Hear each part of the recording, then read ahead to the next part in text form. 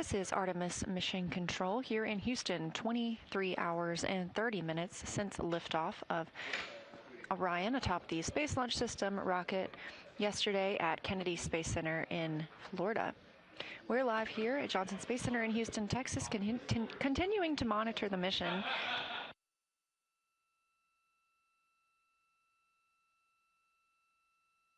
On the left side of your screen, you've got a live view from Orion.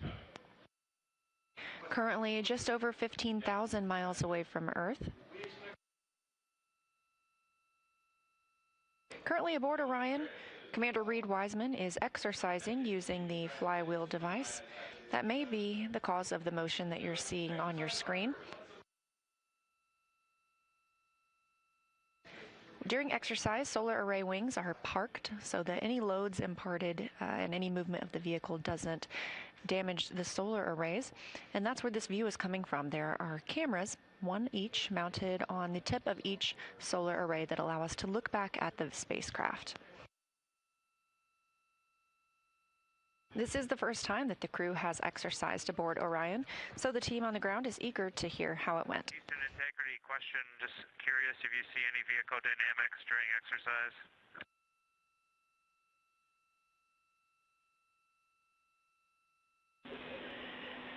Jeremy, funny you should ask. We're watching a small oscillation visible in SAW camera 2, and GNC has informed us that it is registering on our IME sensors. Nothing of concern, of course.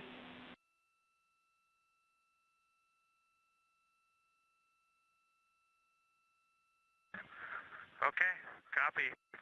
We'll keep Reed exercising.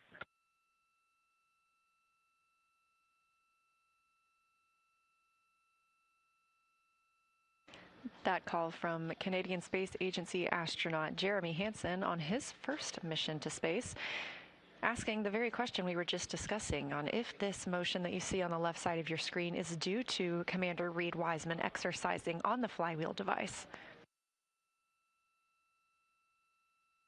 Ground teams here in Mission Control confirm there is no concern with any motion that we're seeing right now, but it is related to the exercise ongoing.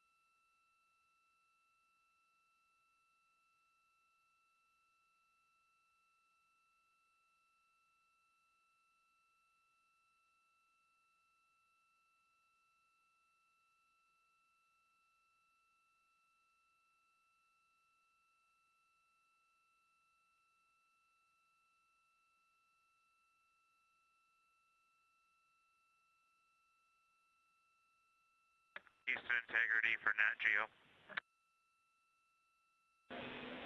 Go ahead, Jeremy.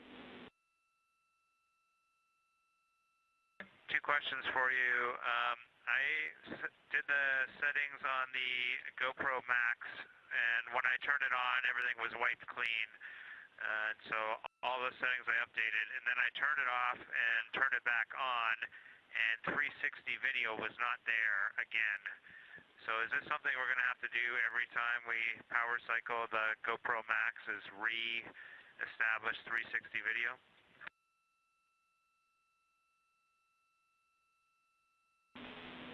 Checking.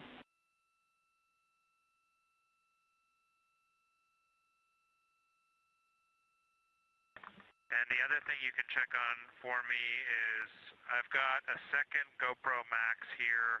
I expect it is a spare. Where do you want it stowed for the mission if we don't need it?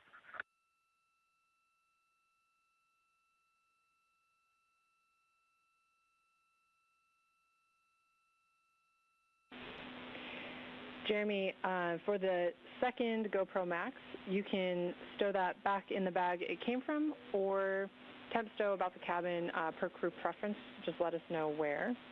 And then we're continuing to look into having to set the 360 again. It's definitely not what we're expecting, so we'll see what we can do.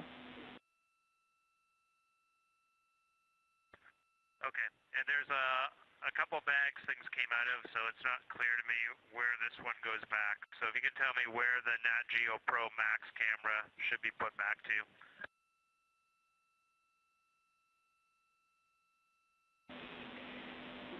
Jeremy, we'll have you stow the spare in bag 1, yellow label.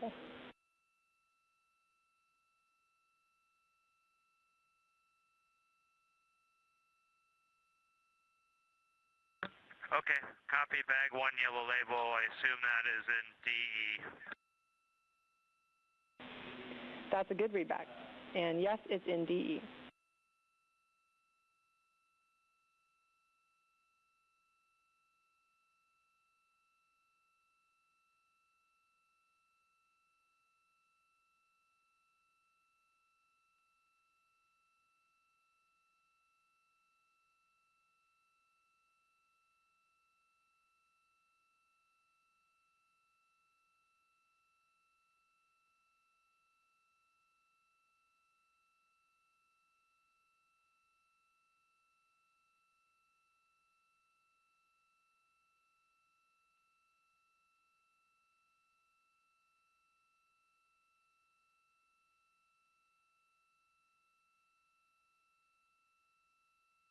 This is Artemis Mission Control, and you've got a live view of the Orion spacecraft from a camera on the tip of one of its solar array wings. You can see some movement from the spacecraft. It was previously discussed with the crew that Reed Wiseman, commander of the Artemis II mission, is currently exercising on the Flywheel device. This is the first time that the astronauts have exercised inside Orion, and so we are seeing some movement from his exercise. This is not completely unexpected, and the solar arrays are therefore in a parked position. This helps protect them from any loads that may be imparted while anyone is exercising in the spacecraft.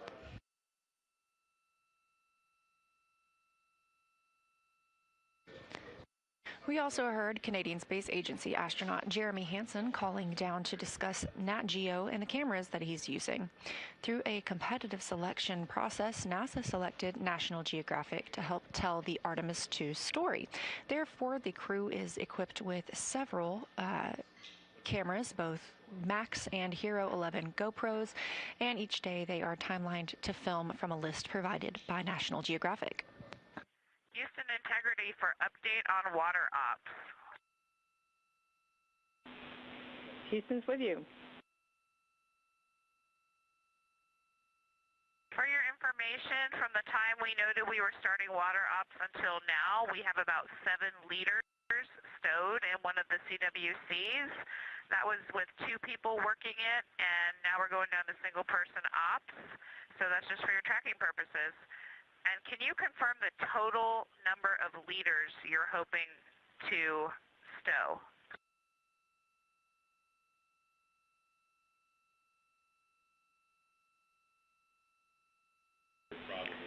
Copy, Christina, checking.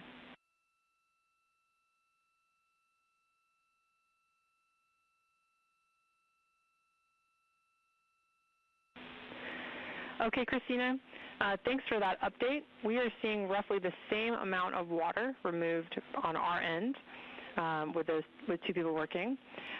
We are probably going to work on this for another 20 minutes before we call you off, and then we will take as much water as we can get from those 20 minutes. How copy? We copy all, thanks. And do you have high confidence in your readings? If so, we will stop tracking on our end.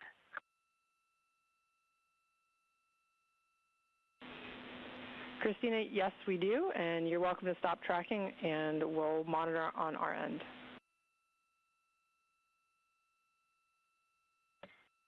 Copy all, thank you.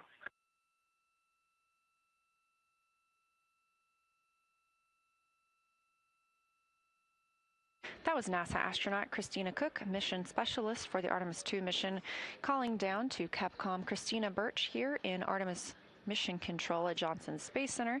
She is continuing to work on filling some contingency urinal bags with water from the Orion spacecraft. Yesterday, there was a valve issue observed with the water. It was resolved, and the crew has been able to use water as normally intended. So this is just a precautionary step to gather water as we are heading into the translunar injection burn, now less than 1 hour and 30 minutes away.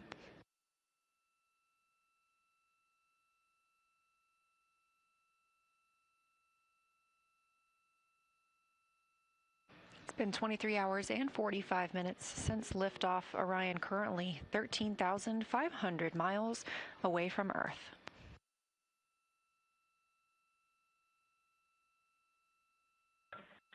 Houston Integrity, one more water ops update. We are now switching to the secondary line. Houston copies. And Christina, for your information, when we are complete with this, our temp stow location will be in Lockheed Delta.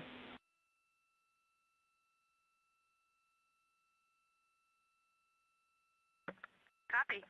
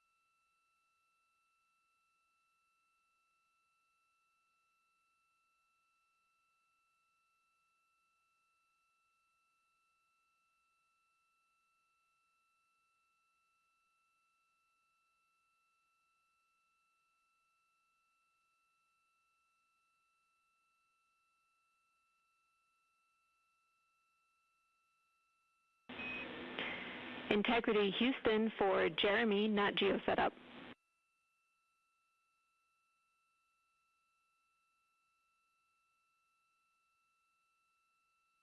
Go ahead, Jenny.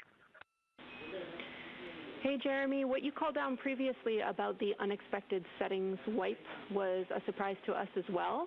We would like you to reperform step 3, which is to configure the GoPro Max again with the second or the backup camera.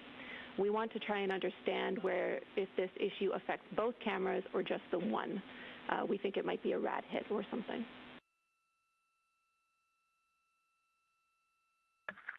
Okay.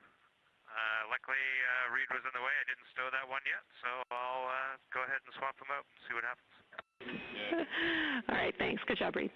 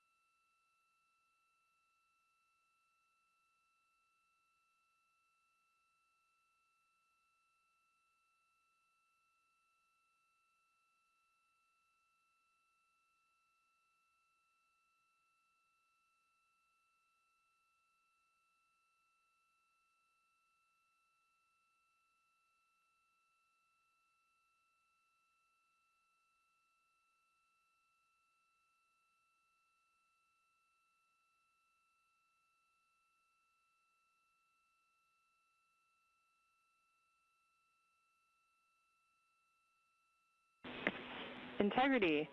Plus X flange heaters are on and prop avionics are configured.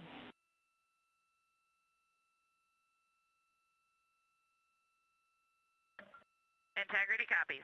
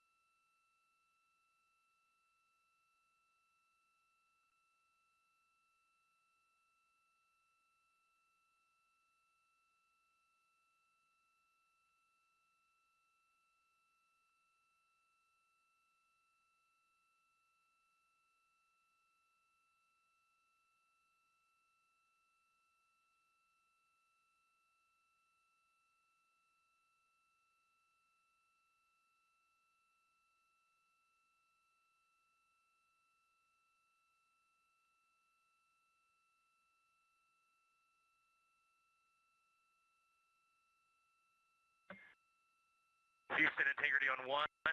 If you have about 60 seconds for a flywheel big picture, I would like to give it, but it's not critical. I can do it later today. Reed, we're ready for it. We'll take it now. Okay, first things first, huge kudos, it works. The sound suppression is also fantastic. Nobody in the cabin wore earplugs. Nobody had the need to wear them. We were able to communicate at a conversational level. I could hear all radio calls, so that's a huge win. I completed the full 30-minute profile in aerobic. Exact same as the training on the ground. The same forearm muscular tiredness, but a really good cardio workout. Very pleased with that.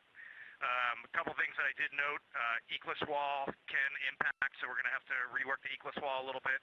Additionally, I am building up my own static, little static charge. I can feel myself when I was brushing a piece of the seat aluminum or metal that I would discharge a little bit every now and then. So I am definitely with that strap going in and out, building up a little bit of a static electricity kind of charge.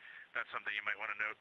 And aside from that, it is a really good piece of gear, and we can actually get a nice workout. I look forward to the next time I get to try a resistance workout. That's all. Reed, thank you. That is a great report. Appreciate it.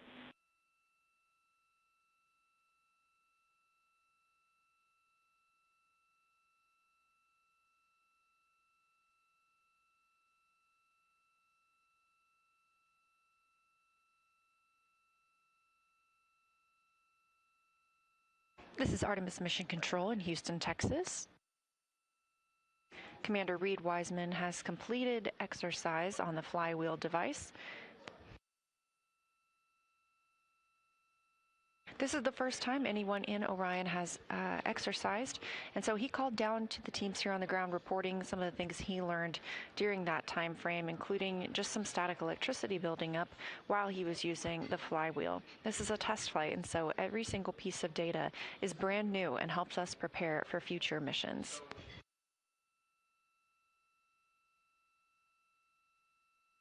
We also have our own visual indicator that that exercise is complete. If you take a look at the picture on the left side of your screen, that's a live stream from a camera on the one solar array wing of Orion, looking back at the European Service Module and the OMS engine, the orbital maneuvering system. While Reed Wiseman was exercising, we were actually seeing some movement due to the loads imparted on the spacecraft. Those solar array wings are parked during that time frame to keep them protected and safe from those loads.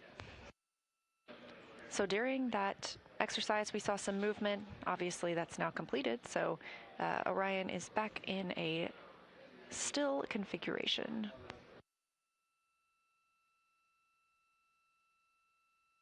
The spacecraft continues to get closer to Earth, now 11,790 miles away. When the Orbit 1 team came on console at 1:30 p.m., so about 4 hours ago, we were approximately 25,000 miles away from Earth. We'll continue to get closer and closer to our home planet until about 6:49 p.m. Central Time. We will be 115 statute miles away from Earth at the time of the translunar injection burn. The mission management team here in Houston gave the go for the translunar injection burn earlier today.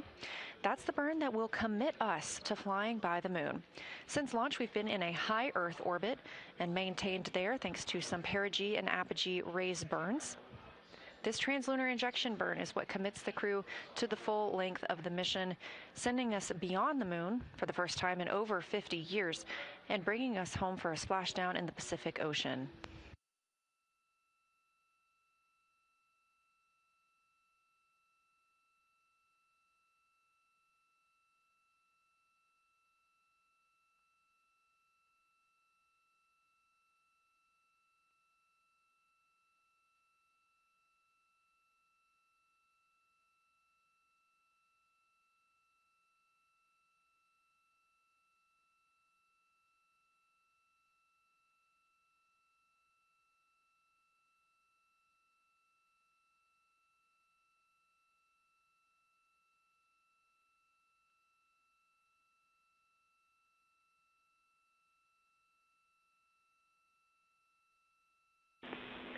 Integrity Houston for burn plan uplink update.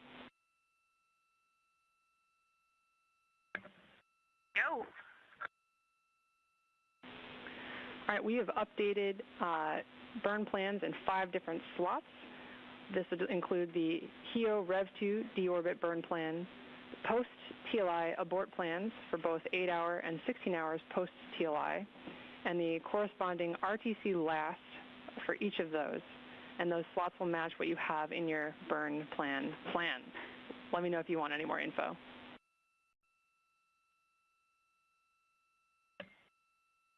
Copy, Chris. Thank you. I see those in burn plan list and understand they'll match what we have in the burn plan. And the words that you said, there are no deltas, right, to our training or any of the things, the materials that we have. Is that correct? That's correct. Awesome. Great to see it starting to populate.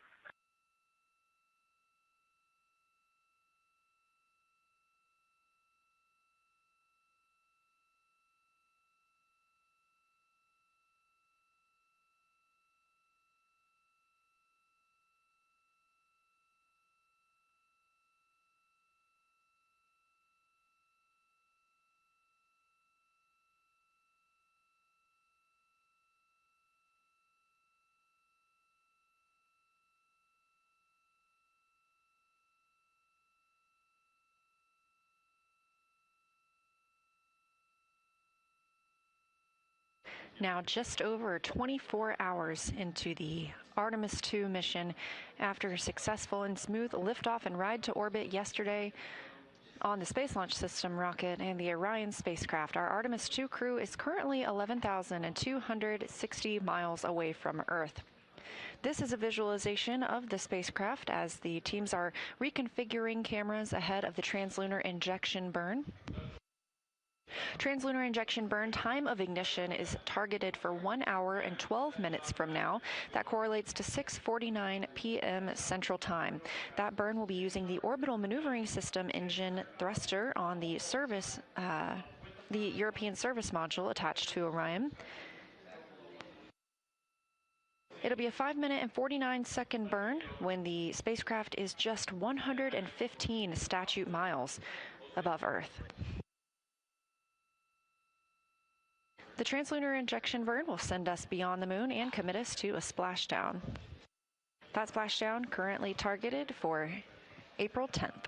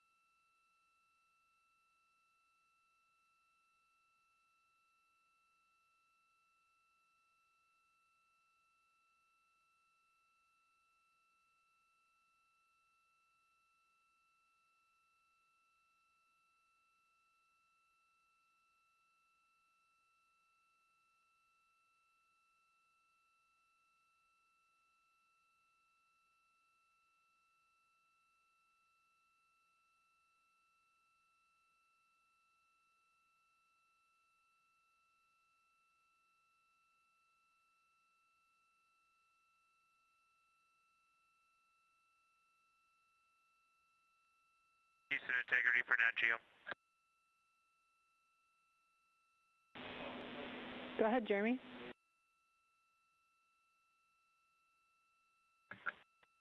Yeah, I seem to be getting intermittent, but the same signature from the other GoPro Max as well. That if I power it off, even when I leave it plugged in, so I don't think it's a battery issue, it defaults or it comes back on into regular video, not 360 video. So I think we just need to ensure it's in 360 video every time we power it on.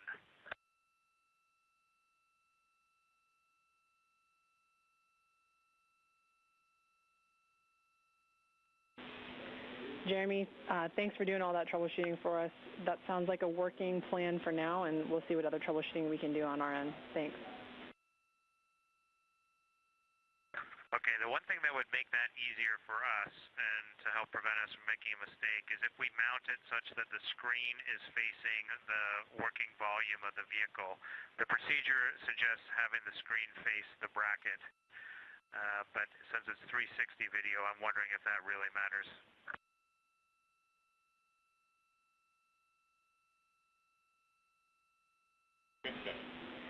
Copy, Jeremy.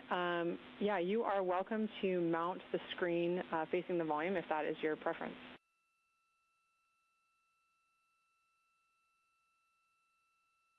Okay, that's what we'll do.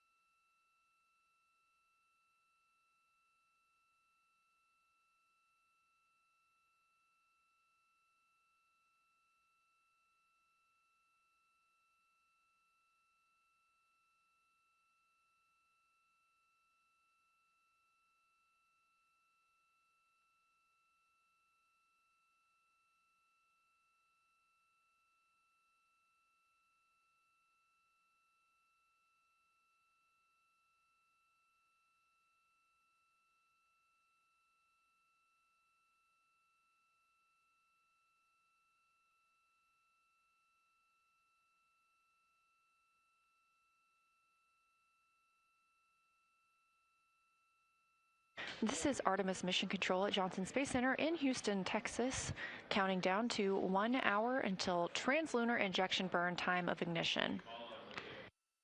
On the left, the data visualization you're seeing is ARROW, the Artemis real-time orbit website.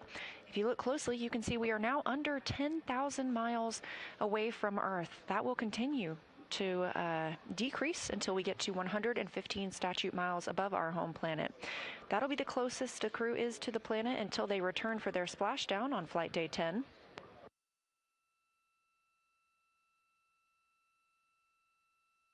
The translunar injection burn will be a firing of the OMS engine on the European Service Module, OMS standing for Orbital Maneuvering Service Engine. That burn targeted for 6:49 p.m. Central Time and will last 5 minutes and 49 seconds. We're now over 24 hours into the mission elapsed time. To be specific, we are 1 day and 13 minutes since the launch of Orion atop the SLS rocket yesterday in Kennedy Space Center. This is the first flight of crew aboard Orion, and it is a test flight. Since this time of launch, the crew has been in a high Earth orbit. Spending this time in a high Earth orbit has allowed teams to check out all of the systems aboard the spacecraft, being that this is the first time we've flown Orion with crew, allowing us to make the decision on whether or not we are go for translunar injection, which will send us around the moon and commit us to splashdown in the Pacific Ocean. The mission management team here at Johnson Space Center in Houston confirmed this morning that yes, we are go for translunar injection burn. The crew aboard Orion continuing to work in preparation of that burn, and teams here in Mission Control Houston doing the same. On the bottom right of your screen, at the top of the small box, you see Flight Director Jeff Radigan. He is leading the teams here in Mission Control, specifically the Orbit 1 shift. Down towards the bottom of that smaller box are at the Capcom console. Capcom today is NASA astronaut Chris Birch. She is communicating with the crew aboard Orion, serving as the single voice in the room, relaying information and instructions to our astronauts. To her right is Canadian Space Agency astronaut Jenny Gibbons. She is a backup for the Artemis 2 mission and a Capcom herself. Now under 1 hour until the translunar injection burn. Integrity. SM prop helium isolation valves and optocoupler glitch fitter are configured.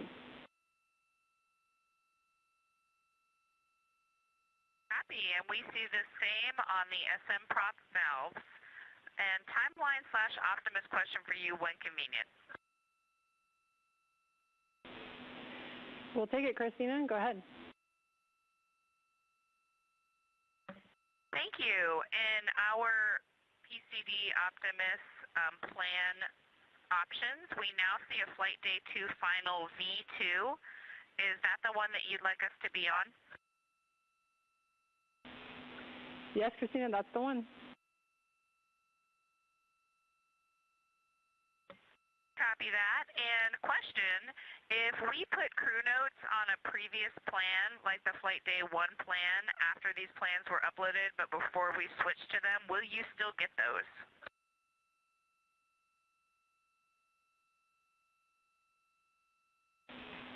Christina, that's a great question. We're going to investigate and get back to you on that. Copy, thanks.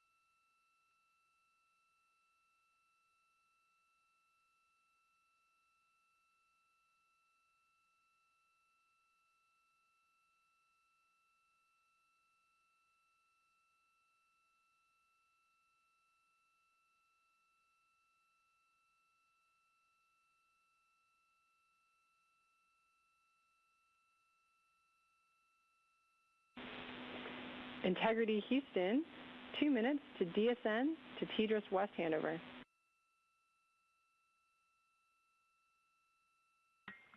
Integrity.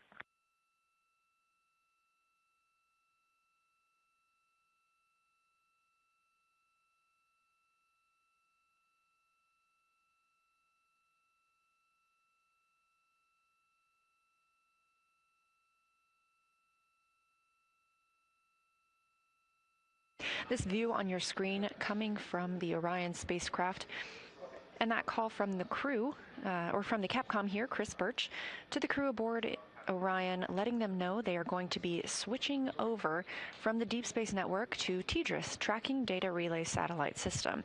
This is the same communication system that we use aboard the International Space Station, and we're able to use this right now because the crew is getting closer to the Earth as we speak. Orion is now about 8,600 miles away from our home planet, and again, that will continue to decrease until the TLI burn, now 55 minutes away. At the lowest point of their orbit, they will be just 115 miles above Earth when that burn begins.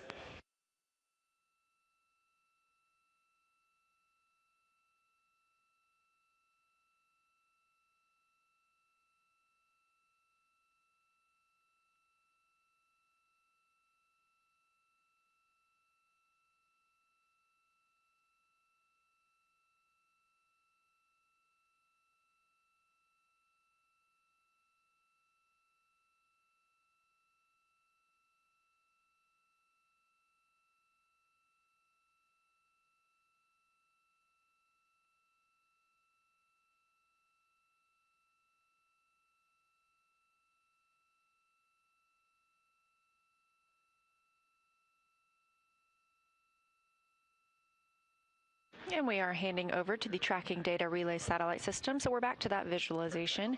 The Artemis Real-Time Orbit website, also known as ARROW. You can access this at any time by visiting nasa.gov, searching for ARROW. This gives you a great time, day or night, to see where Orion is in relation to the Earth and the Moon.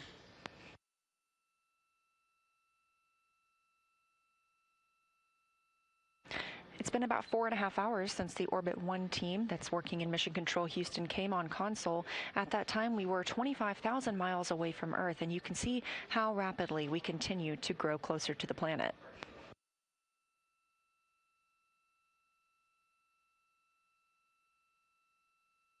The crew woke up at about 1:35 p.m. Central Time today and has since been moving through their timeline, which included setting up the exercise device.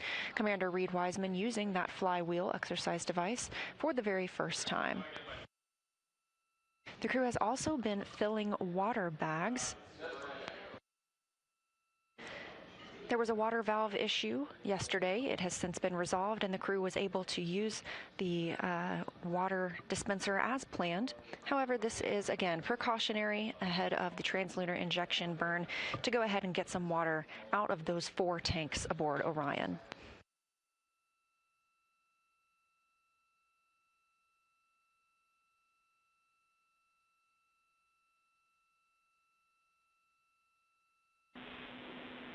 Integrity comm check on TDRS West.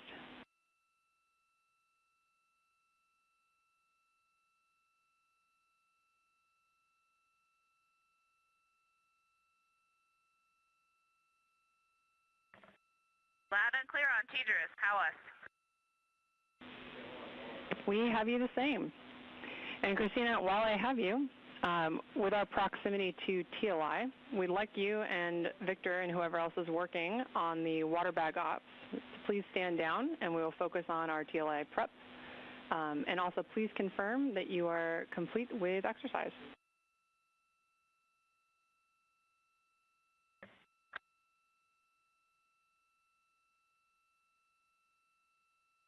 Okay, we copy. Victor did get a tiny bit in, but he is standing down, so we are complete with exercise. We also stood down from water ops. Looking forward to TLI.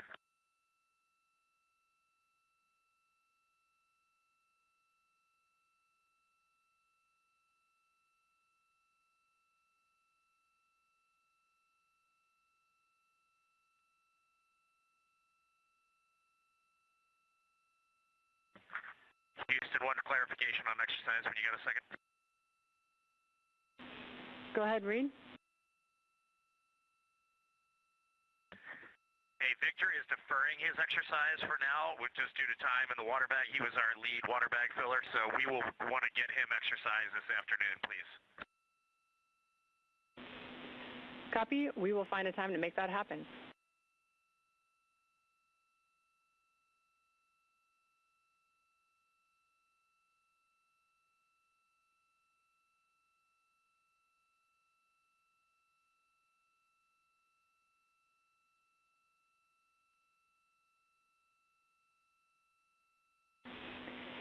Integrity for some Nat Geo troubleshooting for Jeremy when you have a moment.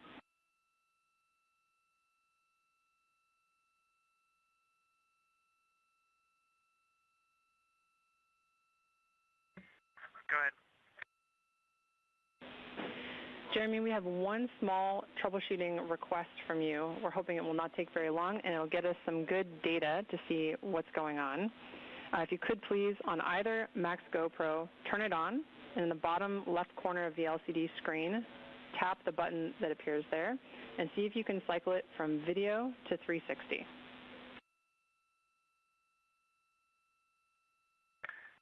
Yeah, I can. That's how I've been getting it to 360 mode, is by tapping that. Okay. Copy, Jeremy. Thanks. Good data. And then for Reed specifically, but also the entire crew, there is a crew message on board for GoPro exposure adjustments.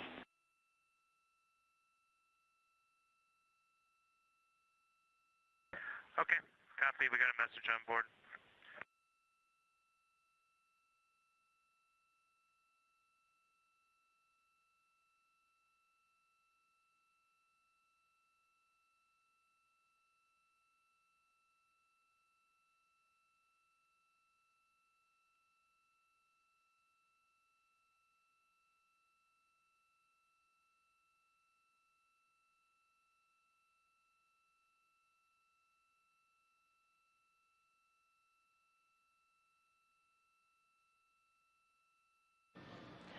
One day and 25 minutes mission elapsed time into the Artemis 2 flight, the first flight of humans aboard the Orion spacecraft. Our crew is NASA astronaut and Commander Reed Wiseman, pilot Victor Glover, mission specialist Christina Cook, and mission specialist and Canadian Space Agency astronaut Jeremy Hansen.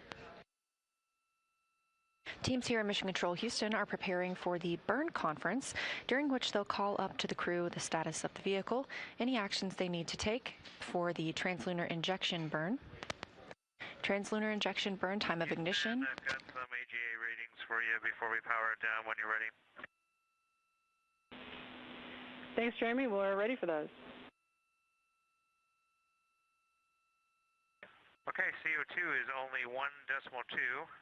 O2 is 19.1, temperature is 73.1, and the pressure is 14.4.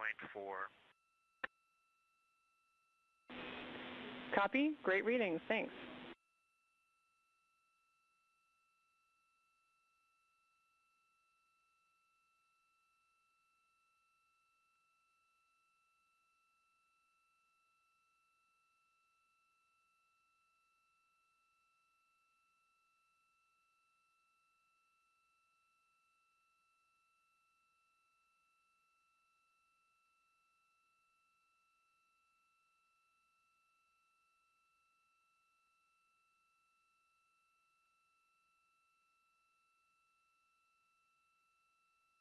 And Houston, just for timeline to sync you up, we've got most things taken care of other than the stuff we told you we've deferred already.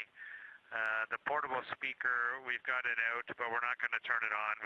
We haven't had a need for it yet, and we know there's some ground settings, so we don't want to get into that before TLI. So we'll just leave it, and we'll get to it later. And then we do want to get some exercise for Victor later. He didn't get much time on that. Other than that, you have any questions on our timeline?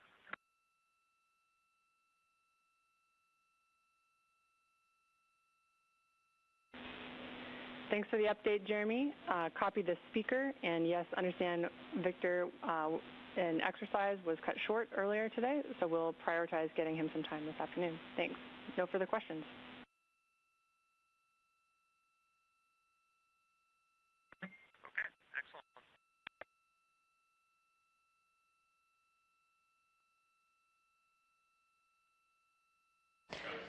Calls from the crew aboard Orion down to Mission Control here.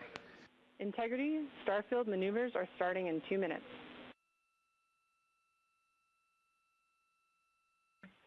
Integrity, copies. That's the voice of Canadian Space Agency astronaut Jeremy Hansen. He was previously working with the National Geographic equipment and on that timeline, troubleshooting some of the camera settings that he was having trouble with. The crew is capturing different facets of their life aboard Orion through that National Geographic timelined activity.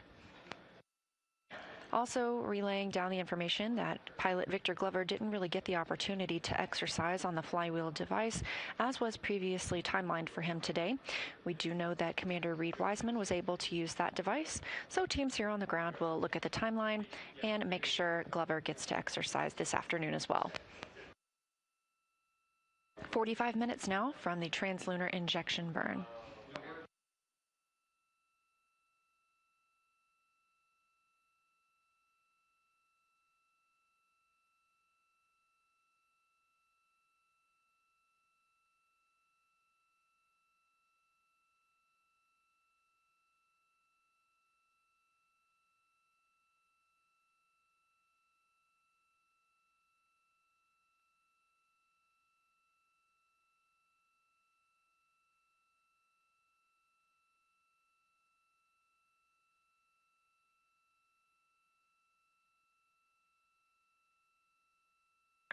Houston integrity, we just want to make sure in step 15 there's no change to the final burn plan.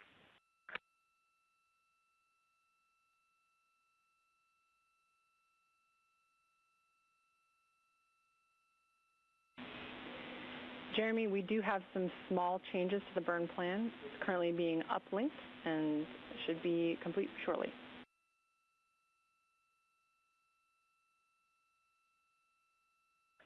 Okay, copy that.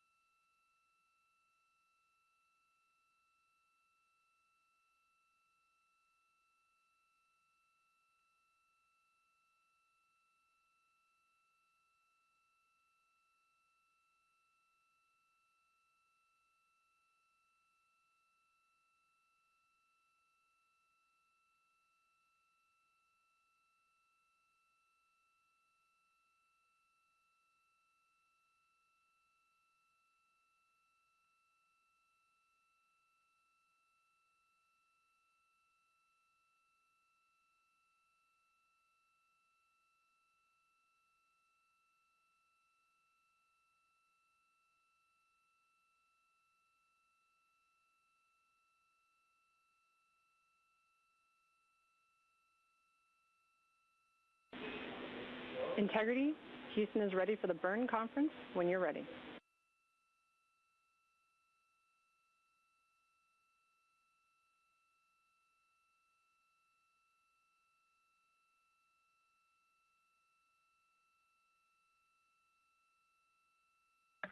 Okay, we're ready on board, go ahead. All right, the final burn plan has been uplinked. It's on board. We have no new vehicle statuses. I have 3 deltas to the burn pad, referencing burn pad with UTC ground generation, 92 days, 17 hours, 40 minutes, 0 seconds. Let me know when you're ready to copy.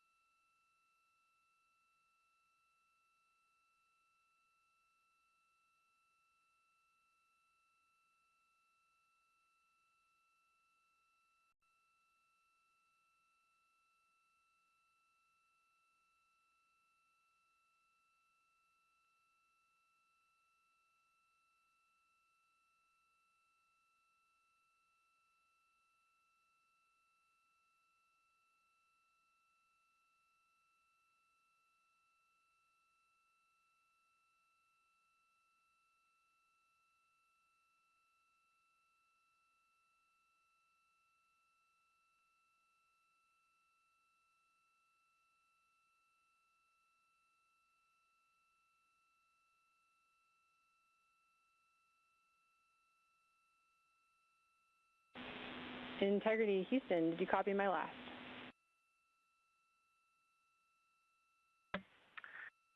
Yeah, we did. Well, we copied you talking about the UTC time. We called you, but then didn't hear back, so I'll just start over.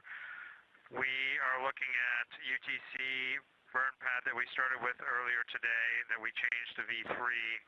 It's day 92 and time is 1740, correct?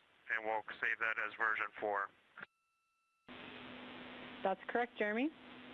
Are you ready for the deltas?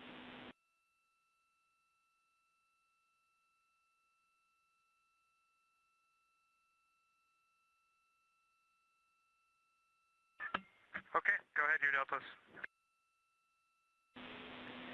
All right, all three are in the guidance solution box. Delta V totes, 1276.3 feet per second. TGO, 5 minutes, 50 seconds. Delta V feet per second, Z direction, negative 276.7.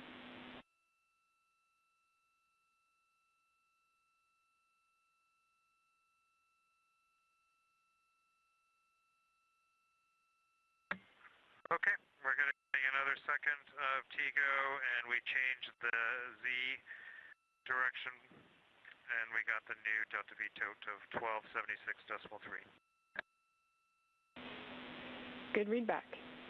And if you can, we'll take a status of the crew power downs for the pre-TLI timeline block. Okay, power downs are complete, Chris. Copy, power downs complete. Do you have any questions for us?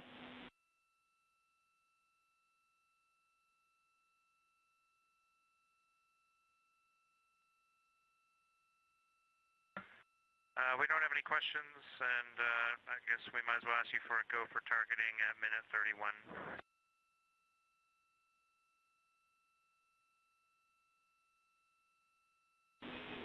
You are go. You can disregard that. We'll just verify and initiate. You are go. That's exactly right, Jeremy. Expecting that to happen automatically.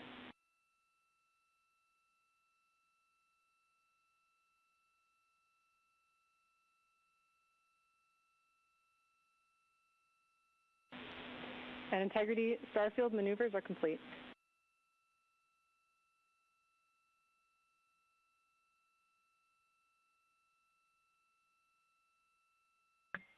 Copy.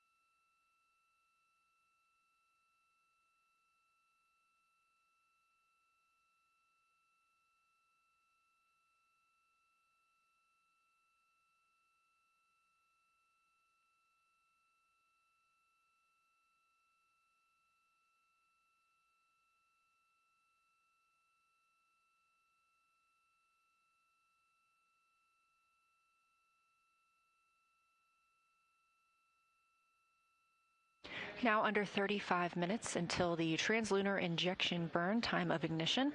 Again, we're expecting a 5-minute, 49-second burn on the OMS engine. This stands for Orbital Maneuvering System. It's part of the European Service Module on Orion. This is a live view from Orion looking down towards that European Service Module. You can see one of the solar arrays down in the bottom right.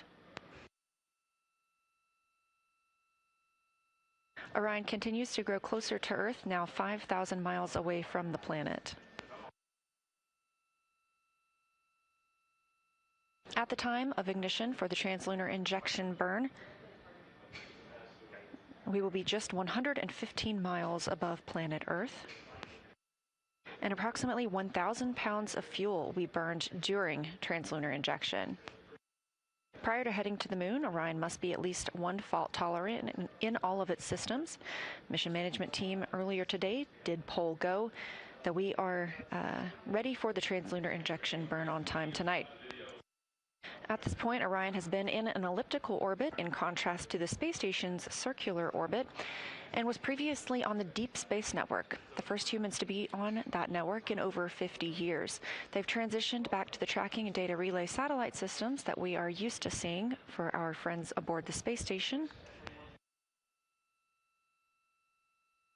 Earlier today, the crew powered on the rotational and translational hand controllers. These were used yesterday in the proximity operations demonstration when pilot Victor Glover manually flew Orion for the first time. Powering these on allows them to serve as a backup in case the burn didn't last as long or put us in the proper phase. The crew would be able to command small burns from the OMS engine on the service module in order to maintain a proper attitude. But all systems are looking good ahead of translunar injection burn, again scheduled for 6:49 p.m. Central Time.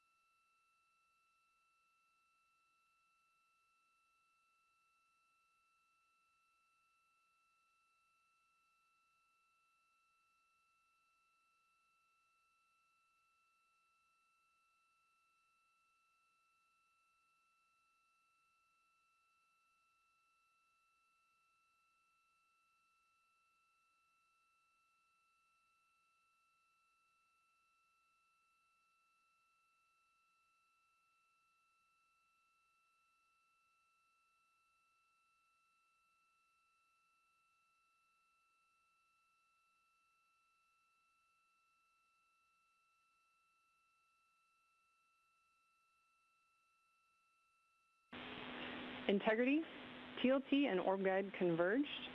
We're taking a look, but initial results are looking good. Okay, we're just comparing values right now.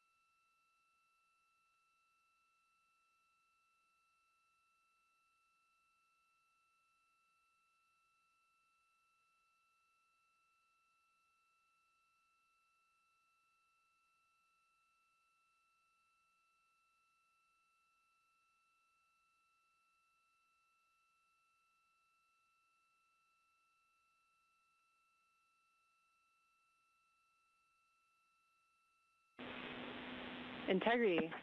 Houston has completed the pole for TLI.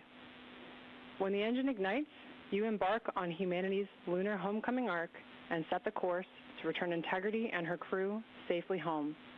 Houston is go for TLI.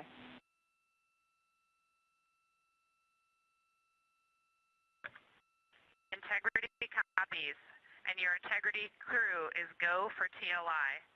With this burn to the moon, we do not leave Earth, we choose it.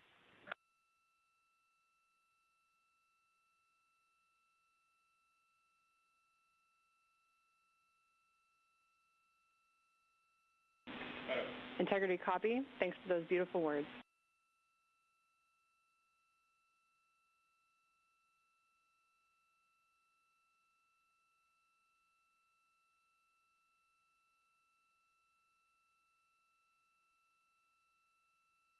Those thoughtful communications coming from Mission Control Houston and Capcom Chris Birch, NASA astronaut, reporting up to the crew aboard Orion that they are go for translunar injection.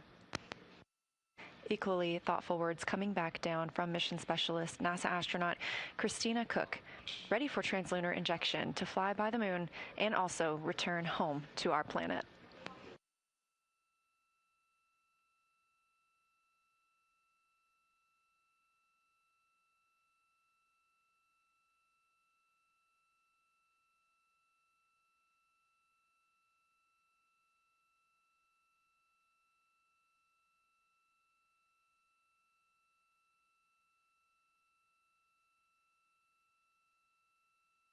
We're now 27 minutes until the time of ignition for the translunar injection burn. Orion now only 3,700 miles away from Earth. Again, that'll... Integrity, we've finished verification of our onboard targets. They look good.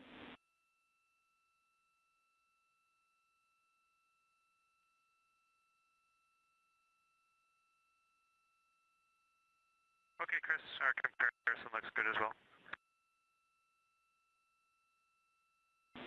We copy.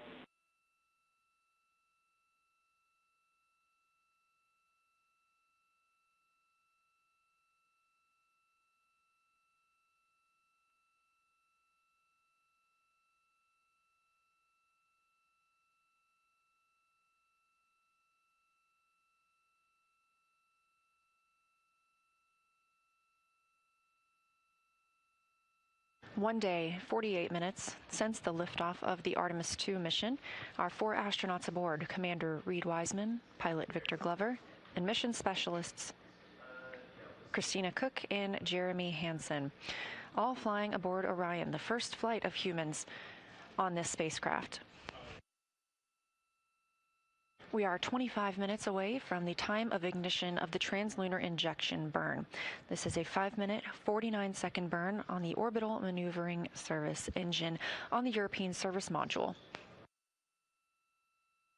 The view on the left side of your screen, looking down towards that portion of the spacecraft, you can see the solar arrays, which gather power from the sun and store that in Orion's batteries.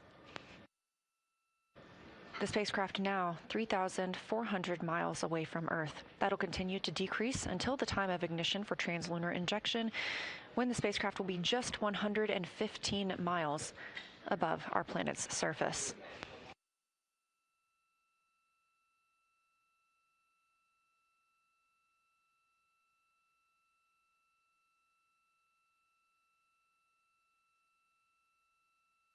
All systems looking good here in Mission Control Houston. Teams have given the final go for Orion. The first of those came this morning from the mission management team here at Johnson Space Center, and the most recent coming from the flight controllers in Artemis Mission Control.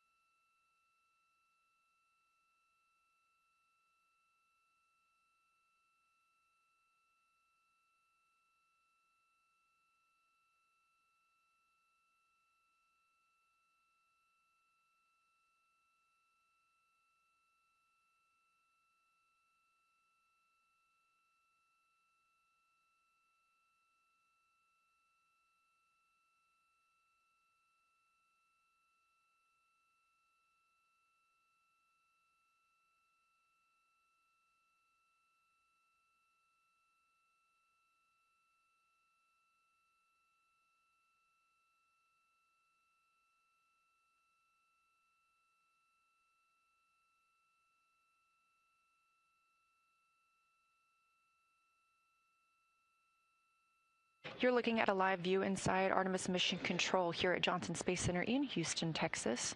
Flight control team, specifically the Orbit 1 flight control team on console, being led by Flight Director Jeff Radigan. You've also been hearing the voice of Capcom Chris Birch, a NASA astronaut communicating with the crew aboard Orion.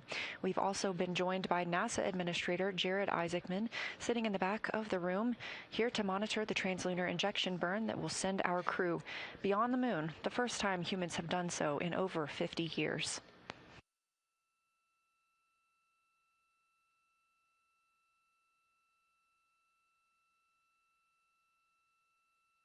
Orion is now under 2,800 miles away from Earth.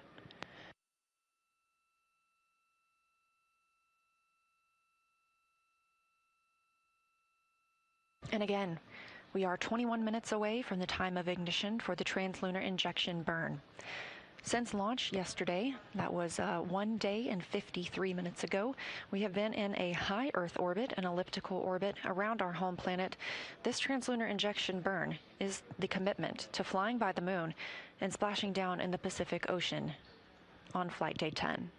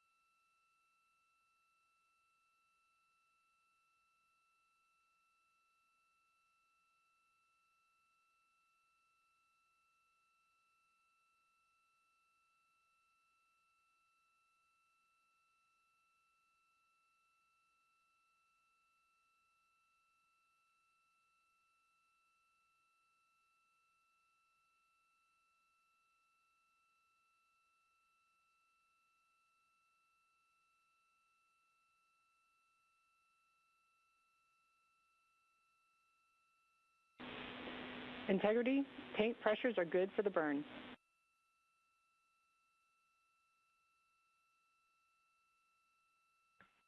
Integrity copies.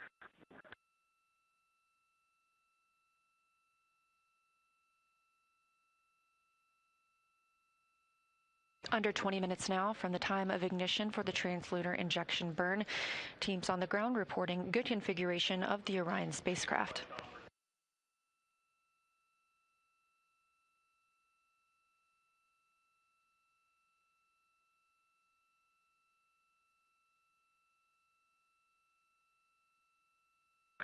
All right, and Houston, we're showing DBDT, it's fluctuating, but 0.0129, and as it's still going positive up to 0.005.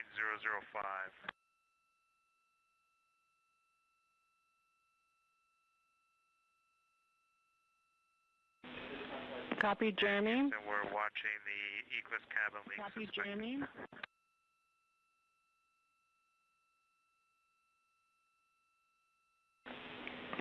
Jeremy, we see DPDT stable. We want you to continue to monitor. Continue to monitor via procedure number 2.1.0. I just noticed a change in the fan speeds just prior to that.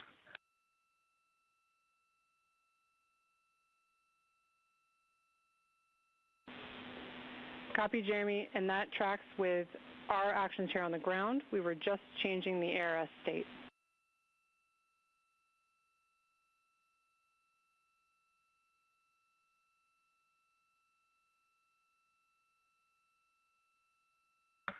Okay, we will continue to monitor this as well with you in parallel, and we'll keep progressing with the burn.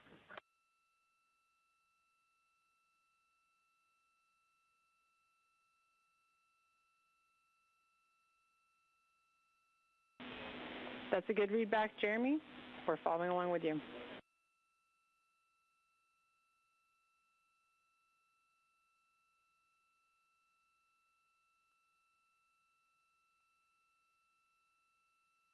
Calls from Mission Control Houston and Orion as they received a cabin leak warning. However, teams on the ground were transitioning the air revitalization at that time. The crew will continue to monitor the status inside the cabin. However, we are still go for translunar injection burn at this time.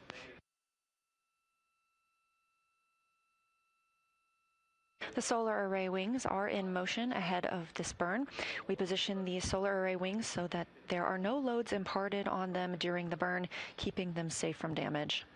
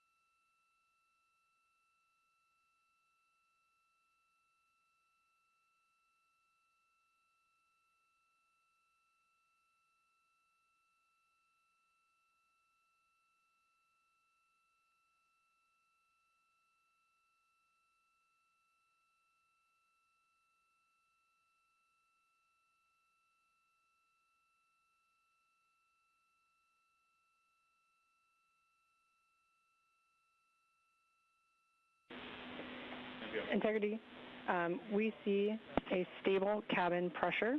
We believe that this is associated with commanding we were doing for ARS, and we will be doing some suspected leak cleanup actions after TLI. For now, we are continuing to press for TLI.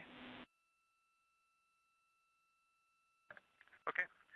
Crew's feeling good about where we're at right now. That is all tracking, and we are go to continue. Houston copies. Thanks, Jeremy.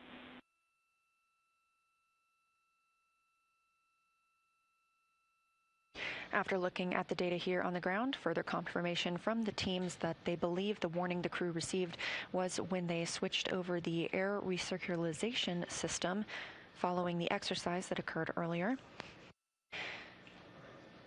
The cabin temperature and pressure have been reported as stable, and so the crew remains go for translunar injection burn.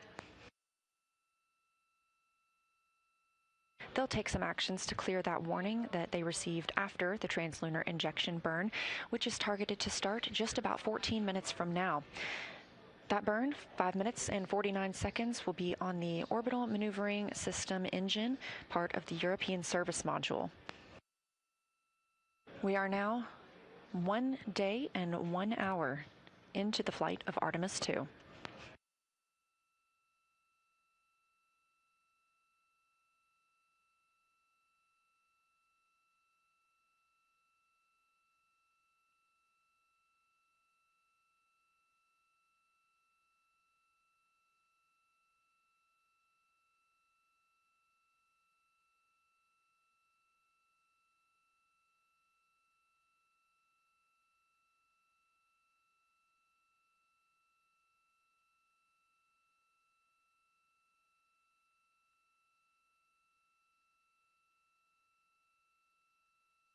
"13 minutes from the time of ignition, Orion just about 1,300 miles away from the Earth's surface." Integrity, maneuver to burn attitude starting in 2 minutes.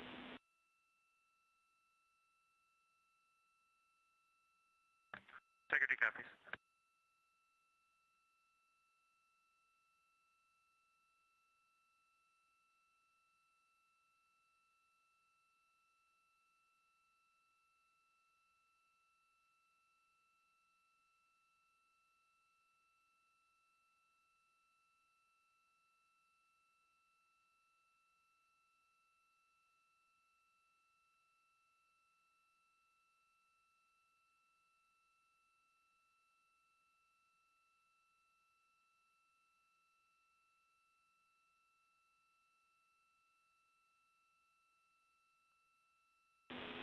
Integrity, saws are configured for the burn.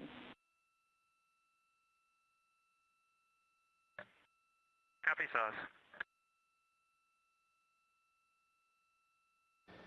The calls you hear in Mission Control Houston coming from Capcom NASA astronaut Chris Birch up to the crew aboard Orion. The solar array wings have been configured into the position for the burn. They are moved forward up toward Orion and away from that orbital maneuvering system engine. This protects the solar arrays during the burn, keeps them safe from any loads that may be imparted from the thruster as it fires. Again, coming up on 11 minutes until the time of ignition, and we are standing by for Orion to maneuver into the burn attitude.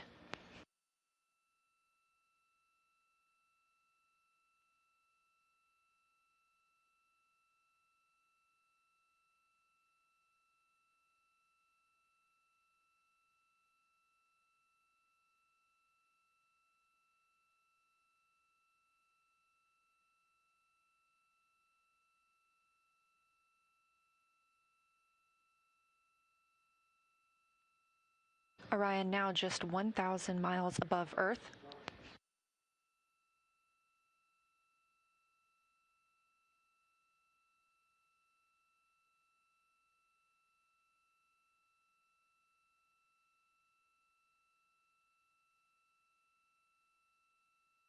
Just over 10 minutes until time of ignition for the translunar injection burn that will send Orion beyond the moon and commit us to a splashdown in the Pacific Ocean on flight day 10. Approaching 900 miles above Earth's surface, and at time of ignition, Orion will be just 115 miles above Earth, approximately 250,000 miles away from our lunar neighbor.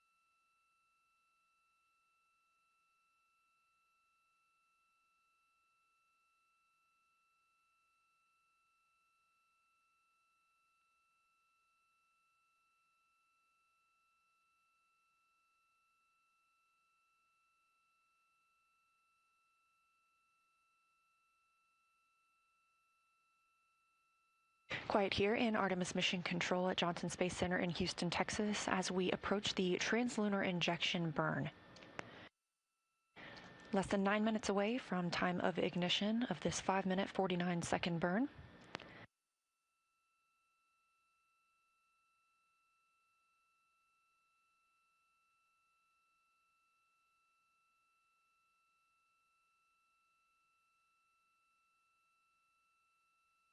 Again, the crew received the go for this configuration this morning to proceed with translunar injection from the mission management team here at Johnson Space Center.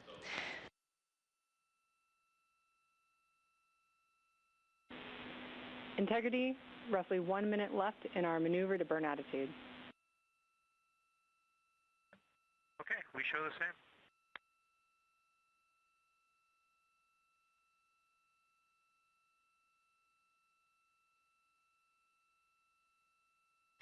Orion now 650 miles away from Earth and continuing to be maneuvered to its burn attitude, or its proper positioning for that translunar injection burn. All flight controllers here continuing to monitor their systems, and everyone remaining go for our journey to the moon.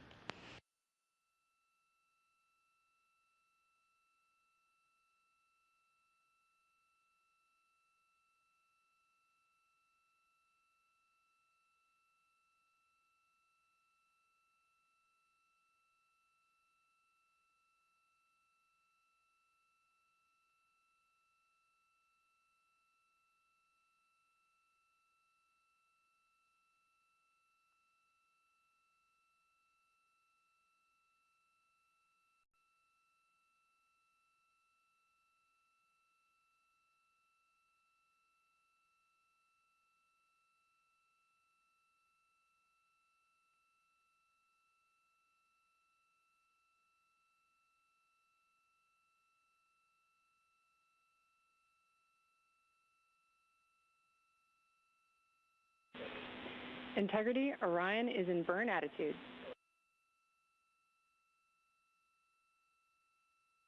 Okay, we show the same.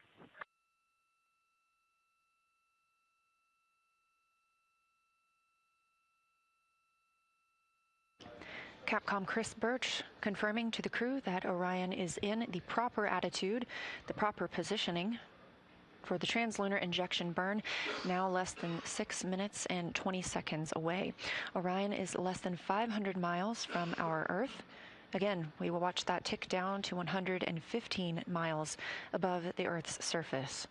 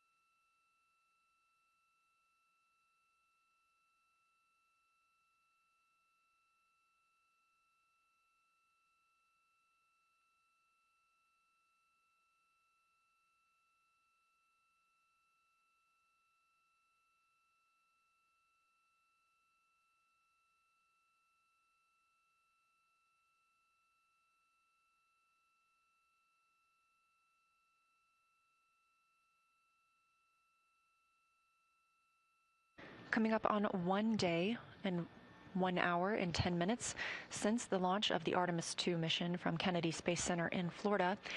And we've just marked 5 minutes until the time of ignition for the translunar injection burn, which will send us to the moon. Our crew, Commander Reed Wiseman, Pilot Victor Glover, Mission Specialist Christina Cook, and Mission Specialist Jeremy Hansen are all aboard the spacecraft, which is properly configured for the burn. This commits us to leaving Earth orbit and moving beyond the moon. It also is our deorbit burn and commits us to coming home, splashing down in the Pacific Ocean on flight day 10. The spacecraft is in the proper attitude, the proper configuration, with its solar array wings swept up toward the spacecraft, allowing the orbital maneuvering system engine, which will conduct the burn to prevent it from imparting any loads on those solar array wings. This will be a 5-minute and 49-second burn, at which point Orion will be just 115 miles above Earth.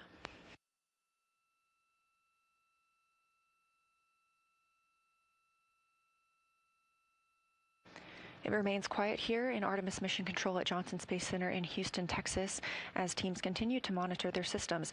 Everything's still looking good, and everyone go for translunar injection.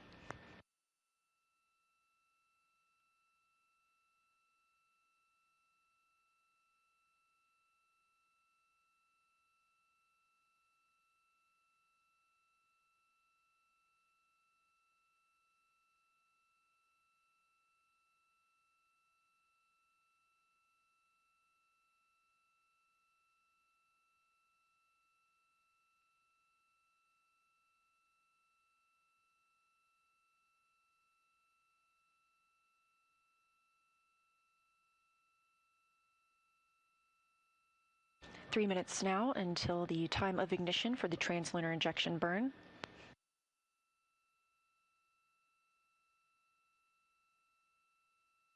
Orion now 190 miles above Earth's surface, 248,600 miles away from the moon.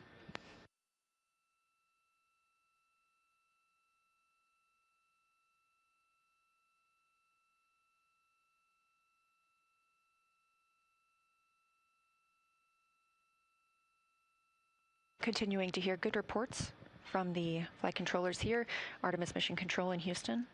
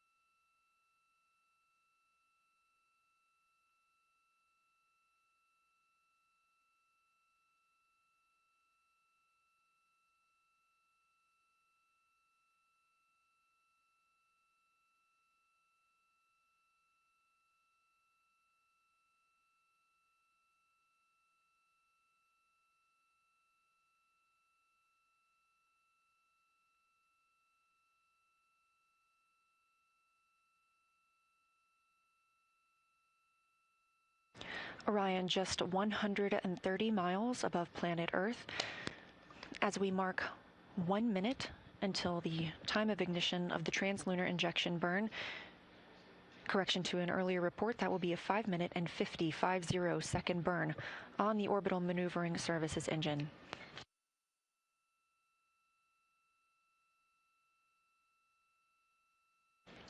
Mission control is go, the crew is go. You're getting a live view from Orion now of Earth.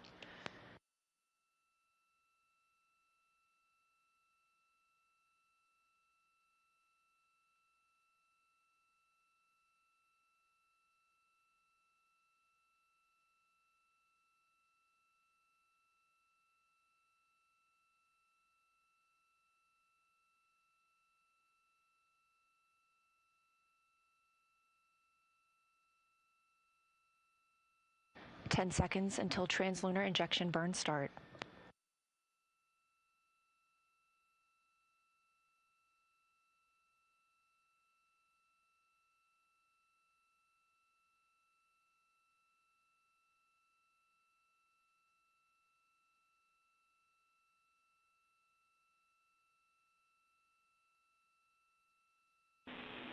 Integrity, good engine, good control. We show the same. Feels great up here. At MET, mission elapsed time of 1 day, 1 hour, and 14 minutes into the Artemis 2 mission.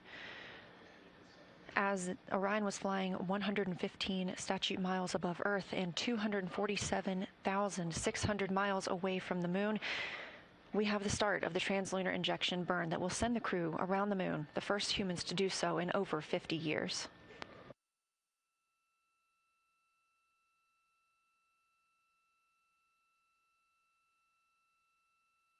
Again, this will be a 5-minute and 50 burn on the orbital maneuvering service engine, part of the European service module.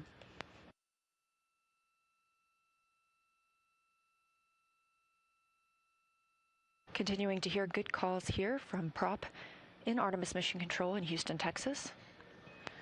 Integrity, looking good.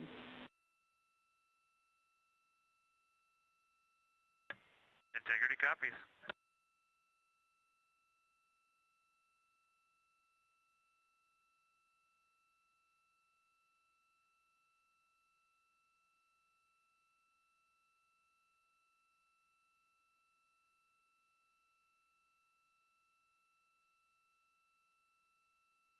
Velocity of the spacecraft ticking up, now over 23,900 miles per hour.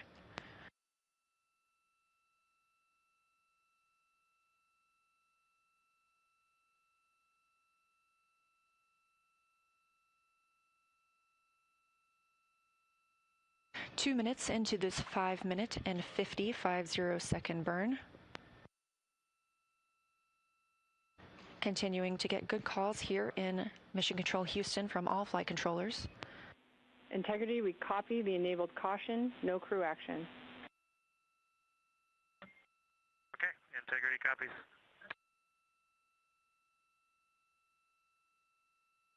The crew did receive a caution on their screen and have no action at this time. We continue to burn the translunar injection burn.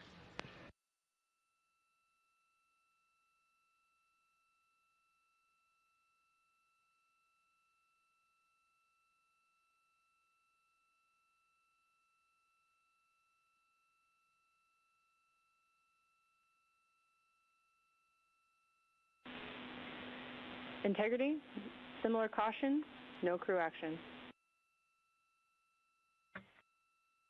Integrity copies.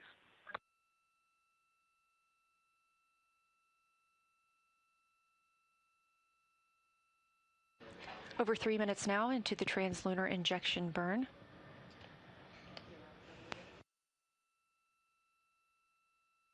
These live views coming from Orion as it looks back on Earth, leaving high Earth orbit and beginning its journey to the moon. We are now 230 miles above Earth, 246,500 miles away from the moon.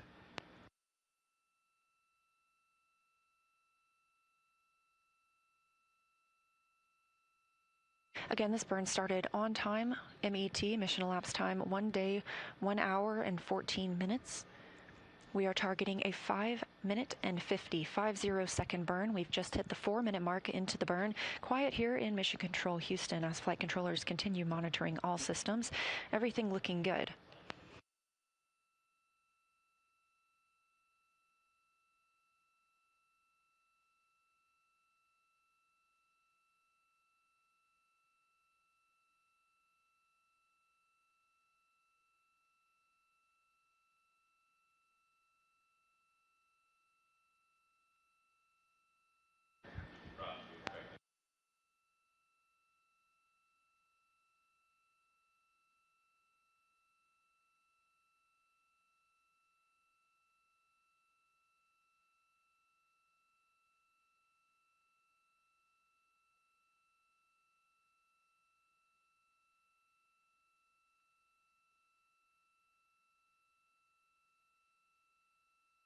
We have 1 minute left in the translunar injection burn.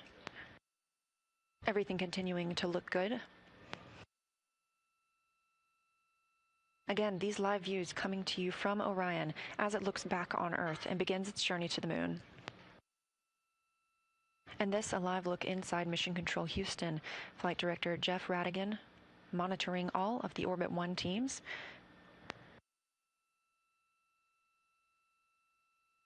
NASA Administrator Jared Isaacman has also joined us in the room to monitor the translunar injection burn. We have less than 20 seconds left of this burn. This is the final major burn for the mission because this also serves as our deorbit burn.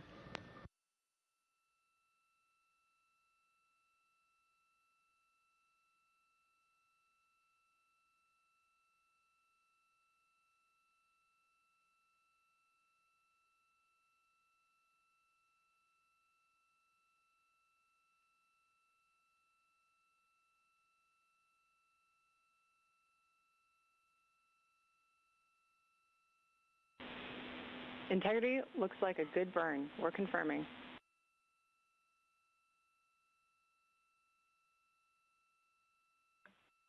Integrity copies. Confirmation from teams here on the ground to the Artemis 2 crew aboard Orion. We have translunar injection burn cutoff and early reports that it was a very good burn.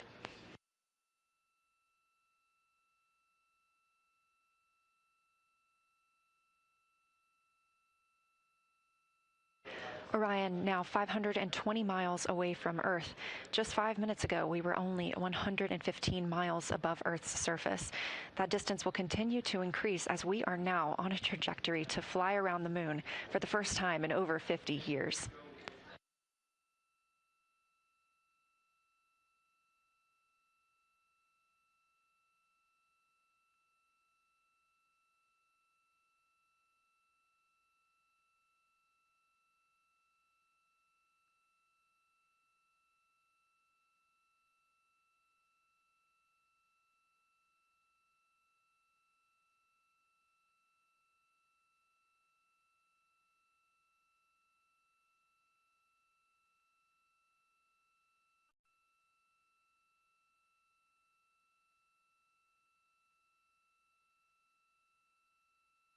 Live views from the Orion spacecraft as it looks back on Earth following completion of the translunar injection burn, the burn that commits us to flying around the moon. It also commits us to a return to our home planet on flight day 10 and a splashdown in the Pacific Ocean. But for now, these views of Earth as Orion starts its journey.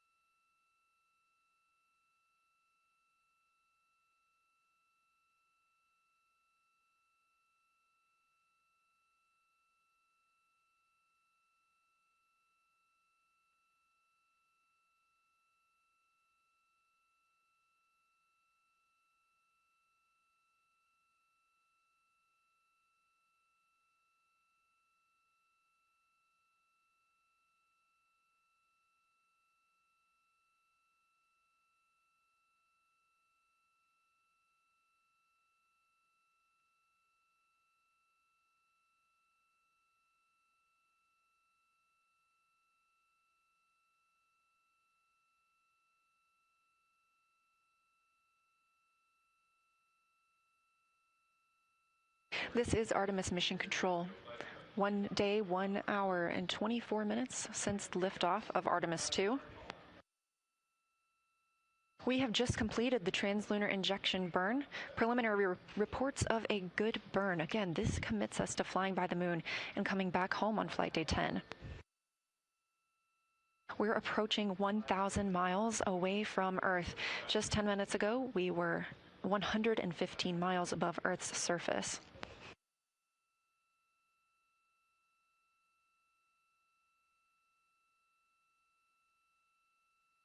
Since launch, Orion has been in a high Earth orbit.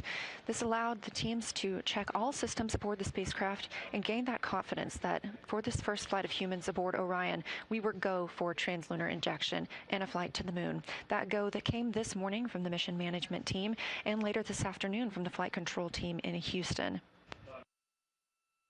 Crew reported that they were go as well, and now we are going.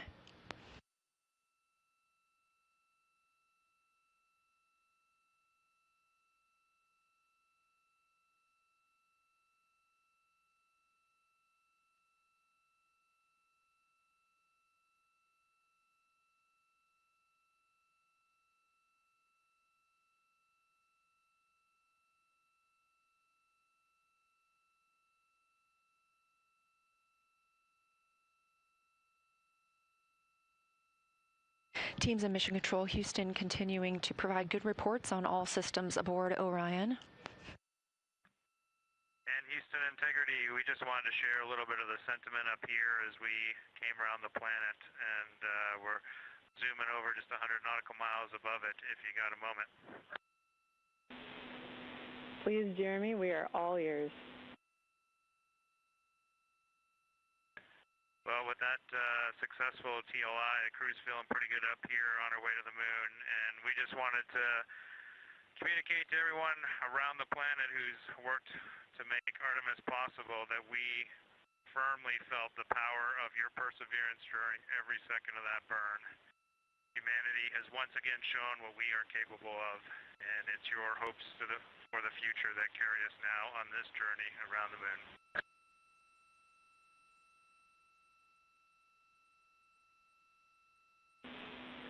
Thank you for those words.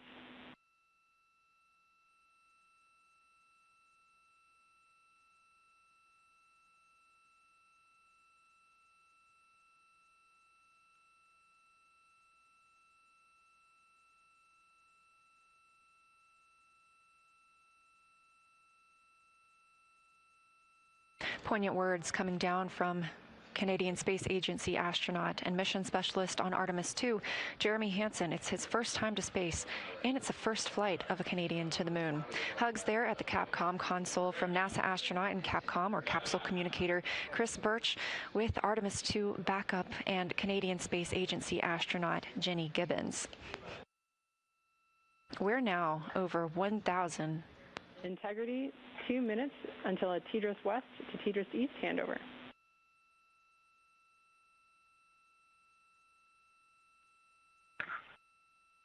Integrity copies. Now over 1,500 miles away from our planet, that distance continuing to increase.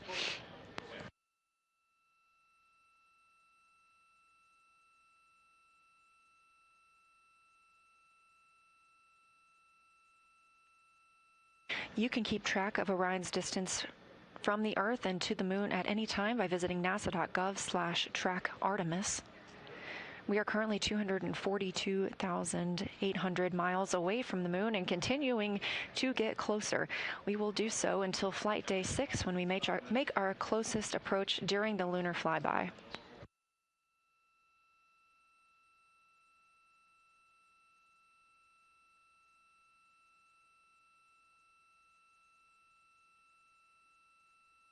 This view coming from Artemis Mission Control in Houston, Texas, where the Orbit 1 flight control team is on console.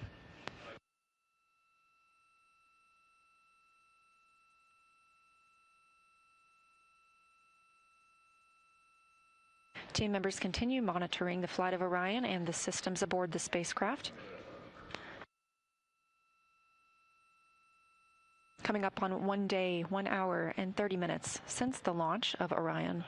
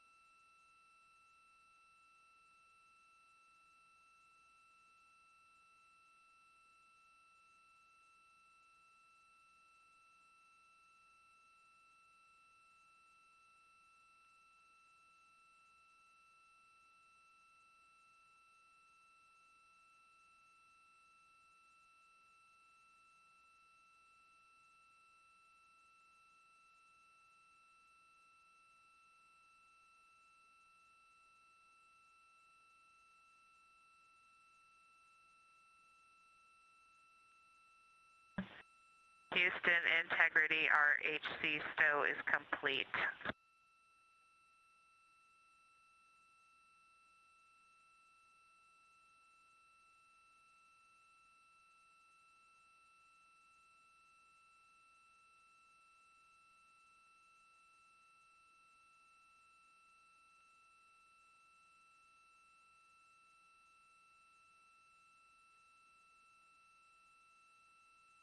We recently heard a call that the Integrity, we copied. RHC stow is complete on Tidris East.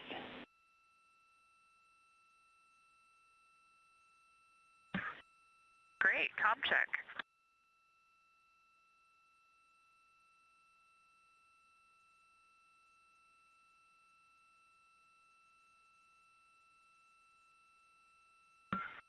Houston, integrity, we have lost DU2. It appears it may be power cycling with a DAC message of DU2 comm fail.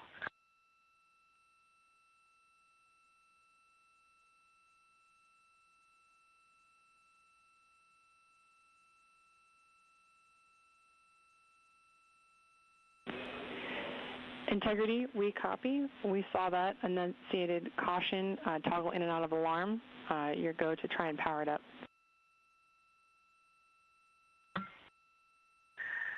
And Houston, it was in a power cycle after going down, and it has come back up.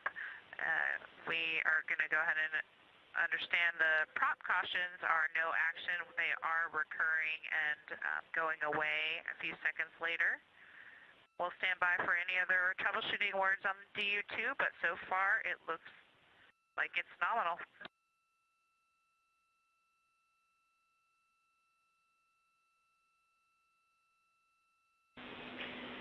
Thanks, Christina. Good news on DU2. No further actions for you on DU2 reconfig. We'll do any other backside stuff on the ground, and we are taking a look at that prop caution as well.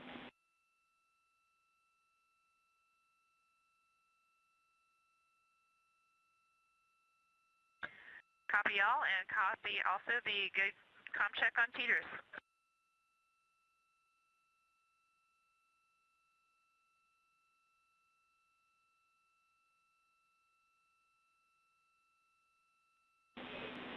Yes, Christina, good comm check on Tidris East. And to let you know, we are complete with our post-burn reconfig.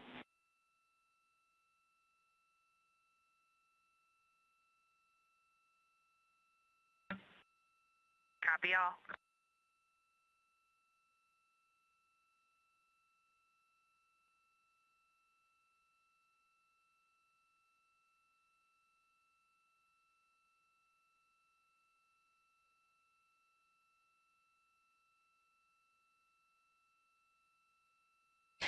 A few different communications with the crew there coming from Capcom Chris Birch.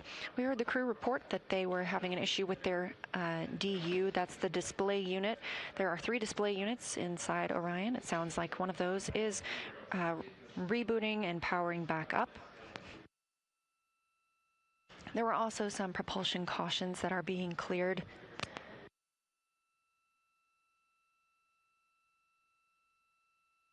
Additionally, we are still on the Tracking and Data Relay Satellite System, or TDRS, and have handed over to TDRS East, confirming that we had a good voice check on TDRS.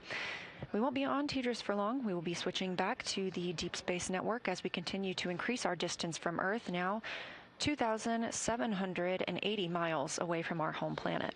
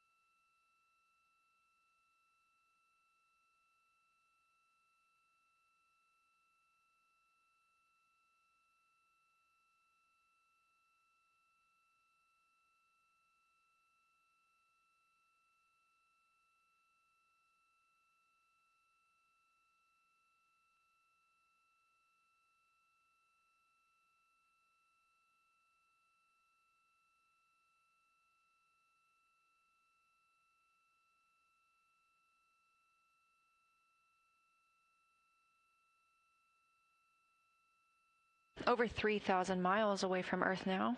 Integrity, we are maneuvering to the Earth viewing attitude.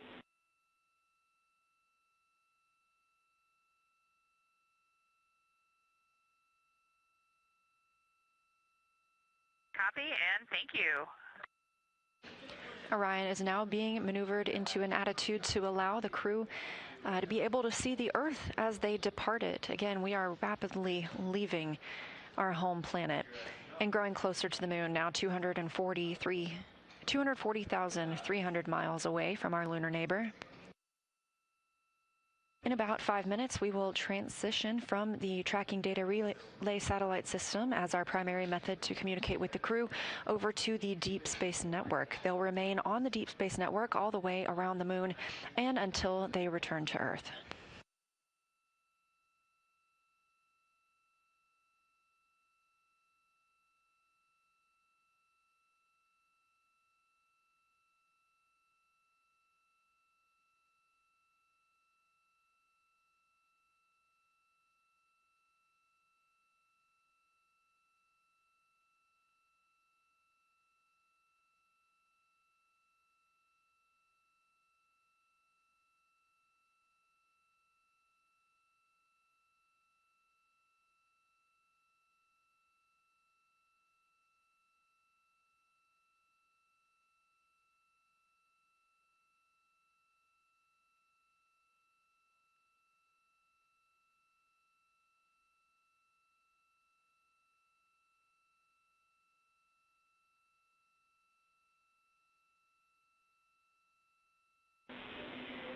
Integrity, we have completed the cleanup steps from our leak suspected warning that has cleared the board.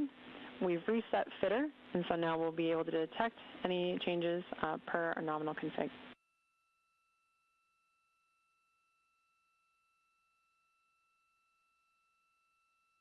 That's great news, Houston. Thank you.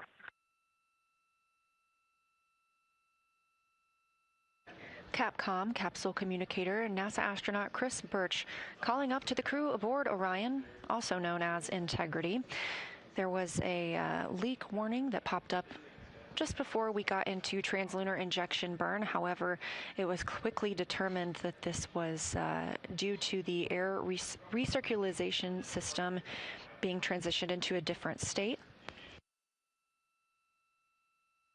All teams remained go for a translunar injection as we continued to get good readings inside the cabin, and that warning has since been cleared.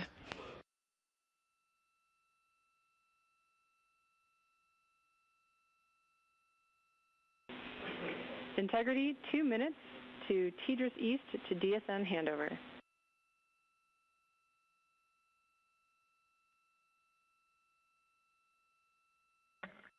See you on the other side.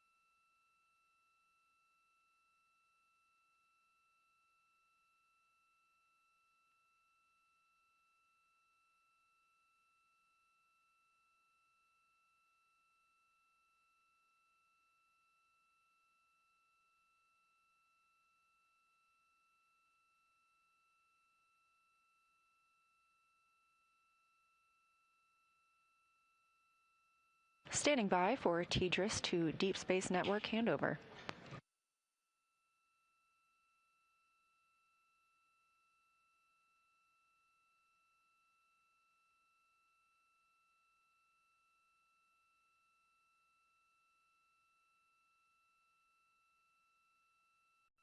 We're now handing over to the Deep Space Network and expect to hear some comm checks once the crew is on the other side.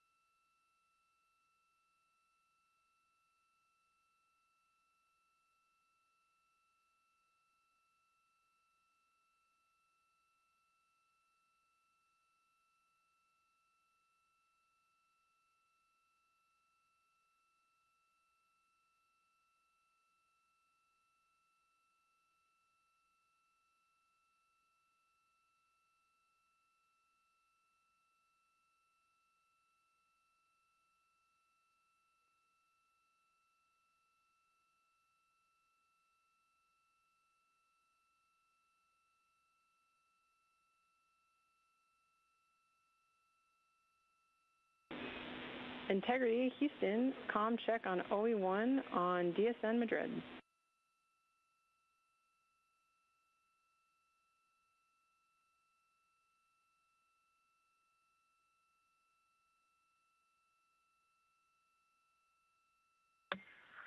We have you loud and clear. Copy, we have you the same.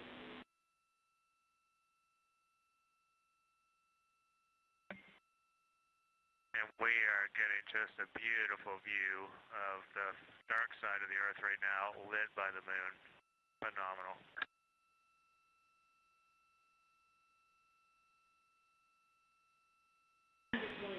That sounds amazing. We hope you're taking some pictures for us.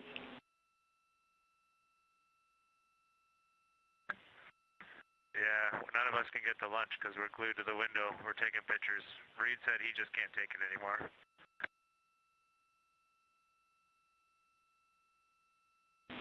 That tracks. Thanks, Integrity.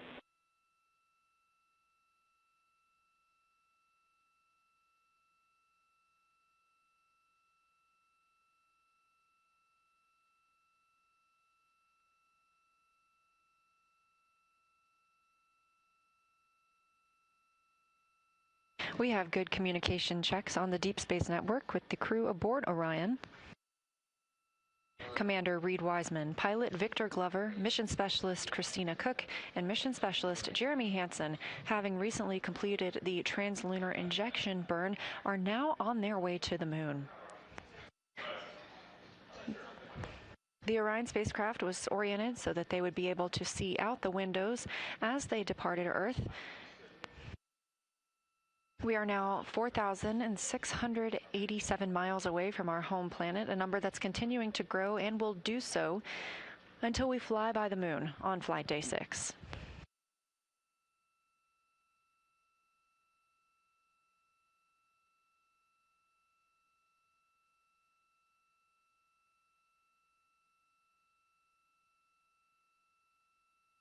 The crew reports beautiful views of Earth as they fly by the dark side, as referred to by mission specialist Jeremy Hansen. They are taking photos that we will expect to see downlinked later on and look forward to sharing.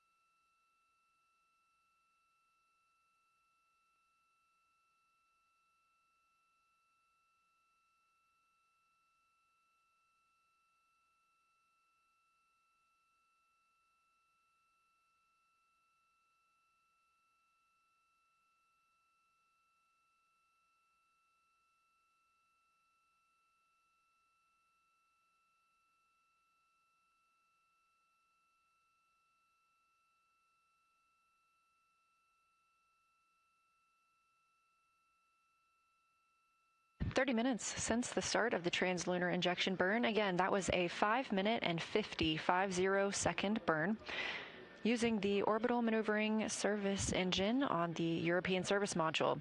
This was the burn that committed us to flying by the moon and returning home to Earth on flight day 10. We are now over 5,430 miles away from Earth. At the time of the burn, we were just 115 miles above our home planet. We're 237,000 miles from the moon. This view inside Mission Control Houston as teams continue to monitor the systems aboard Orion. Everything looking great after that translunar injection burn. Orion is also back on the Deep Space Network, which allows us to communicate with the crew as they travel farther away from our home planet. The crew is also in their timelined midday meal, but as we heard from mission specialist Jeremy Hansen, they are all glued to the windows, getting some views of Earth as they depart.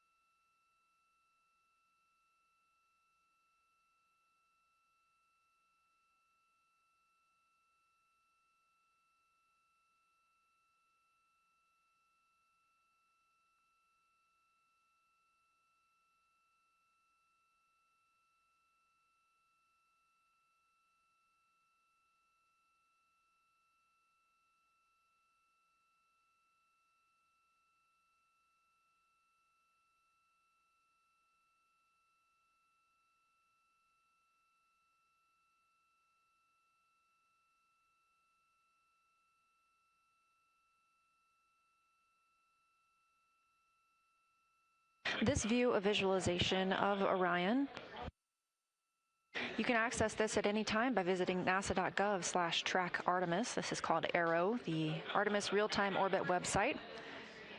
This is live throughout the mission and allows you to see just how far we are from Earth and close we are to the moon.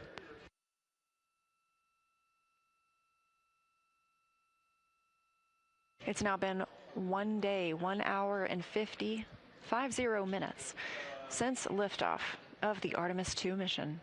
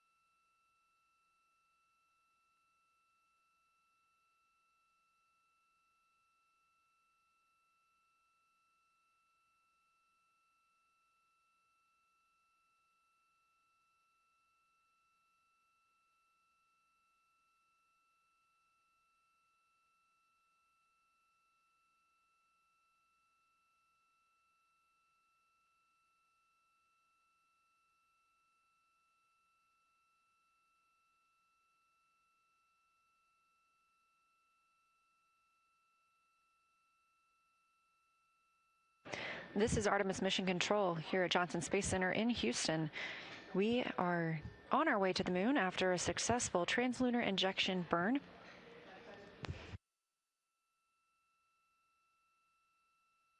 We are expecting a news conference this evening to discuss the status of the mission at this point, the translunar injection burn itself. Control time, it may get a bit of a delayed start. Integrity, for your information, the PCL pointer is set to slot 2 for post-TLI.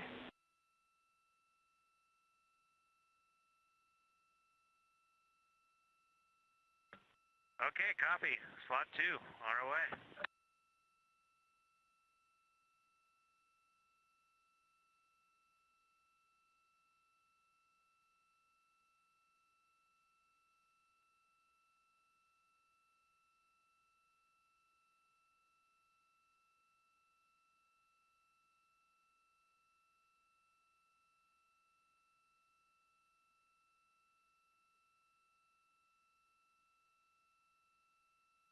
Again, as I was mentioning, we are expecting the news conference to start momentarily. If you're watching on YouTube,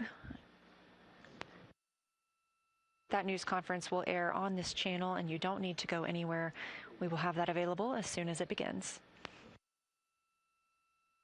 In the meantime, Orion continues to increase its distance from Earth, now approaching 7,000 miles away from the planet.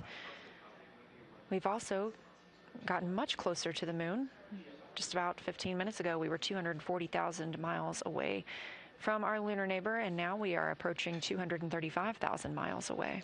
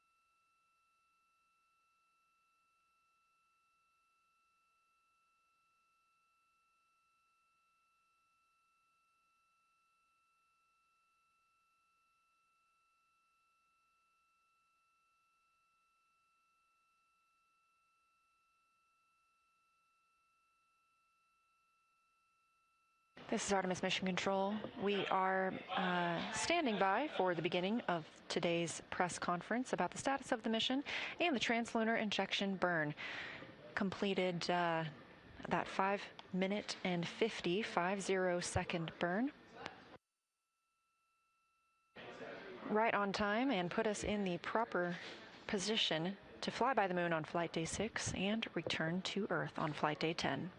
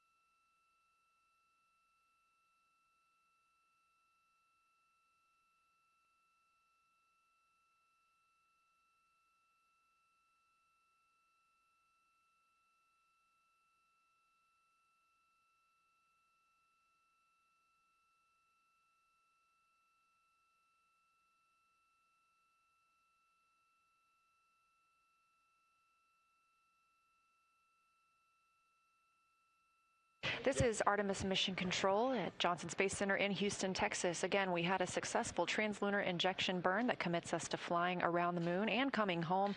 Our crew of 4 aboard Orion in their midday meal. And here on Earth, we are standing by for the start of our news conference about the status of the mission. If you're watching on NASA's YouTube, you don't need to go anywhere. We're going to bring that to you right here, and we'll be here in Artemis Mission Control.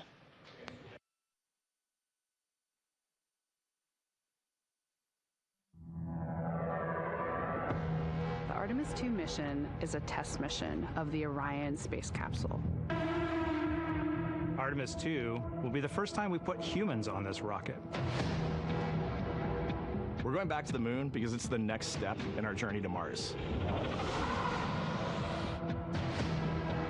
We were always going to the moon. Pushing ourselves to explore is just core to who we are. It's a part of being a human. And liftoff. We shall return. Continuing to test out every bit of Orion. Coming back to Earth, 7 miles a second. When humanity sets big goals, we can bring together genius from around the world. You have the best people on planet Earth putting this vehicle together. That's what's up. To innovate for the benefit of humanity and to inspire the world through discovery. And here we go.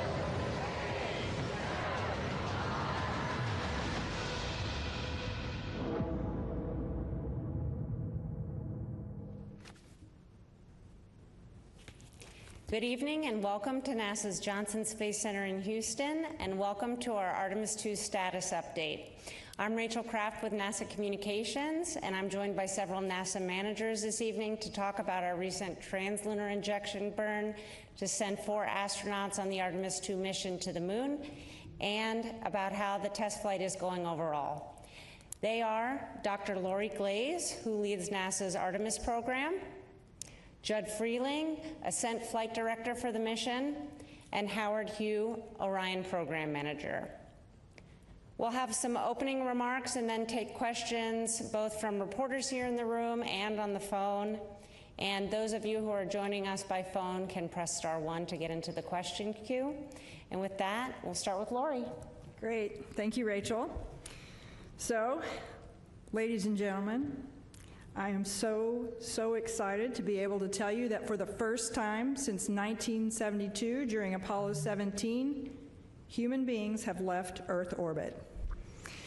With Artemis II's successful 5-minute and 50-second translunar injection burn this evening, our 4 crew members, NASA astronauts Reed Wiseman, Victor Glover, Christina Cook, and Canadian astronaut Jeremy Hansen, are now on their trajectory toward the moon. The burn was executed by our flight operations team here in Houston, and it was flawless. The burn was the last major firing of this mission.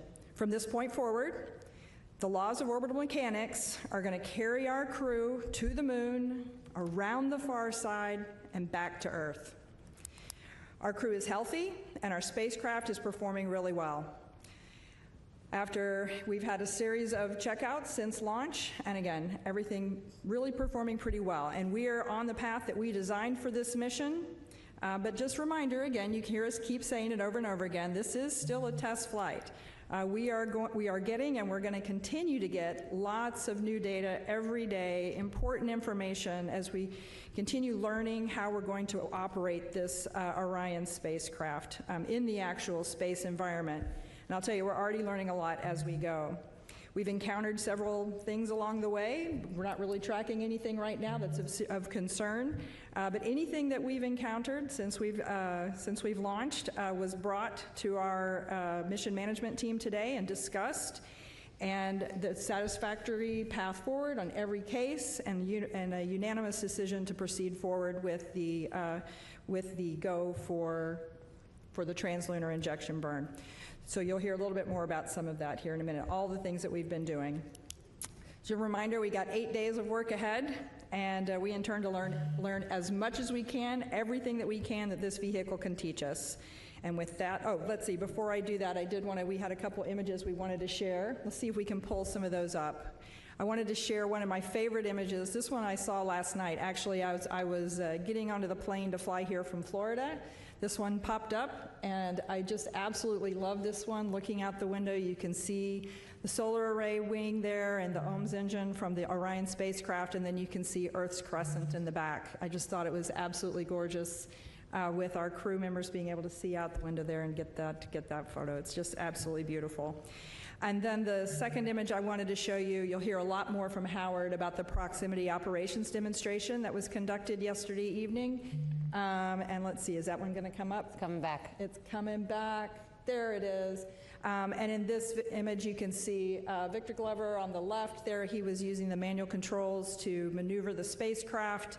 And then Reed Wiseman on the right there was calling out the commands. So it was really, I hope some of you got a chance to watch that. I was riveted. It was absolutely spectacular to hear Victor's narration of the whole activity. So super cool. So with all of that, I am going to hand it over to Judd, and he can talk us through some of the technical details about the flight so far. All right. Thanks, Lori. It's been a great couple of days to be in the space business. Yesterday, SLS put us right on the money during ascent. We started with some checkouts by the crew from both the water dispenser and the toilet. Those were successful. And ICPS then burned us with our perigee raise maneuver, got us in a stable orbit. We did have a brief comm outage that was due to a ground issue that we have now rectified, and we understand that's not going to be a problem henceforth. And then, let's see, the ICPS then gave us a great amount of energy, put us in high Earth orbit with the apogee raise burn, again, right down the money. So really happy with that burn. After that, as Lori mentioned, Victor did the ProxOps demonstration, gave us a lot of great feedback on how the vehicle responds in preparation for future rendezvous operations. So very valuable data.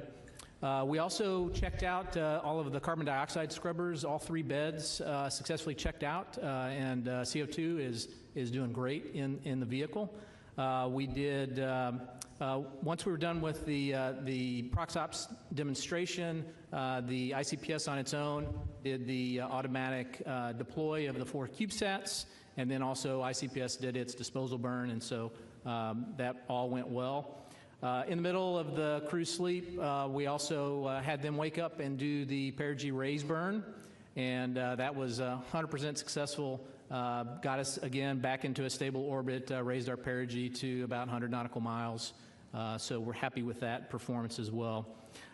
This morning, the crew woke up. They had a conference with the flight control team and our lead flight director, Jeff Radigan.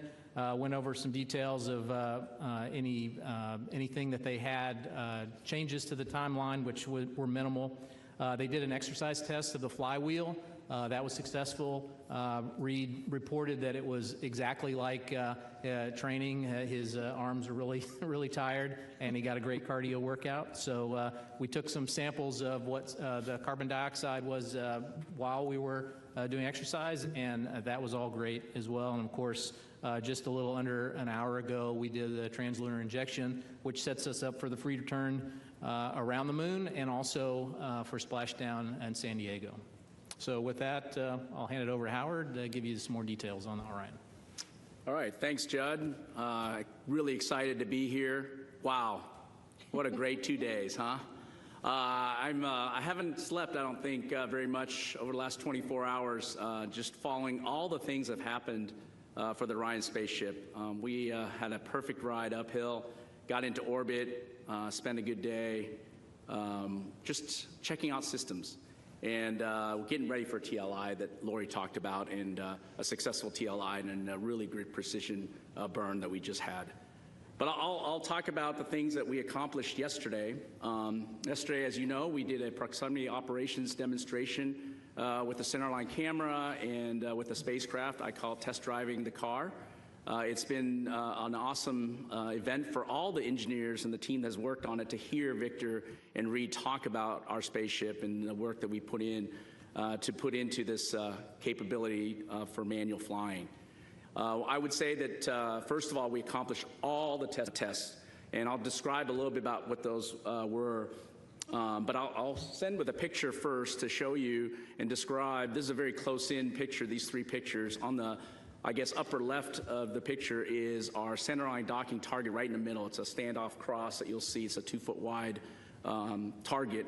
This is the target that we're going to use for future missions. So this is the exact flight configuration that we would use. So it was really important that we got that on the interim cryogenic propulsion stage.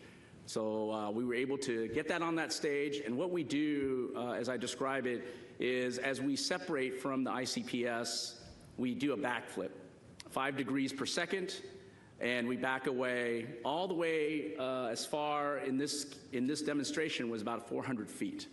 And that back away scenario, that allows us to have a good standoff understanding. We're pretty far away, not this picture, but I'll talk a little bit about where this is going. Then we start doing what I call course manual piloting.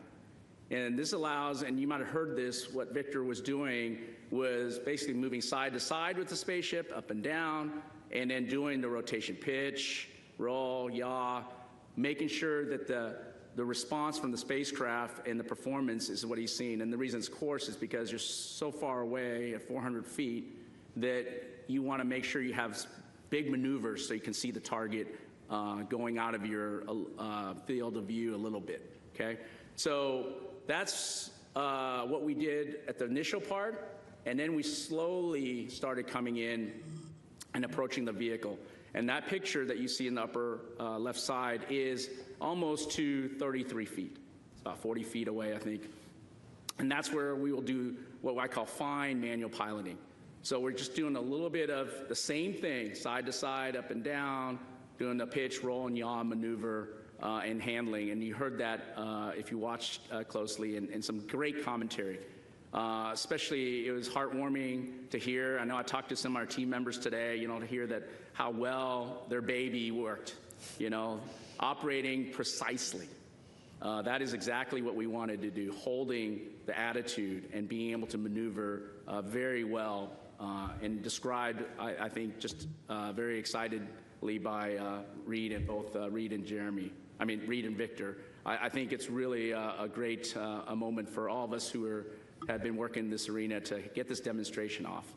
And of course, that wasn't the end of it.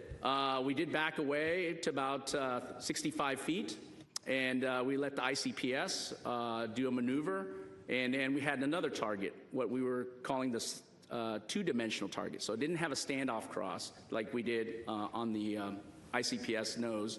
What we did was add a craft on the ICPS, and then we did the same maneuver, but a little different. This maneuver was what we call 6 degree of freedom maneuver, where we were tracking and also maneuvering by rotating as well. So you're translating and rotating at the same time, and that allowed you to have a different characteristic of the vehicle performance in a manual piloting approach. And we were also able to go to this 33-foot range. So really important demonstration of both the fine and coarse handling of the spaceship for future missions as we go forward. And that was something that we wanted to make sure we brought down some risk. And you saw the images of the centerline camera, and performance was outstanding. And of course, the crew was outstanding. They did a terrific job.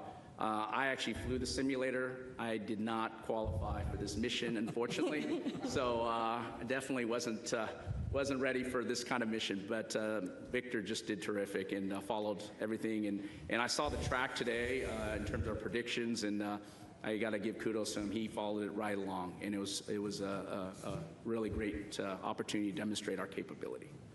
So that was a really important demonstration and test of our rendezvous and prox ops capabilities that we're going to need for the future. But also in that 24-hour period, we had to obviously demonstrate our readiness for translunar injection. We were able to really track a lot of the subsystems that we've learned from on Artemis 1, but also the most important subsystem when we put humans on board is the life support system. And I'm happy to report that the performance of the CO2 scrubber, the ability to distribute water, control the temperature inside the cabin is exactly as we predicted, and in some cases better. And so that was really great. And of course, across all the other subsystems that we demonstrated in Artemis 1, like power generation, was better than predicted also. Over 13 kilowatts of power generation, and our ability to control, like I said, the inside cabin and control the temperature across all the parts of the spacecraft was right on and nominal. So that was really good to see. And of course, we were ready to execute the TLI burn today, and our guidance navigation control system was ready to go. And demonstrated through this burn its ability to handle this type of burn and the precision that's needed to take us to the moon and come back into Earth's atmosphere. So really great overall demonstration of the proxops, really great demonstration of the core subsystems that we have on board. And finally, I would say that we had, I would say, really great opportunity to just understand our overall performance across all these subsystems and making sure that we're ready to commit the crew to a safe journey to the moon and back. And we demonstrated that over the last 24 hours. We were able to, as Lori said, have a mission management team review of that and determined that we were go for TLI. And I'm just really happy that we're headed to the moon. Thank you. All right, it's time now for questions. We'll start here in the room, and then we have several on the phone. A reminder, please raise your hand if you're here. We'll have a mic coming around. And then if you are joining by phone, *1 can get you into the question queue. And we will begin in the room here. Let's come around with the mic here in the front. Yep. Thank you very much. Tarek Malik with Space.com, and I think it's for Howard. You know, the TLI seemed to go quite well, although I guess there were some reports of a couple of caution alarms that the crew reported, and then the mission control said, you know, it was not to worry about. And I'm just curious what those alarms were, or those caution lights were, and you know, how they were, I guess, set aside so quickly. Thanks. Okay. I'll let Jed maybe give some highlights there. Yeah, so about 15, 20 minutes before TLI, we had a couple of nominal reconfiguration changes of the atmosphere revitalization system, the cabin fans. And when we were moding those to a different mode, the fan speed change caused the cabin sensors to dip below the caution limit for just a bit. And of course, that rang an alarm that was a suspected cabin leak. That was a false indication. And so we quickly knew that there was no leak. We knew that it was just the sensors dipping low pretty quickly. Additionally, there were some RCS, reaction control system, SM manifold messages that we had been seeing previously. Essentially, whenever we're using that system, there's a pressure sensor divergence. And we've seen that before, and so we knew exactly what those signatures were. So again, not an issue at all. Eric. Eric Berger, Ars Technica, and just congratulations. So far, it's been spectacular to behold all of this. I guess two questions for Howard. You know, first of all, quick question: were there any thruster issues during the ProxOps demo? Any sort of outages or concerns? With that regard, did everything perform nominally? So I give you confidence in Orion's handling for the maneuvers contemplated in Artemis 3 with one or two of the HLS. Yeah, no issues with the thrusters. They performed nominally, and the performance was excellent.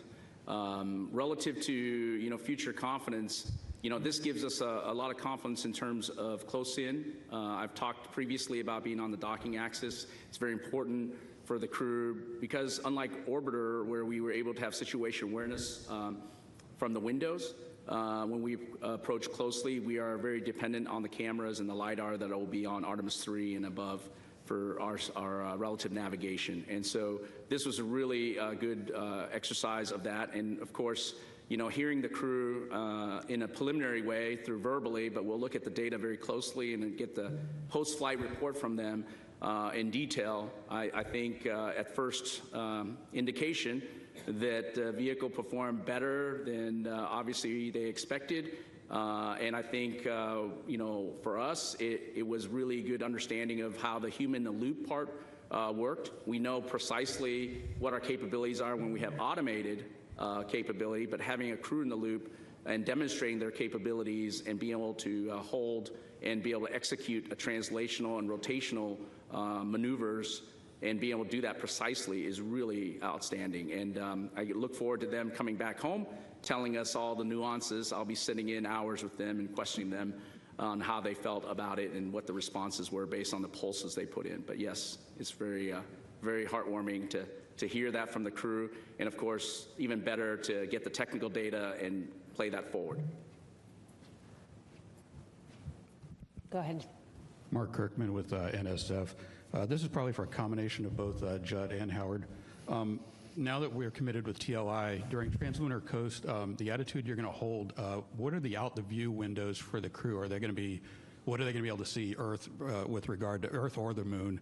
And also, prior to the flight, you were talking about, based on TLI, what they would get to see when they do the close observation. It was based on the sun angle of high, medium, or low. What did we end up getting based on the launch day and the TLI that we're in? And if you don't mind, just based on what he said, I'd like to follow up with Howard. It sounds like, based on what Ike said and you said, that the handling qualities, tight, deadbeat damping, that this is better than you predicted. Is that a true statement? You want me to start first and go ahead. talk about that? I would say that, predictions are hard. There's a human in the loop kind of element, and we practice that. So I would say, yes, definitely maybe better than we anticipated in a lot of ways, because there's variations by which we go into space. On a closed loop control system, for guidance, navigation, control, when you have automated, and Victor did exactly what he needed to do, and the spacecraft responded. As far as where the vehicle will be pointed, most of the time we spend in a tail to sun attitude. So we take the back end of the vehicle, point it towards the sun, and so whatever the geometry is, that's what you get. We sometimes have the advantage when we have good power balance. We can move the solar arrays that have cameras on the end, and we can move those around and see what look back at the Earth or look forward at the moon. Also on flight day 6, whenever we do the lunar closer approach, we'll change attitude, make sure that the crew has those views of the lunar surface.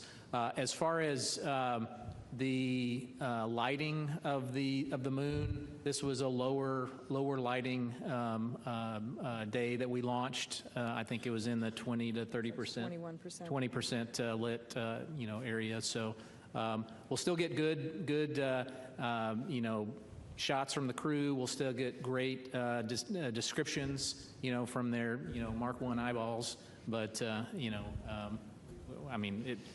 we're going around the moon, so that's the main thing, right? Okay, we'll take 2 more on the end here, and then we'll go to the phone. So go ahead, Jackie. Hi, Jackie Waddles, CNN. Quick question for Howard. I know Victor said that he was going to give the Cooper-Harper rating scales during the prox ops. Are you able to share those numbers? Just curious to know how it handled. And then also would love to just ask a general question about the crew, how they're adjusting to orbit. Specifically curious about the first-time flyer and whether there's any space adaptation syndrome without, invading privacy. Thanks so much. Yeah, I'm sure we can share the Cooper-Harper handling qualities. We did assessments with the simulator, and we'll do it as part of this demonstration, and love to hear that feedback. I think we got some different feedback, like I said, but look forward to that. Yeah, definitely. But I'll let Judd answer the other question about the crew. As far as the crew members, they're doing great. There's no indication that they're having any problems at all. So I don't expect that they're having any problems. Hi, Lauren Grush with Bloomberg. Thanks so much and congratulations again. I wanted to ask about the troubleshooting of the toilet that happened on that first day. Can you just explain to us what the issue was and how they fixed it? And on a priority scale, would you say this was a #1 priority or a #2? So when, we had always planned to PWD, the potable water dispenser. And it turns out, I guess, we didn't put enough in, and so the pump was not fully wetted, and so it has automatic fault detection in that if it's not fully wetted, it'll shut itself down. So once we figured out that we didn't put enough water in, we put more in there, made sure that it was essentially primed, the pump was primed, and then the toilet came right back up. I will say that in addition, a good kind of byproduct of this, while we're working through those procedures, we were able to check out the secondary vent line for the urine as well. And so that was a good, that's an alternate path. If we could not go with the primary line, we were able to bend out on the secondary line, and we were able to demonstrate that. And we didn't demonstrate it today, the primary vent line through the working toilet. So I think both lines are working well, and really happy about that.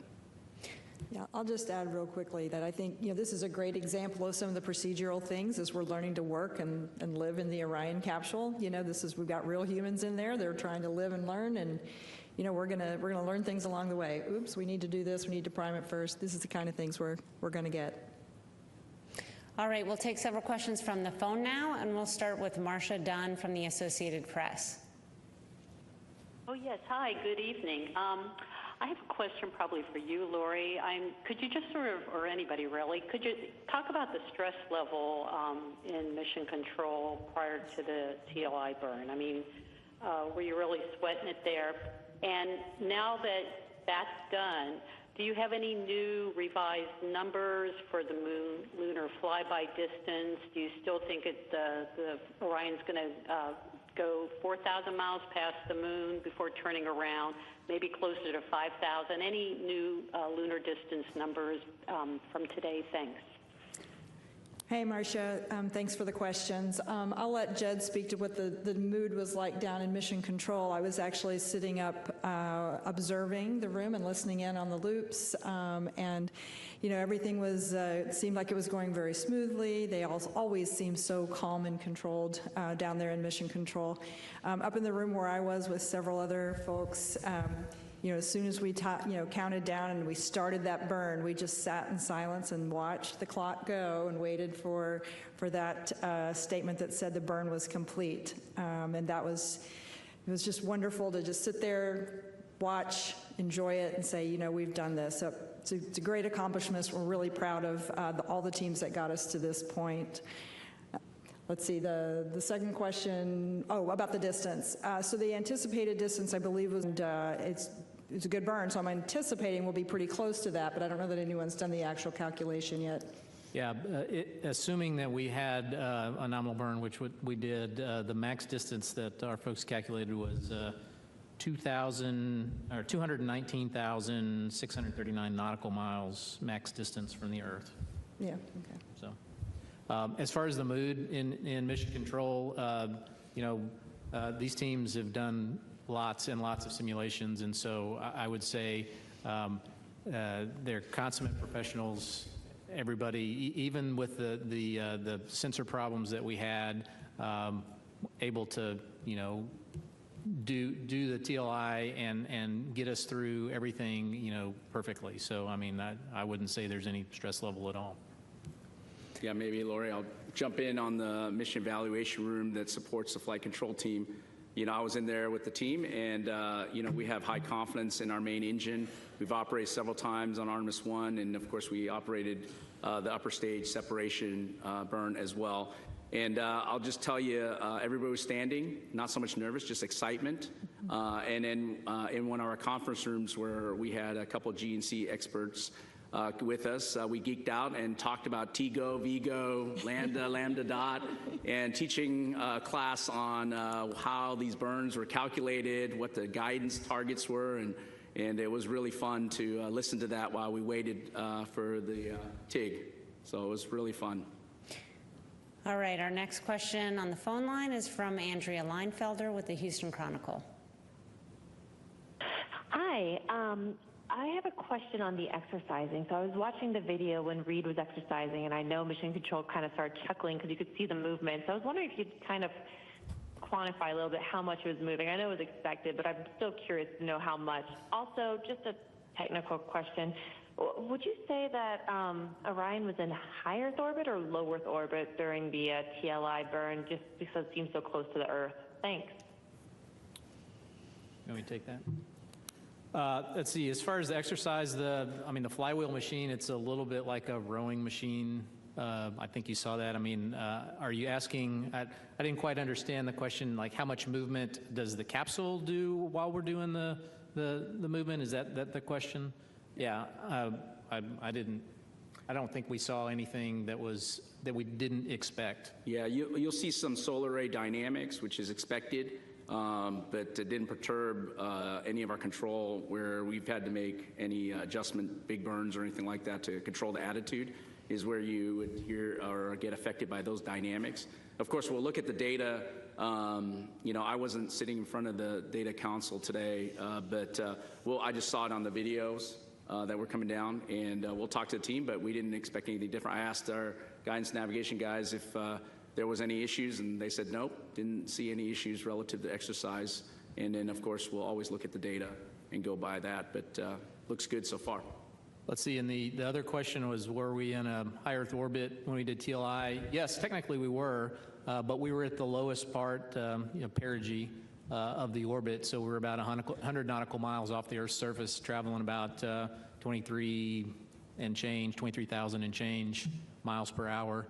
And so because we did the TLI burn, now that takes us out of the high Earth orbit and gets us on that free return trajectory to the side of the moon. Okay, next up is Nell Greenfield-Boyce with NPR. Hey, can you hear me okay? Thanks for having this briefing. I would appreciate hearing a little more about the water dispenser situation. It sounded like just before the burn, they were doing what they were calling like water ops, and they were bagging up water in plastic bags. Could you just go over exactly what the issues were with the dispenser and why it was decided to have backup water and how much water the astronauts actually bagged up? Thank you. Yeah, great question. So during ascent, so we have 4 water tanks in the Orion service module, and each one of those tanks has an isolation valve between them. The isolation valve between the middle 2 tanks failed closed during ascent, and so it essentially isolated 2 tanks on one side and 2 tanks on the other. Each end of those tanks goes to one of 2 different water dispensers, a primary and a secondary, so we have full access to all of the water. However, in an abundance of caution, we decided probably good, just in case we have a subsequent failure of an isolation valve, to bag some water, and so that's exactly what we did. We're going to bag some water in the cabin and preserve that just in case we have a subsequent failure. Okay, our next question is from Joey Roulette with Reuters. Hey, thanks. I just wanted to clarify the predicted maximum distance from Earth. Did you say 219,000 miles? And is that based on, and that's based on the TLI burn that was just done today, right? Those are our predicts prior to us performing the TLI burn, so that assumed a perfect TLI burn, so I haven't gone and run those numbers again. And just real quick, the reason I asked, of course, is because that's far below the record breaking for Apollo 13. Is that your guys' understanding, I guess? That's in nautical miles. So the Apollo distance record in nautical miles was about 216,000 nautical miles. Okay, our next question is from Jackie Mogensen with Scientific American. Hi, thanks for this. I have a bit of a general question and then a specific one. The general one is, how do you feel like everything is it going to plan, and are there any concerns you're keeping an eye on at this point? And then more specifically, I was curious if you could tell us about what to expect from the first high-res images and video, as well as when we might see the solar eclipse. Thank you. I think I'll take a stab. It's echoing in here, so it's kind of hard to hear the question, but I think the first one is how things are going. Is there anything we're tracking? And I'll just look over at my colleagues, but things are going really well. I think we couldn't be more pleased with how well things are going. Right now, we're not tracking any issues of concern. As I said, we're learning from the spacecraft, but that's what we anticipate, and we're not tracking anything. We went straight into the TLI with absolute confidence that we can complete the rest of this mission as planned. I think the other part of the question had to do with some of the imaging and expectations for when we'll get some of those back, in particular the eclipse. I'm really excited about the eclipse that we're probably going to encounter now as part of this mission. I think the crew's excited about it as well. I know they did a little training to learn about what they're going to see. It'll be really cool when they're out and beyond the moon, be able to look back with the moon eclipsing the sun. They'll be able to see the sun's corona. That's kind of a cool, exciting thing to do. So they've been trained on it, and they're looking forward to it. Okay, we'll come back here in the room for other questions. Let's start here in the second row. Hi, Michael Atkinson, Houston Public Media. There was a little bit of online chatter about the Outlook issues that were happening with Reed Wiseman. I was wondering if you could talk a little bit about what exactly was going on with that. Yeah, this is not uncommon. We have this on station all the time. Sometimes Outlook has issues getting configured, especially when you don't have a network that's directly connected. And so essentially we just had to reload his files on Outlook, to get it working. Okay, go ahead.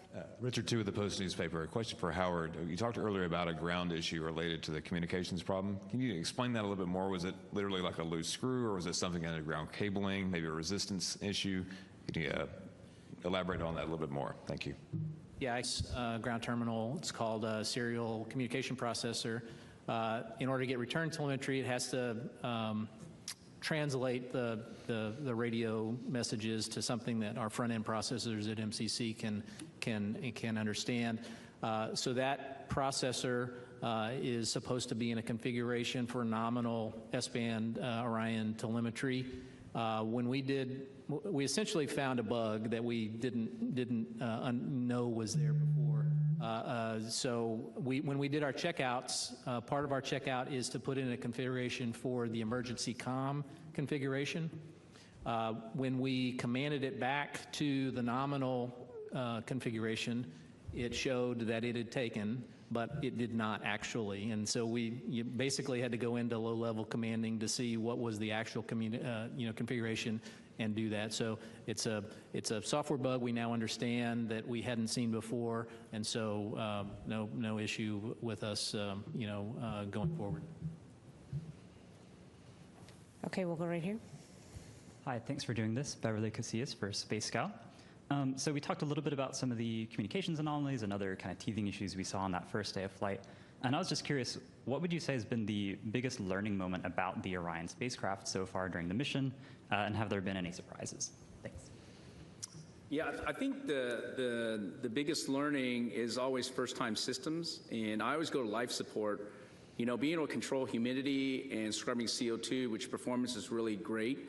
In fact, we're maybe becoming, we need a little bit more humidity. I think it's doing too well sometimes, but I think those are things that are, like Lori said, we're learning, we're adjusting how to operate the spaceship with actual people on board and that are actually putting out CO2 and breathing in oxygen. So I think this is one of the things that we've learned in that 24 hours. We're learning a lot. The trending data, the sensors we have on board in terms of accuracy, being able to track that very closely is something that we're going to learn. No surprises. We expect good performance from our subsystems. So we're very happy about that. And again, we knew that we would learn a lot. And the other thing we would learn a lot is what you guys were all referring to relative to caution warnings. I think, we have thousands of caution warnings on board the spaceship, and it provides a lot of good information for the crew. But also we're learning about the boundaries of these caution warning parameters and whether they're really nuisances or whether they're real issues. And I think this is one of the things that we'll learn all the way along the mission as we utilize and learn more about the spacecraft and approach all these objectives we're trying to accomplish along the way.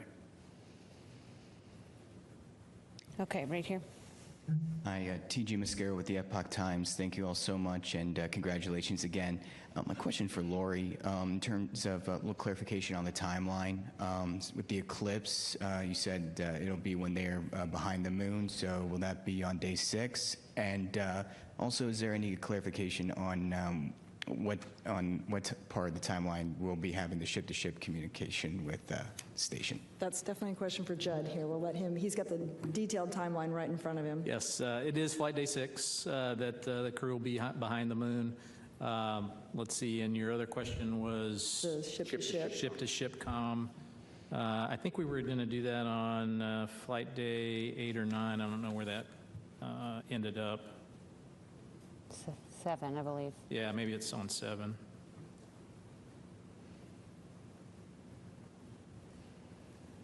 Yep, it's flight day 7. Okay, let's come here to the one with their hand up. Yes. Hi, Katrina Miller for the New York Times. How fast will Orion move as it heads to the moon, like the maximum speed? And have the crew members been able to check in with their families yet, or when will this happen? Okay, so it changes speed as it goes around in orbit. The maximum speed we just experienced at TLI, which was, we started off at 23,660 miles per hour. We added about 867 miles per hour, so that's 24,500, something like that, 24,500 miles an hour. And then as we get closer to the moon will be our lowest speed around the apogee, which is around, I think, 1,300 foot per second, which I'm not going to do math in public on how many miles per hour that is. But then once we come back to Earth, it gets around that same speed, around 25,000 miles per hour as we get to entering our interface. And have they talked to their family? Okay. Let's actually come over to this side here in the middle. Oh, and there was the question, additional question about if the crew has spoken with family yet. Yeah, I don't believe they haven't had time to talk to their families yet. They've been really busy, so we'll make time for that now that we're past TLI. Robert Coppinger, British Interplanetary Society Spaceflight Magazine. The RCS thrusters on the service module, are they European technology or American technology? And Administrator Isaacman's distance record from one of his 2 space flights, when does Integrity beat that? Wow, I would say the RCS, or Reaction Control System, if you're asking that is a European-built system. I don't know about Minister Isaacman's distance, so I can't comment on that. I suspect we've already broken that. I thought we broke it when we went into the high Earth orbit. But when we got out to apogee, we would have already exceeded that.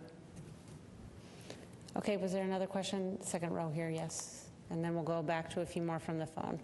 Hi, JJ Love with Tech Talk Media. Thanks for taking my question.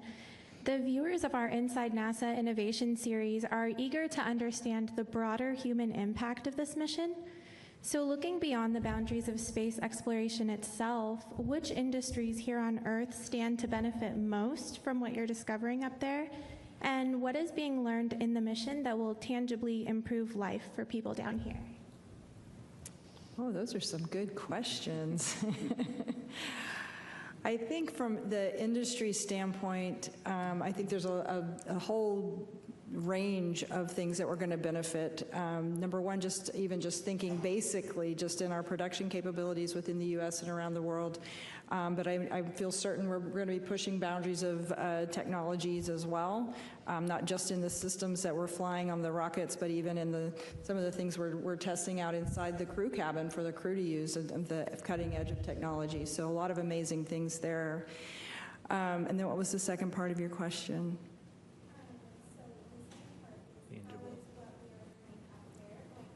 Oh, help life on Earth. That's always a wonderful question, and I really feel like the exploration that we do and just inspirational for everyone here on Earth, hopefully inspiring our young people around the world, the Artemis generation that's growing up now to want to grow and achieve and to learn and to start trying to think through where they're going to dedicate their talents as they get older and learn the different skills that we need to cut the edge of new technologies into the future. Okay, we'll go back to the phone for several questions. Our next one is from Robert Perlman with space.com. Hi.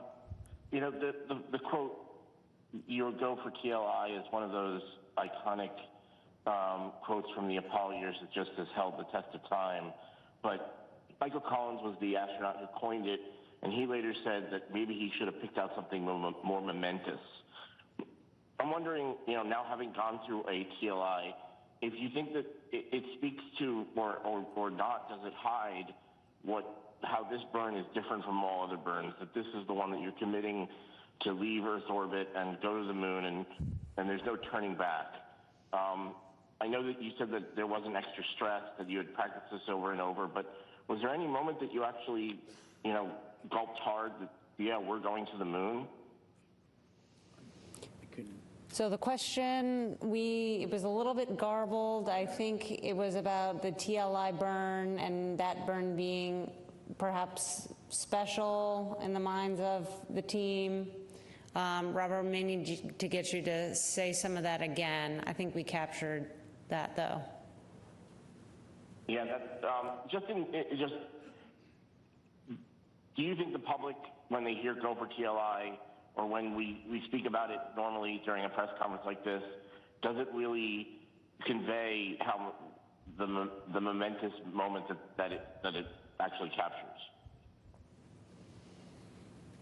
So I think what he's getting at here with the question, help me if I get this incorrectly, but you know, as we're executing on that 5-minute burn, is there a point at which our teams, as we're executing, kind of absorb the impact of just how important this burn is, and how, you know, if we don't get it all the way through the burn, then what would happen?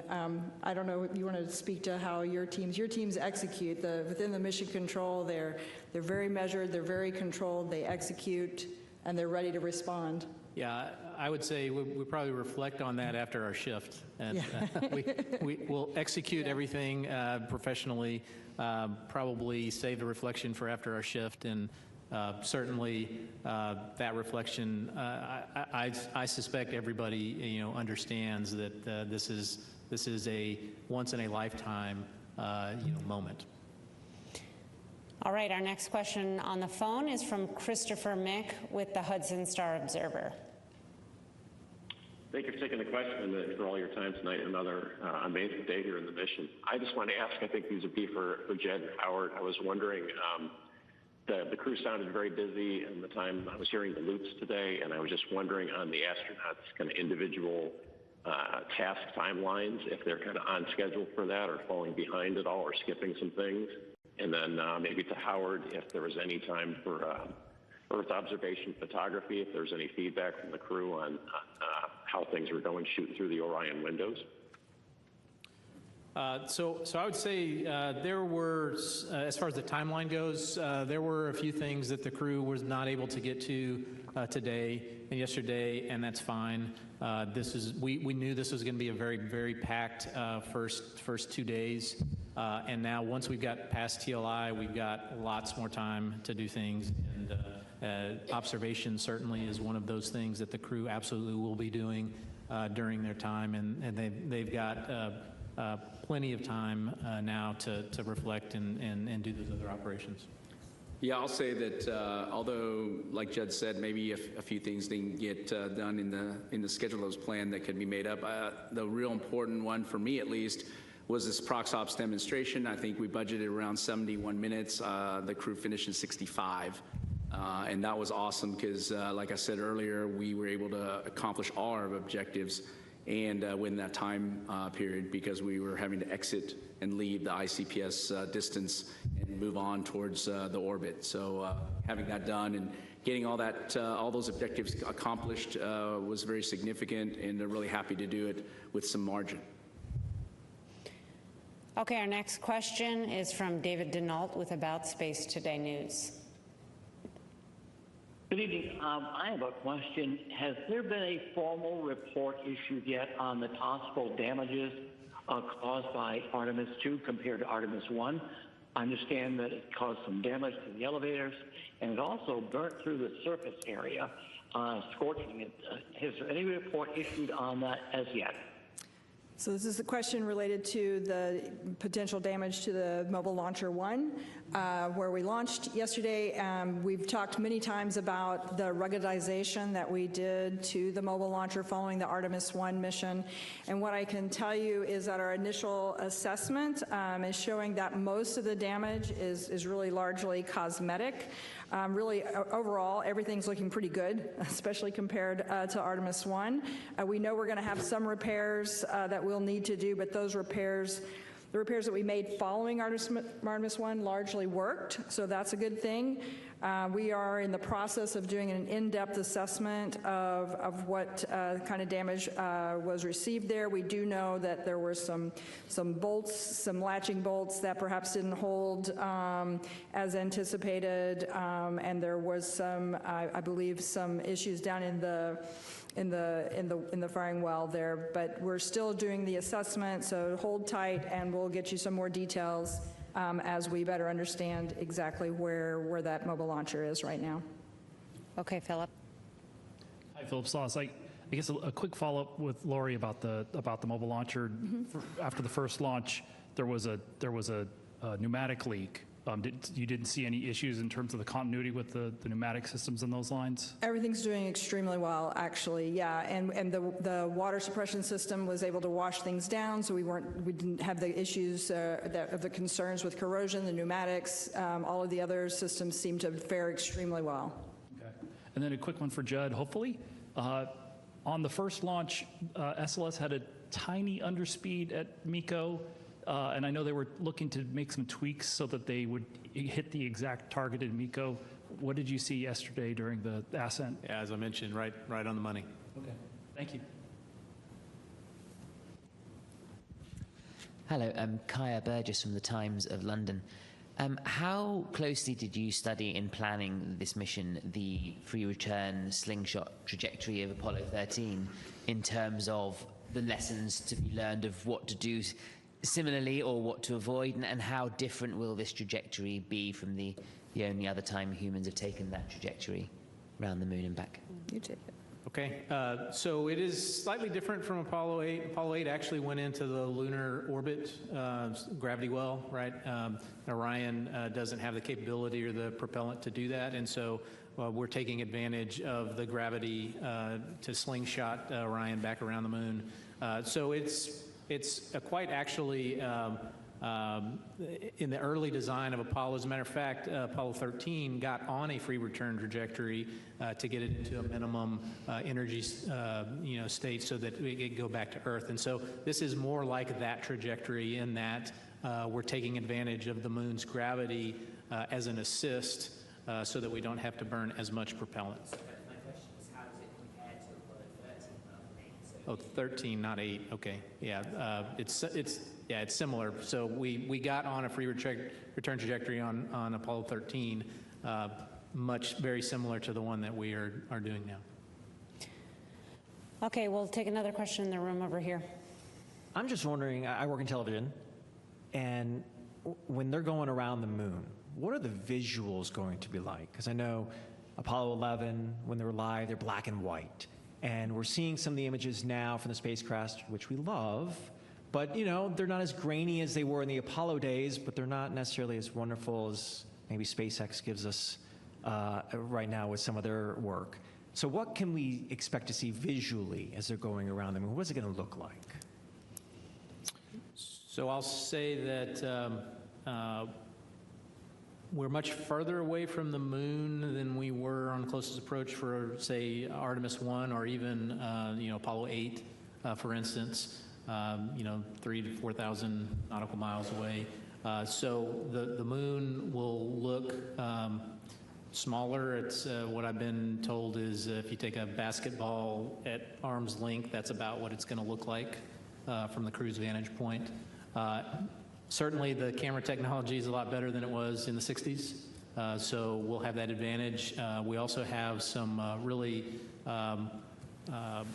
long lenses that the crew have for their handheld cameras, Nikons and Z9s.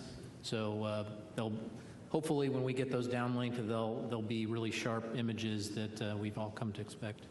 Yeah, from modern technology. The one thing I'll just mention, and Judd can probably jump in on this one as well, is while the camera technology that we have up there is outstanding, and we'll have very, very high resolution, high quality images, the downlink from the moon is not as great as it could be, as it is from low Earth orbit. And so it will take a little longer to get some of those data down, and sometimes I would imagine the early downloads will be somewhat reduced resolution so that we can get them down here and at least share the lower resolution, and then as we have the capability and the bandwidth to download the higher res, we'll make those available.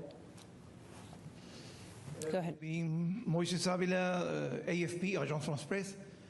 I know that more than 50 years have passed and it's a new world and new technology, but compared to the Apollo missions, what things have changed and what protocols or beliefs maybe, or traditions maybe remain? Well, when you say what has changed, I mean, certainly the computing capability in the amount of software. We have over 900,000 lines of software. And so I think the ability for the crew to engage in the systems in a very deep level through the displays. And of course, we have electronic procedures, which Judd and his team is very familiar with, which we don't need to carry paper around. There was a lot of paper procedures. And of course, the sensor capability. The inertial measuring units. When we get close in, we got GPS. Everybody's familiar with that, of course. The ability for us to know exactly where we are in space, the precision by which we're able to do rendezvous, prox-ups, and docking, just even with a camera, is a huge step in technology. And so I think this is one of these things where the ability for us to utilize the technology to advance and make it easier on the crews to operate. And of course, leveraging the ability for us to build a little bigger spaceship, a third larger, and allow us to fly another crew member and be able to compact that in smaller components, but yet still provide the same functionality and even more in some cases, is a huge advancement for us. So I think overall, but physics doesn't change. The teardrop shape is very efficient from an aerodynamics perspective. The Apollo giants were just very good technical engineering experts. And engineering and the physics does not change. And so we learned a lot from them in terms of the things they learned, and we leveraged off of that. Okay, we'll take one final question here. Thank you, Rachel. Will Robinson-Smith with Spaceflight Now. Thank you all for your time tonight. A couple of quick ones for Judd. You mentioned when we spoke back in September that pad abort would be the riskiest that the crew could possibly endure. I wonder, as you saw Ascent and they ticked past those abort scenarios, how you were feeling, getting further and further along the pathway. And now that the crew is in flight, I know we discussed in some previous briefings that certain abort scenarios or early returns are still possible even past TLI. At what point does it make the most sense to continue with a free return as opposed to an early U-turn? Thank you. Yeah, so always feel great not to have to do an abort, period, right? And so I'm happy that SLS performed so well, that ICPS performed so well that we didn't even have to entertain that. As far as now that we're post TLI, it's about a day or two in past TLI where it's no longer feasible to do what we call a direct abort, and it's more likely that we'll get home at the same time if we just continue on in the free return trajectory. All right. Well, with that, we'll go ahead and conclude. I want to thank our participants for joining us today. You can follow all of our mission progress in the multitude of ways we have available on nasa.gov, and we look forward to providing another update tomorrow afternoon. Thank you for joining us.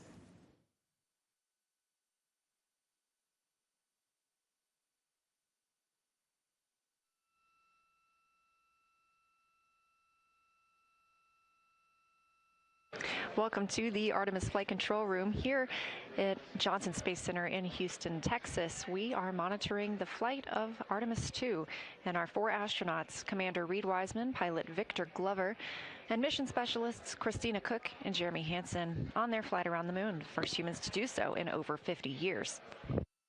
This is also the first flight of humans aboard Orion, and it was a banner day for the spacecraft. At 6:49 p.m. Central Time, the Orion spacecraft executed the translunar injection burn, a 5-minute and 50-second burn that committed the spacecraft to leaving a high Earth orbit and beginning its journey around the moon and back home.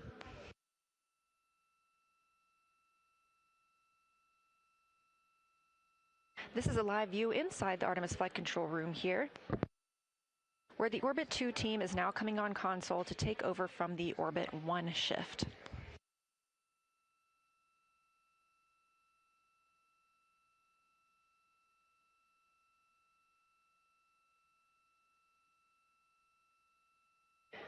If you were watching the news conference, we had a few calls to and from the crew during that time frame.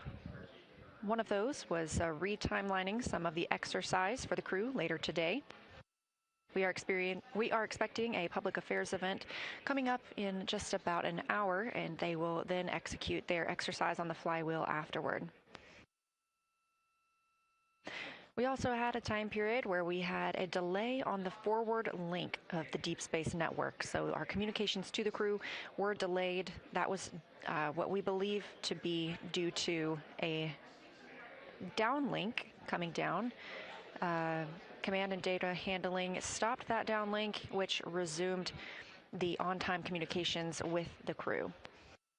They'll be able to troubleshoot that and work on transferring large files down from the crew.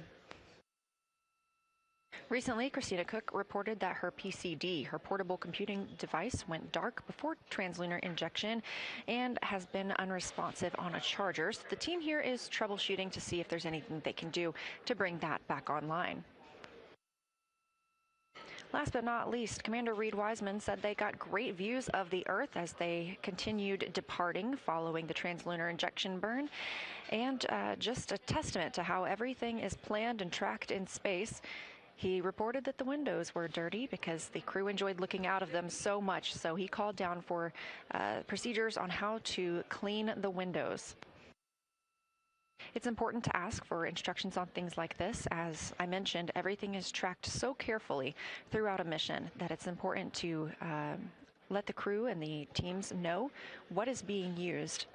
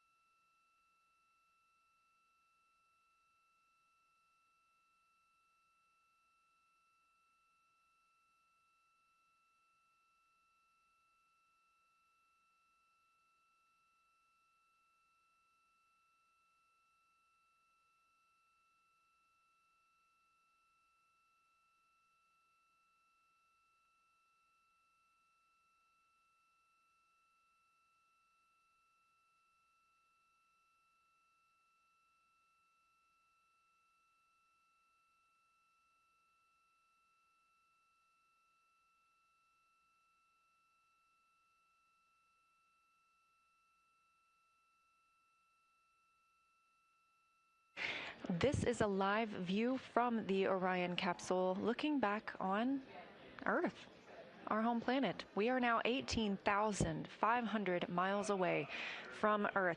When we conducted that translunar injection burn coming up on about 2 hours ago, we were just 115 miles above our planet. Obviously, that has increased exponentially as we are now on the journey to the moon and back home. Currently, Orion is 223,000 miles away from the moon.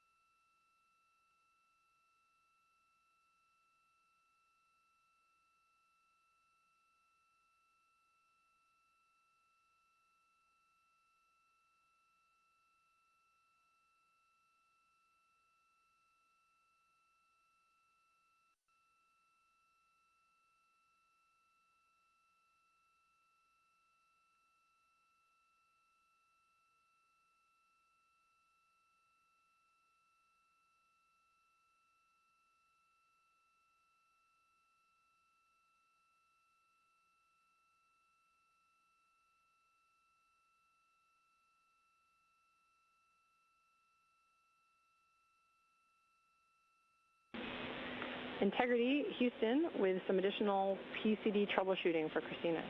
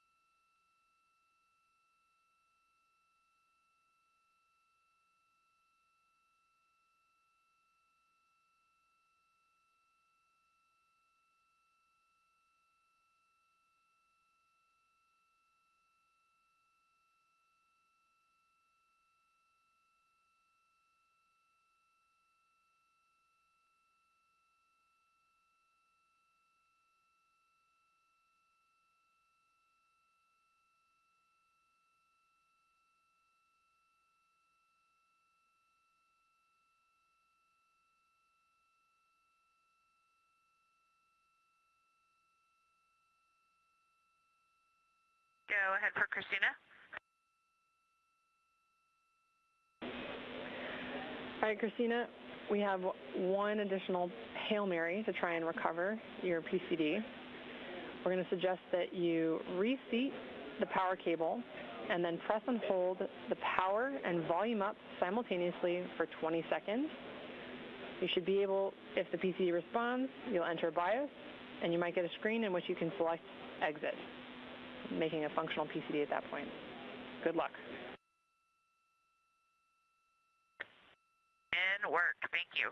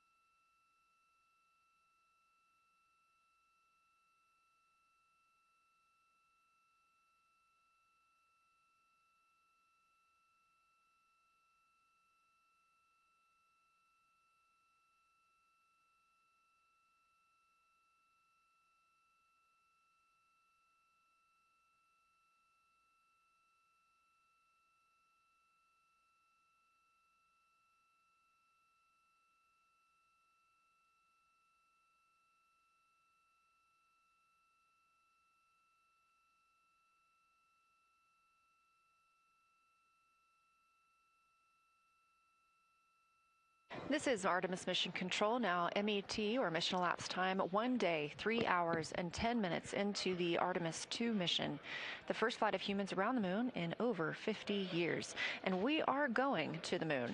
After a successful translunar injection burn today, we are now over 19,500 miles away from Earth and growing closer to our lunar neighbor, now 222,000 miles away from the moon.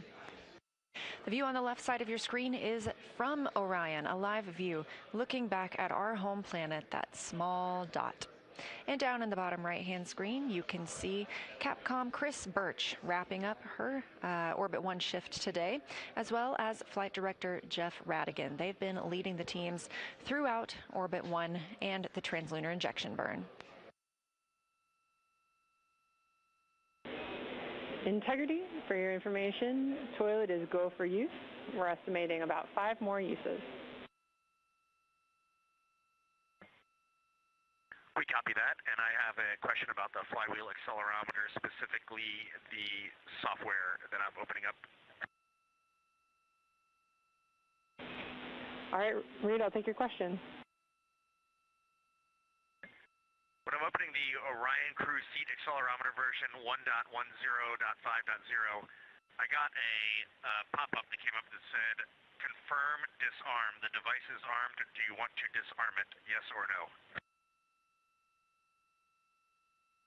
Okay. Affirm, Reed, you do want to arm.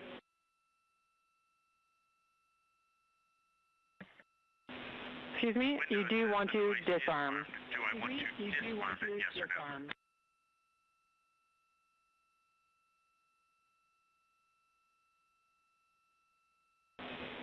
Sorry, Reed, I think I stepped on you there. We do want you to disarm. Copy that, disarm.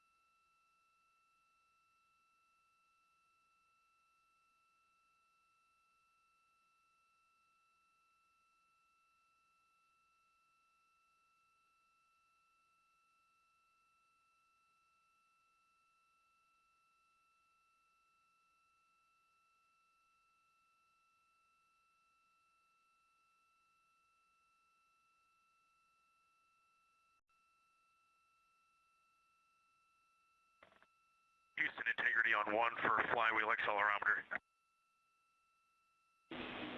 Go ahead, Reed.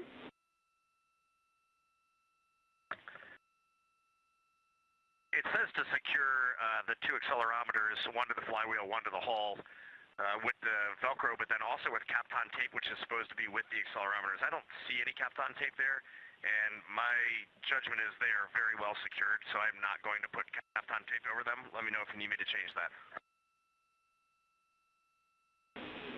Reed, that sounds like great judgment to us. That's no problem.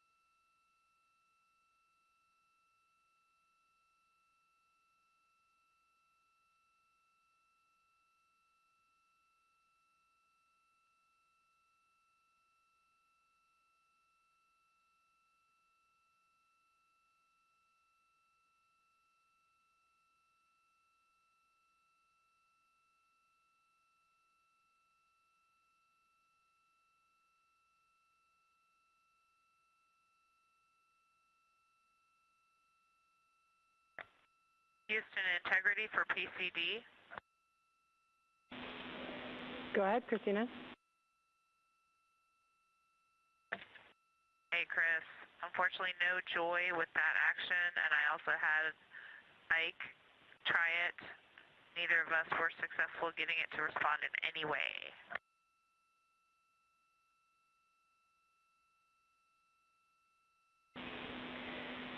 All right, unfortunately, Christina, that's all the troubleshooting I have for you for now.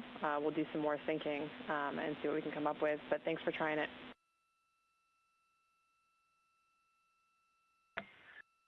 Okay, she acknowledges that. I've got a question for you on the dual camera bracket config for transit. When I got to the threaded rods, just want to check with you. I was supposed to do 6 turns. When I get to 2.5 turns on all of them, I start to feel some resistance. I assume it's a helicoil, so do you want me to push through that resistance to 6 turns? And as long as it's a reasonable amount of resistance would be the caveat.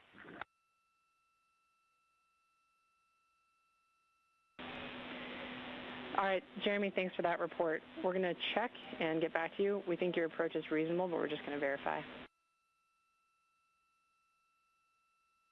Okay, standing by.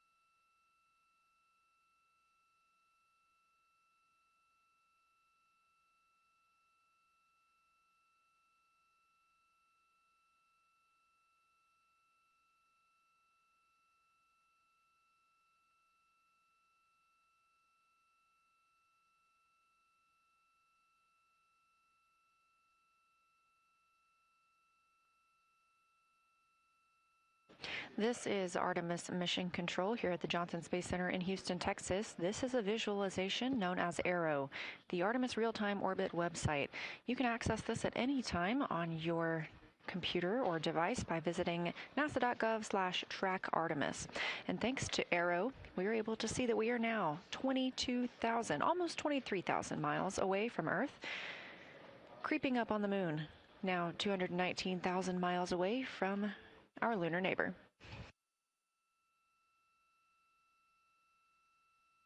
Teams in Mission Control Houston are conducting their handover with the flight director coming on console.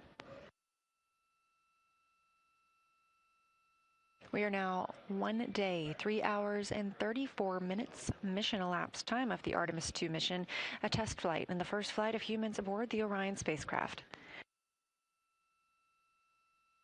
Those 4 humans, Commander Reed Wiseman, pilot Victor Glover, and mission specialists Christina Cook and Jeremy Hansen, are preparing for an upcoming public affairs event. They'll be speaking with media clients here on the ground, giving us a good look inside the capsule and letting us know what it's been like to live and work on the spacecraft. We had a big milestone today at 6:49 p.m. Central Time when the OMS, or Orbital Maneuvering System engine, ignited on Orion, powering the translunar injection burn. Until that time, we had been in a high Earth orbit, allowing teams time to check out the systems ahead of committing to sending the crew around the moon and also serving as their deorbit burn. It was a successful burn. The crew continues to quickly depart Earth.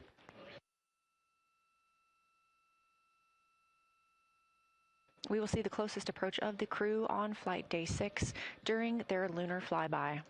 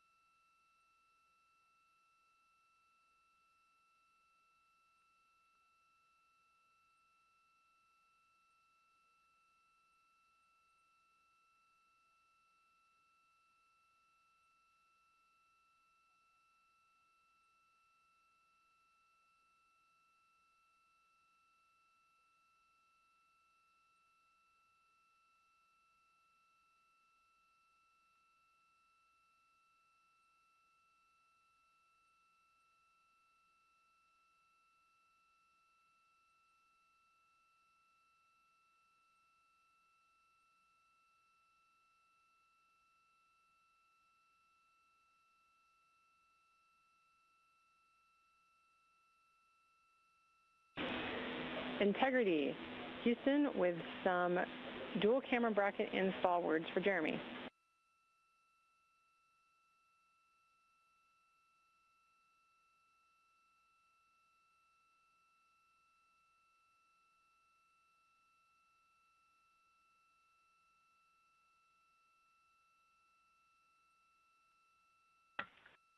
Okay, before you go ahead with that, Chris, we're going to defer the toilet maintenance to after the PAO event, just FYI. Okay, Jeremy, we copy. No problem. Are you ready for the dual camera bracket instructions? Yep, go ahead. All right, we'd like you to give a little pull test on the fasteners and see if they're snug. It's possible there might be a little play in the system. But if they feel snug, they're not going to come out. You can continue installing the bracket per the procedure, leaving the number of turns as they are. We think we probably have a good enough fit.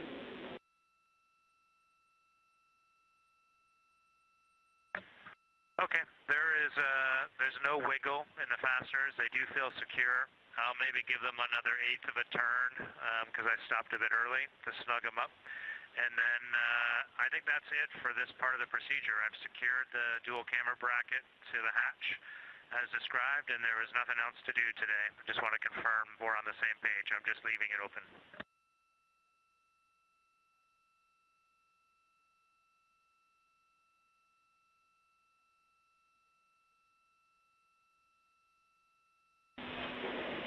Copy, Jeremy. That sounds good with your 1/8-inch snugging turn.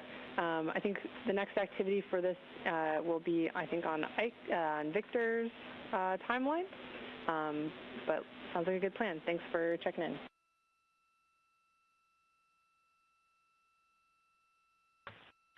Okay, copy.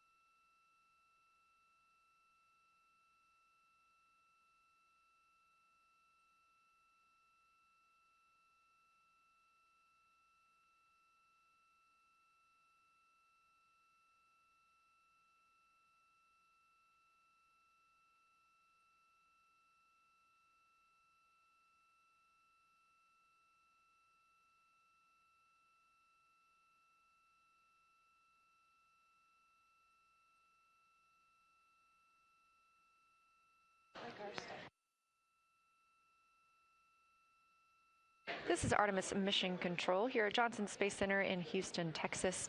Mission elapsed time, 1 day, 3 hours, 43 minutes. Orion has completed its translunar injection burn today at 6:49 p.m.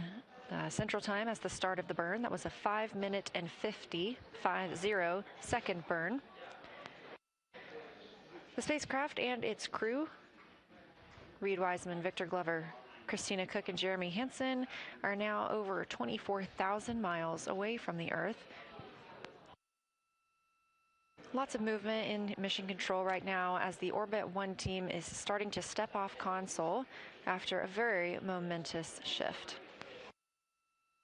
We remain live for our coverage all throughout the mission, all the way until the crew is back home on Earth.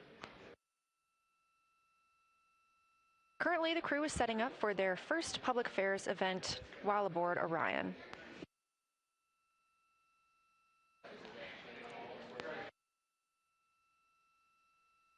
Today they also worked on setting up the Flywheel. This is the exercise device that they'll use inside Orion.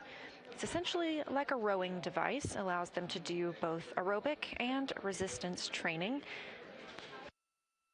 The entire unit is about the size of a suitcase, which is in comparison to over 4,000 pounds of exercise equipment on the International Space Station.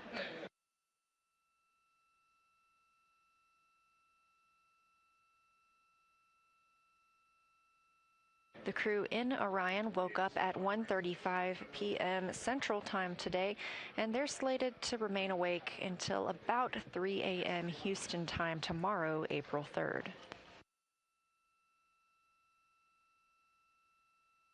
Their sleep was scheduled to be interrupted last night by the perigee raise burn that put us in the proper configuration for the translunar injection burn. And with TLI complete, they will get the opportunity for a full night's sleep tonight.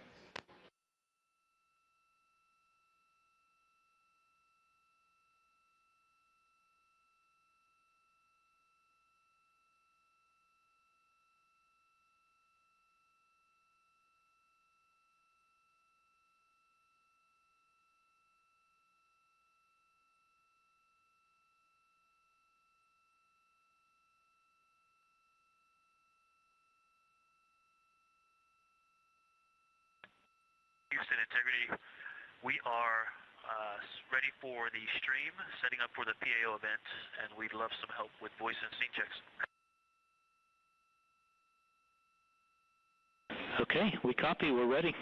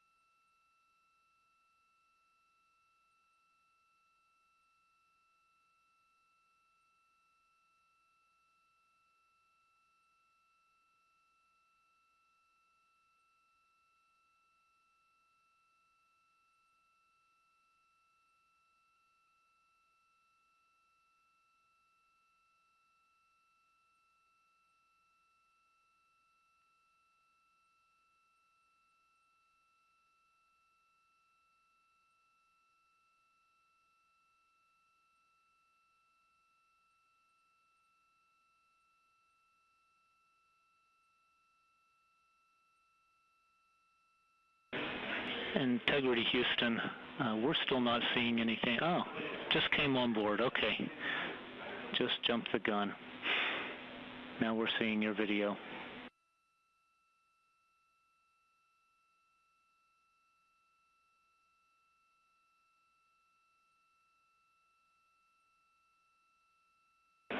Checking.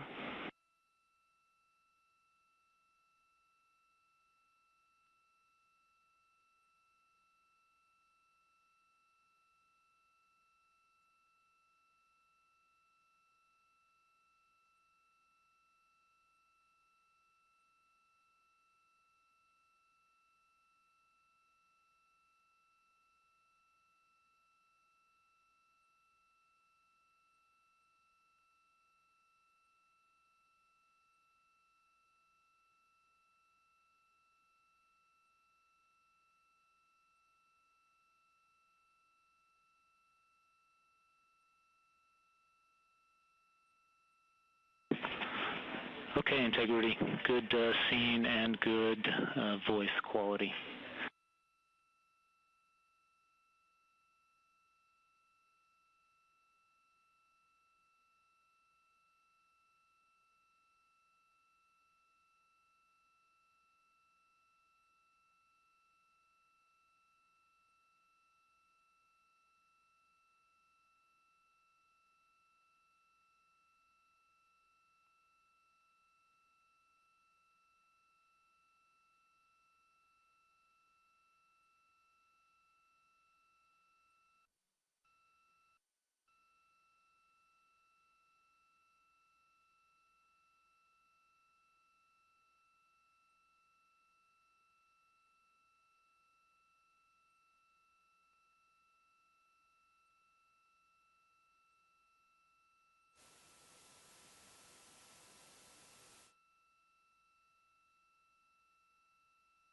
This is Artemis Mission Control. You are getting a live look on console as the Orbit 2 team has come into the mission control room.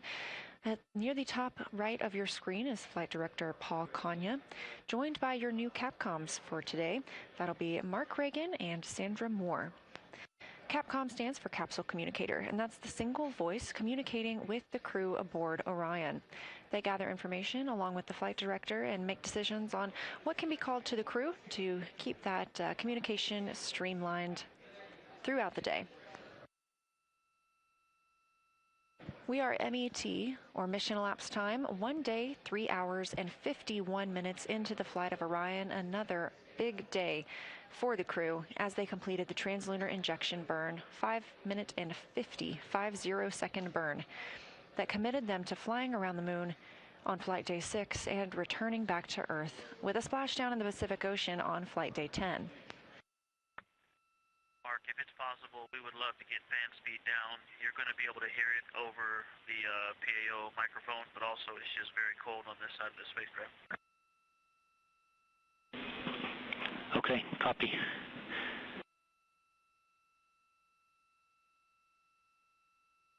Pilot Victor Glover calling down about turning down one of the fans in the spacecraft. We are coming up on a public affairs event, the first time that the crew will be speaking with media live from the capsule. We expect that PAO event to start in about 7 minutes.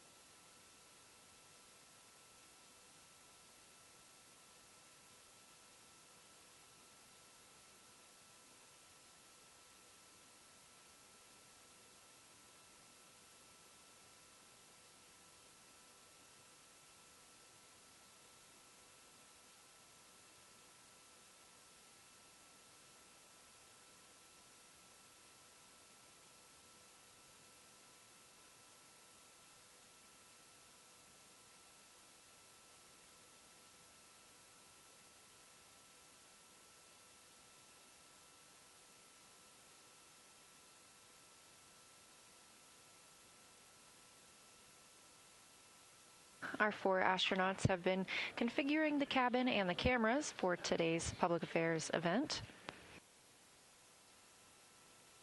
The crew module of Orion has 60% more cubic volume than Apollo. The spacecraft has 330 cubic feet of habitable volume. Integrity Houston. Unfortunately, the fan speed is as low as we can go right now per flight rule, but you are welcome to try to adjust the direction of those diffusers above the hatch if that helps any.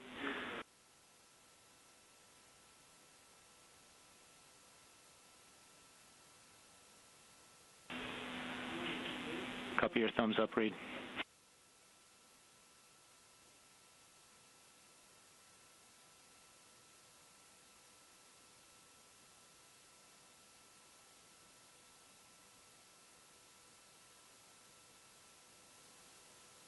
Crew continuing to set up for the public affairs event. The living space inside the crew module is about the size of 2 minivans and can be habitable for 4 people up to 21 days without docking to another spacecraft.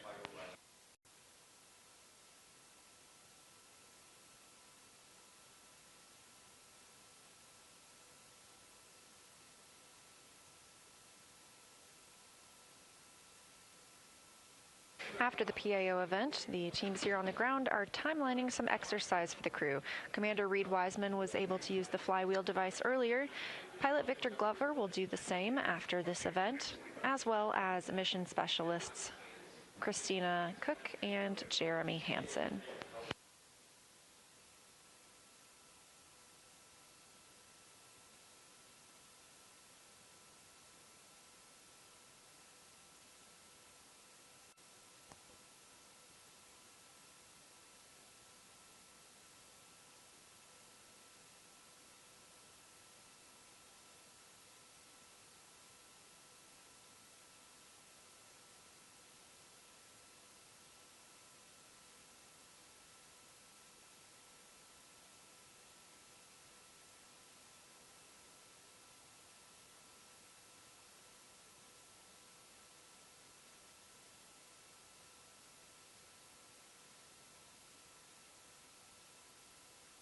Checking in on Orion's distance from Earth, approaching 26,000 miles from our home planet, 216,300 miles away from the moon.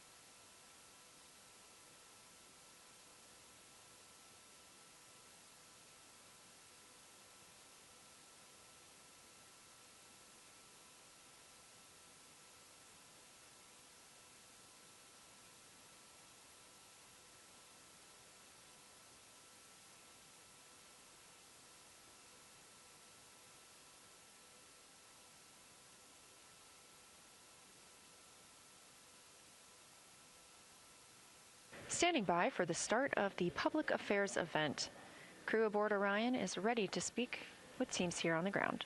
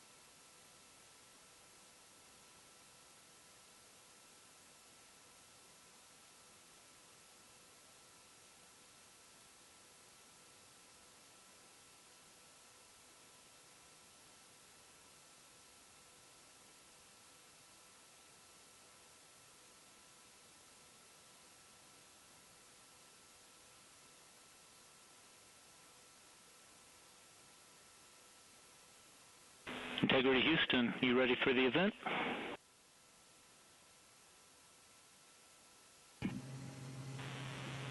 Houston Integrity, we are ready for the event.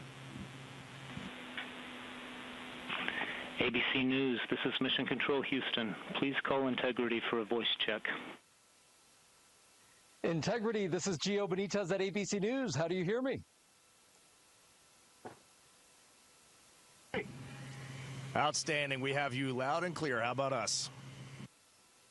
I hear you loud and clear, and I truly cannot believe it. You are quite literally on the way to the moon right now and still speaking with us. Tell me, how do you feel? What's going through your mind? I mean, this must be so incredible because have you allowed the weight of the moment to really fit in here? Have you allowed that to happen?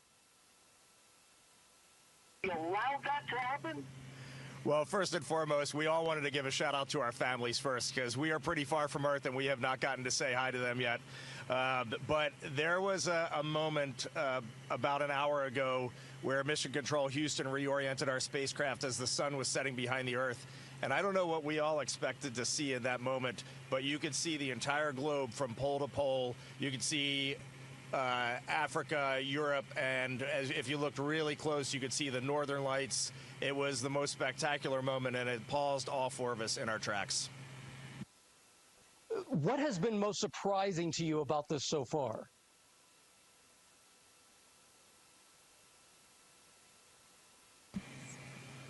Well, I think probably one of the things that surprised all of us is when those solid rocket boosters actually lit and we left the pad. It was just a moment of disbelief, and yeah, the fact that we launched, it just totally takes you by surprise, even though you're expecting it, at least for me anyway.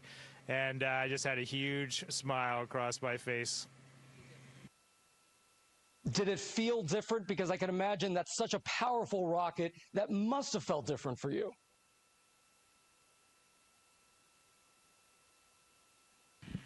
One of the biggest surprises was how smooth riding those solids was. We all expected a really just dynamic ride, a lot of motion. We were prepared to potentially not being able to see telemetry, maybe even not being able to, touch switches, and it was very smooth. It was a definite difference when they separated and we were just on the main engines, but just a steady rumble and a great ride. What do you want to tell Americans here at home who are watching this right now? They're quite amazed at the fact that you are speaking to us on the way to the moon right now. What do you want to tell them about this particular mission and why it's so important?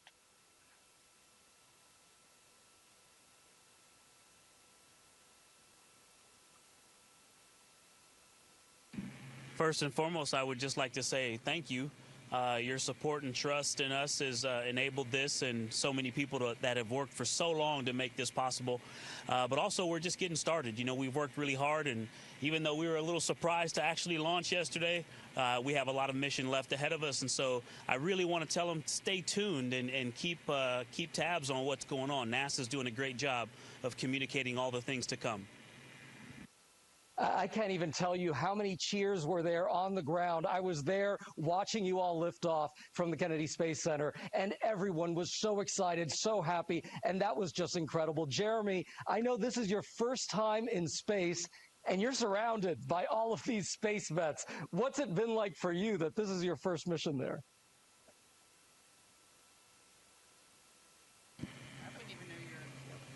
There has been a tremendous amount of disbelief for me. It's just so extraordinary. I just kept saying to them yesterday, like, I really like it up here. I wish I could have got here sooner. It's just such a tremendous place to be. The views are extraordinary. It's really fun to be floating around, and it just makes me feel like a little kid. I heard that there was a little bit of an issue with the toilet. Which one of you was the plumber?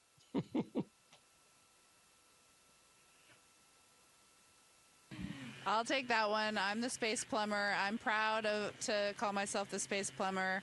I like to say that it is probably the most important piece of equipment on board. So we were all breathing a sigh of relief when it turned out to be just fine. It was just an issue, I think, of sitting for a long time and needing a little time to warm up, a priming issue. But we did originally think that there could have been potentially something fouling up the motor, and luckily we are all systems go. Oh, well, I'm sure I could see the faces right there. Y'all are very happy about that. I see that you're very cozy in there. It's tight quarters, but it was also a little chilly, I heard.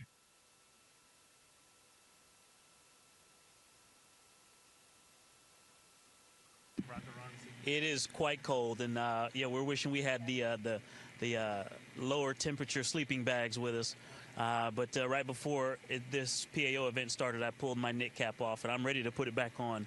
But Houston's been working with us to change fan speeds and temperature set points, and we've actually been able to warm it up a lot better in the last half a day or so. Our last nap before TLI, we got a lot more comfortable. Well, that's a really interesting question. How is it that you take a nap in there? What does sleeping even look like?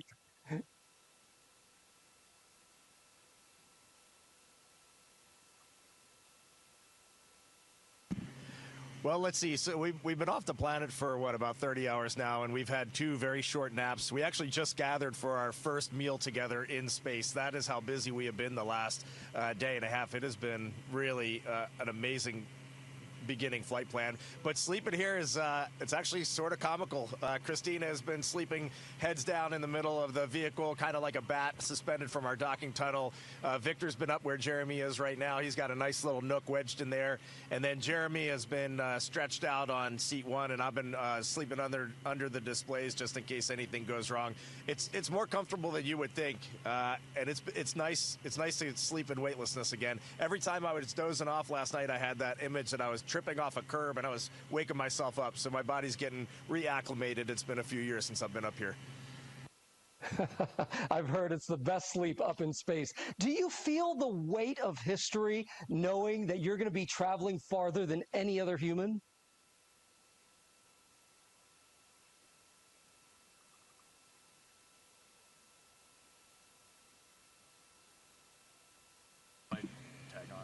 You know, it's a remarkable thing. You would think it would be weighty, but we just feel like we're lifted up by the team that supports us, and you just sort of execute the plan. A lot of people telling us how to work this and manage this vehicle, and a lot of great training, and you just kind of go step by step, which I think is pretty remarkable what this team can do, and it really highlights their excellence. And I think I just want to add, we just got done our translunar injection burn, and it was pretty tense moments there.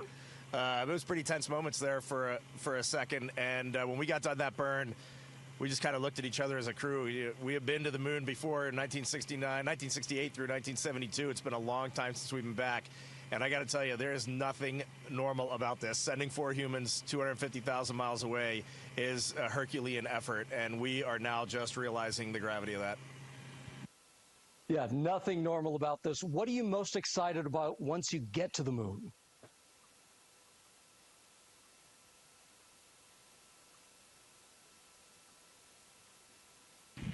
Having just experienced incredible views of planet Earth and seeing the entire planet out the window in one pane, knowing that we're about to have some similar views of the moon in that same way is definitely getting me more excited for it. I knew that that is what we would see, but there's nothing that prepares you for the breathtaking aspect of seeing your home planet both lit up bright as day and also the moon glow on it at night with a beautiful beam of the sunset, and knowing that we're going to get similar views of the moon.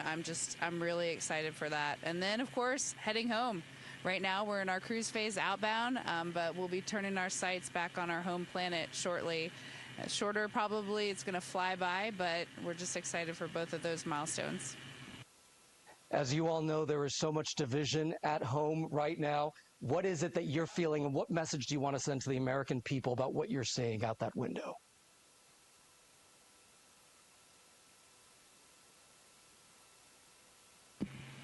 Well, the first thing I would say is trust us. You look amazing. You look beautiful.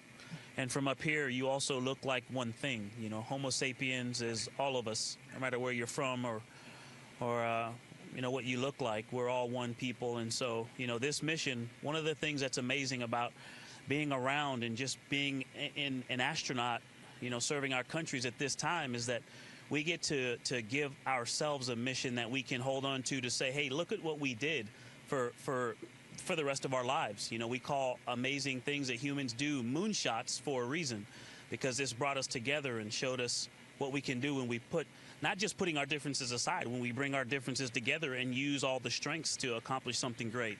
And so this mission will give us one of those that we all can remember and hold on to for the rest of our days. And I hope people will tune in and give us a chance. Integrity, what an honor to speak with you. Thank you so much.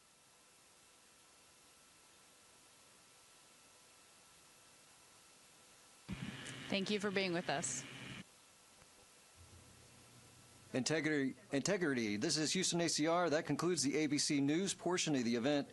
Please stand by for a voice check from Fox News.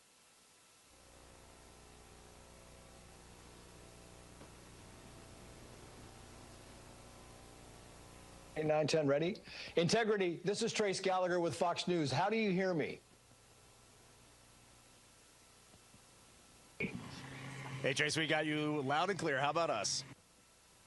I've got you loud and clear. I want to explain to the audience that there is a 4-second delay, so there'll be some pause between the questions and the answers. Congratulations. How does it feel to be the first humans to leave Earth's orbit in some 54 years? Is there a difference in Earth's orbit and being outside the orbit?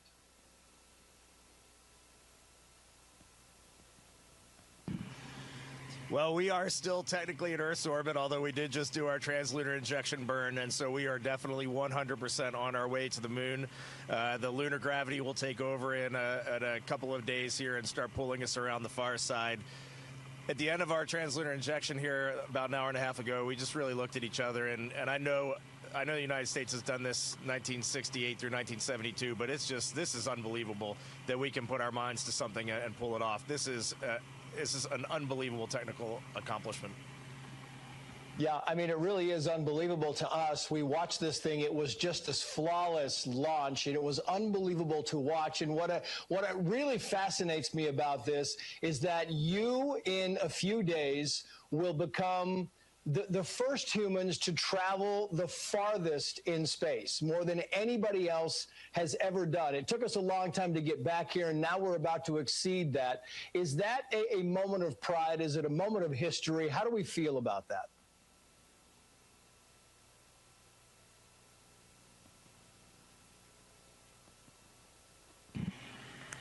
It's great you brought that up. We were aware that we would pass that milestone if we happened to launch on this date. There were other days where we wouldn't have necessarily. So we are not necessarily a crew that lives on superlatives, but it is a milestone that's important. It's important that people can understand and wrap their heads around what is the latest in what we're doing. What does this mean relative to what we've done in the past? What are we going to be pushing for into the future?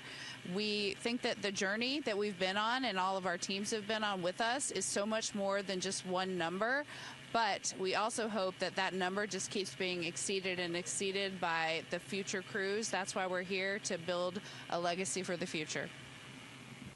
You know, it's interesting because yesterday, I mean, this thing went off almost perfectly, right? It was on time. Was that surprising? Because, you know, you look back just in recent history and missions tend to be delayed, sometimes hours, sometimes days. This thing went pretty much according to what everybody was hoping it would do. Was that somewhat surprising when they said we are a go for launch?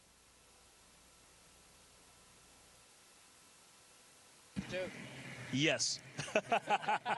You know, it was surprising. I think we were, you know, we like to say that we're prepared without having an expectation.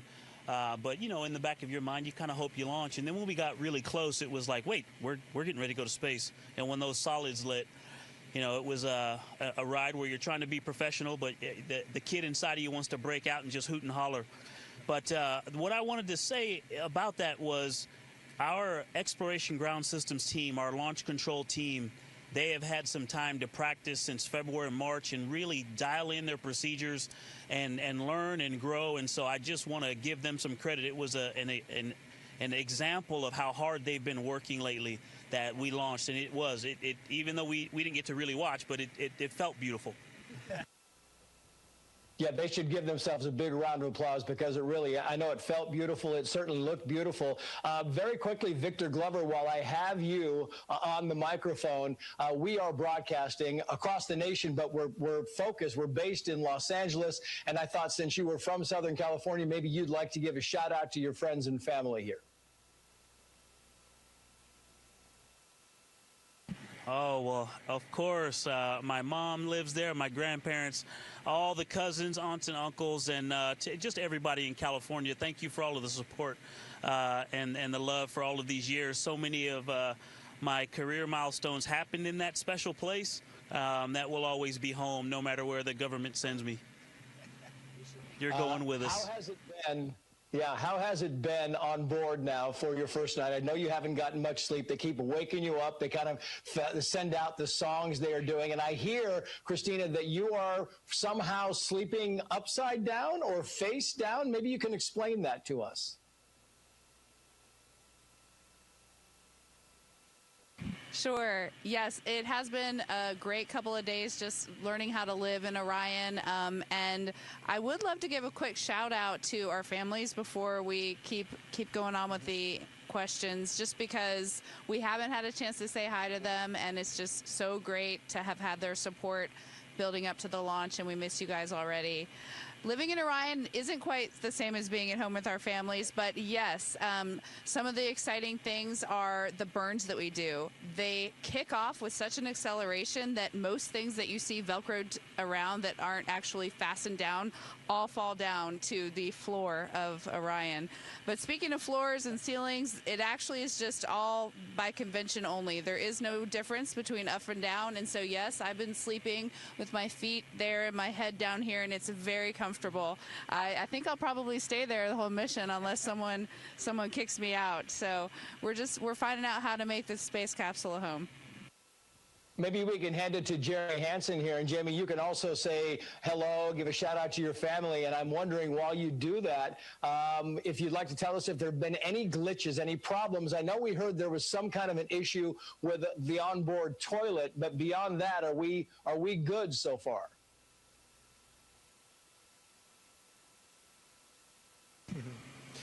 Yeah, great to have a chance just to say thanks to my family and missing them, and for the support from Canadians back home. Really appreciate the opportunity to be here and do this. We did have another little surprise today. I mean, the vehicle is in great shape, and we feel like everything's going really smoothly. But on our way to the translunar injection burn inside of 20 minutes, we did get a warning message that, well, emergency message for cabin leak suspected, which grabs your attention because this is right when you're coming through some of the higher density orbits and you might run into something. And, you know, you go from 20 minutes to doing this burn where you're going to head to the moon to thinking about, are we going to cancel this burn, start getting in our spacesuits, and then trying to figure out how to get home in a day or less. And luckily, that was just a little anomaly, and the Houston helped us out. They confirmed they were seeing good cabin pressure, as were we on board, and we did the burn, and now we're on our way to the moon, feeling good about Integrity. She's a good ship. It's going to be fantastic. Reed Weissman, you are the commander of this mission. Maybe you'd like to give a shout out to your family as well. And I'm wondering, the responsibility, does it weigh heavy on you? Do you feel like, you know, I'm just not going to go to sleep. I'm going to make sure that we do everything we need to do. What is it like to be the commander of something so historic and something that people have been waiting for so long?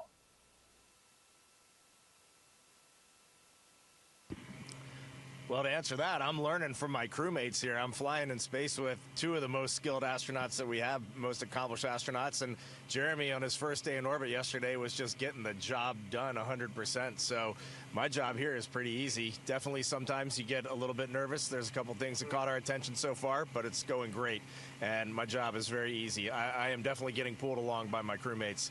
And then you gave me the opportunity. I'm taking it. Say hi to my family, my dad back in Maryland, and my brother probably heading home to Washington, and then everybody back in Houston. My daughters, my girlfriend, everybody's doing great back there. Thank you. I guess really, lastly, what we really need to know is, are you happy so far with the food? Are you happy so far with the wake-up songs and the music? Any kind of request that we can make on your behalf while we get a chance to talk to Mission Control a little bit later? We get a chance to talk to Mission Control a little bit later. We just had our first meal together. That's how busy it's been. And this morning, our lead public affairs, Courtney Beasley, we heard her voice come on the radio first, and she introduced the songs and some amazing messages from the teams across this international program that have put this vehicle together. And we all agreed we would wake up slow and get into the day easy and quiet. And this morning, we all got up cheering and rocking and getting everything ready to go. It was the perfect way to start our day. Yeah, well, you are making history. Reed Weissman, Christina Koch, Jeremy Hansen, Victor Glover. Congratulations to all of you. America, the world is with you. We are watching every moment of this journey, and we will cheer you when you get back and along the way. Thank you for joining us. Best of luck to you, and safe travels.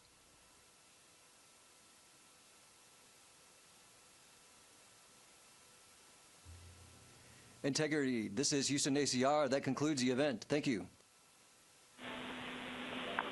And thank you to all participants. Integrity, we're now resuming operational audio comm.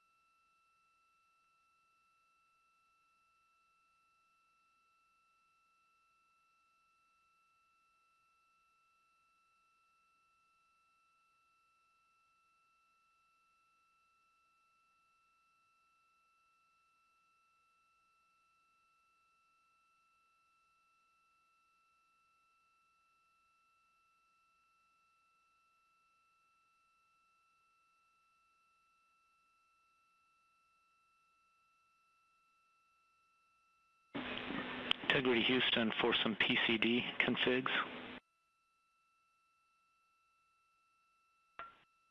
Go ahead, Mark.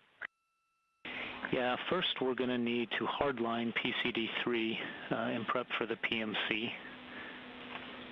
And then second, one more Hail Mary to troubleshoot that PCD4. We'd like to try removing the SD card from the back behind the kickstand, and then repeat those steps that you took earlier, which was holding the power and up volume switches simultaneously for 20 seconds and trying to get an exit screen to come up.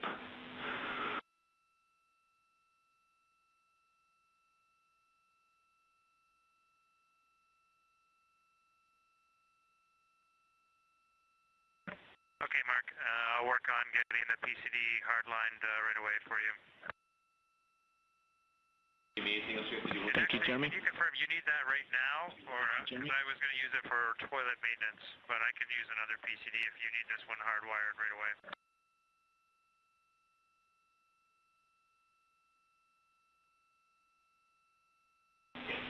Yeah, Jeremy, we do need PCD3 for the PMC, so if you could use another one for the toilet maintenance, that'd be great.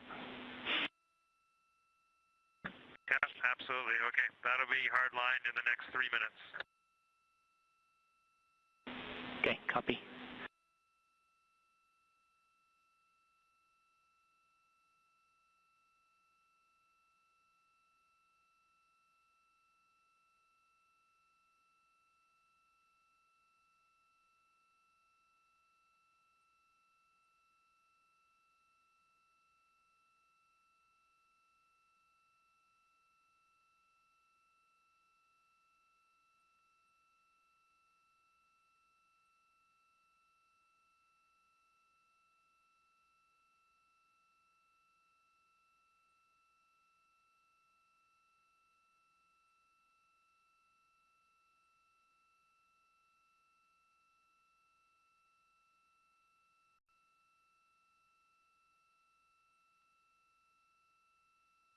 This is Artemis Mission Control with a mission elapsed time of 1 day, 4 hours, 29 minutes into the Artemis 2 mission. We got a great look at the crew aboard Orion, also called Integrity. That was their first opportunity to talk with media back here on Earth and share with us what it's been like since they started their journey to the moon. It was a big day for the crew as we conducted and completed the translunar injection burn. This takes them out of high Earth orbit and commits them to flying around the moon and splashing down on Earth on flight day 10. The Orbit 1 team has handed over to the Orbit 2 team, now led by Flight Director Paul Kanya. And therefore, I am also handing off to my colleague and friend, Sandra Jones, NASA Public Affairs Officer, who's going to be on with you for Orbit 2 today. Our live coverage continues on NASA YouTube 24/7 all the way until the crew is safe back home on Earth. Thanks for watching, and I personally will rejoin you tomorrow morning.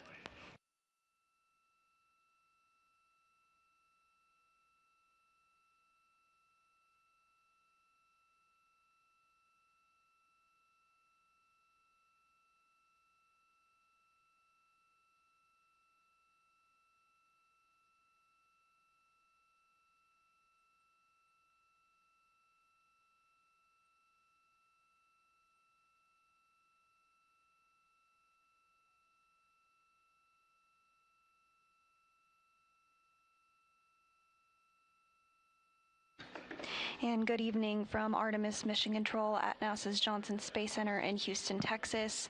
As Leah stated, I'm Sandra Jones, and I'm going to be continuing to bring you live coverage around the clock for this shift as we continue the historic crewed test flight of Artemis 2, humanity's return to the moon for the first time in over 50 years.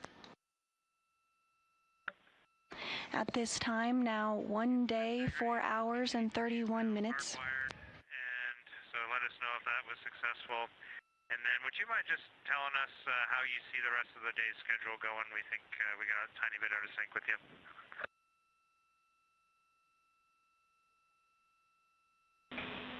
Copy. Checking.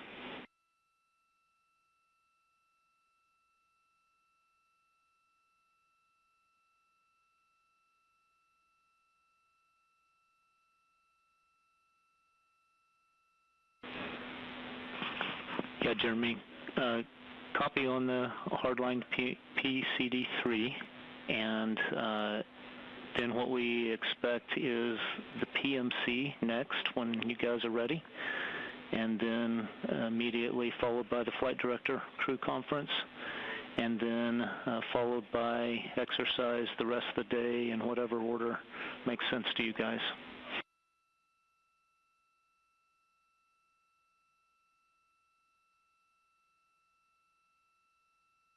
Okay, copy that. And any leans on when we do the toilet maintenance from your perspective? Checking.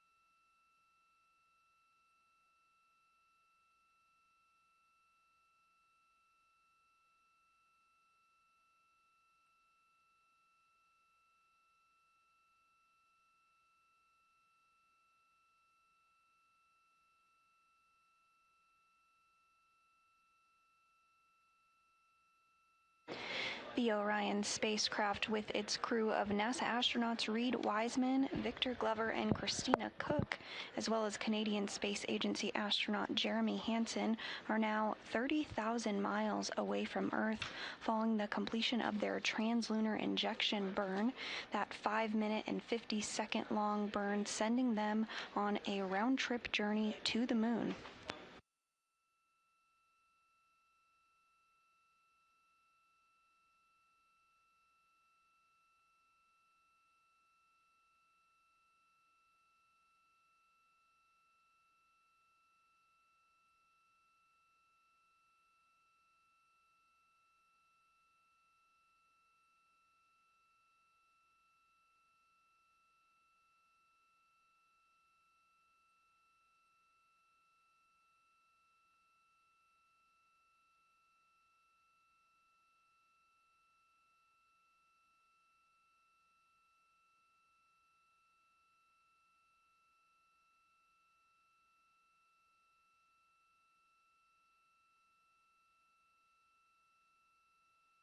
And following that 5-minute and 50-second long translunar injection burn, we do have some updated statistics for you regarding the Integrity spacecraft and the distance that it will travel from the Earth.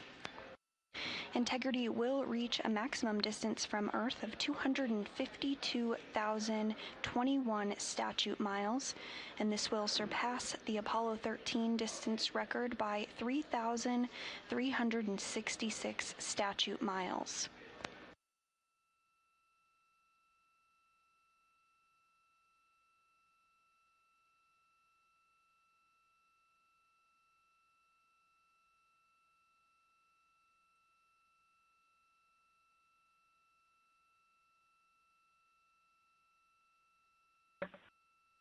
Houston Integrity for VC. I believe we are logged in, waiting on your call.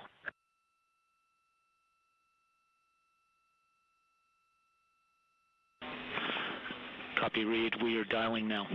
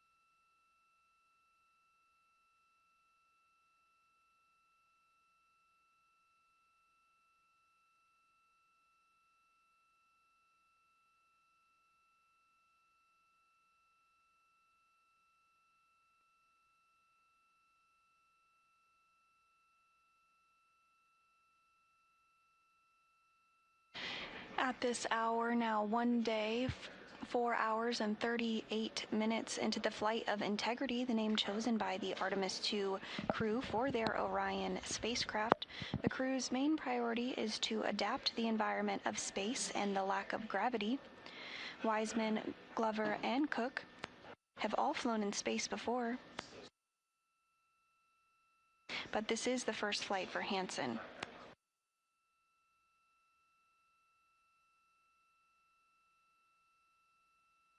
Additionally, on the docket for the crew during the remainder of this Orbit 2 shift are exercise activities on the Flywheel exercise machine that was tested out for the first time earlier today. Flywheel is a simple cable-based device for aerobic exercises like rowing and resistance workouts, such as squats and deadlifts. It works like a yo-yo, giving astronauts as much load as they put into it, maxing out at 400 pounds. Following this, the crew will head into their pre-sleep period before getting some rest.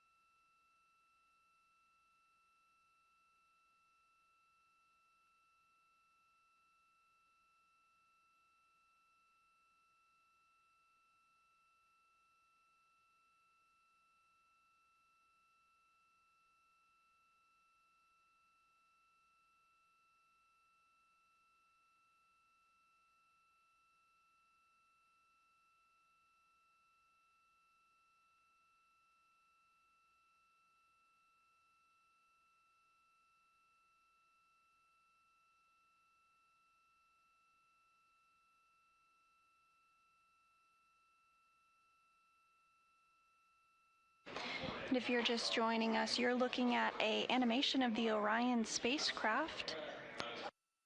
Integrity is now 31,000 miles from Earth and just over 211,000 miles from the Moon, traveling at a speed of 7,820 miles per hour.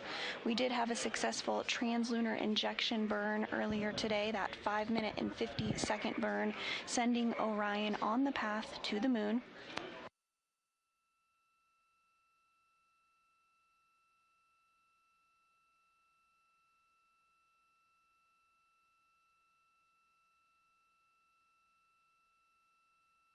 Additionally, this burn set up the Orion spacecraft and its crew to travel the farthest distance from the Earth, rather, that any human being has ever before.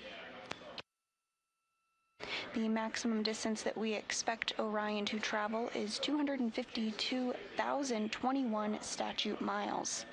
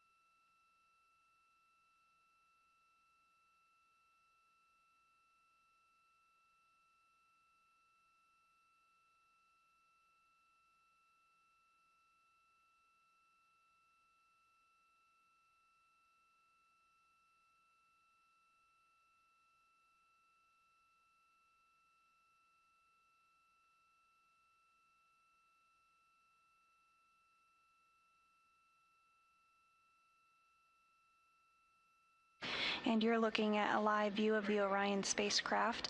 The large engine that you see in the center of the Orion spacecraft on the bottom of the service module is the Orbital Maneuvering System engine. This was built by Aerojet Rocketdyne and was the engine that was used today for the translunar injection burn. Again, that 5-minute 50-second burn, sending Orion on its way to the moon. This is a repurposed Space Shuttle Orbital Maneuvering System engine that has flown in space before.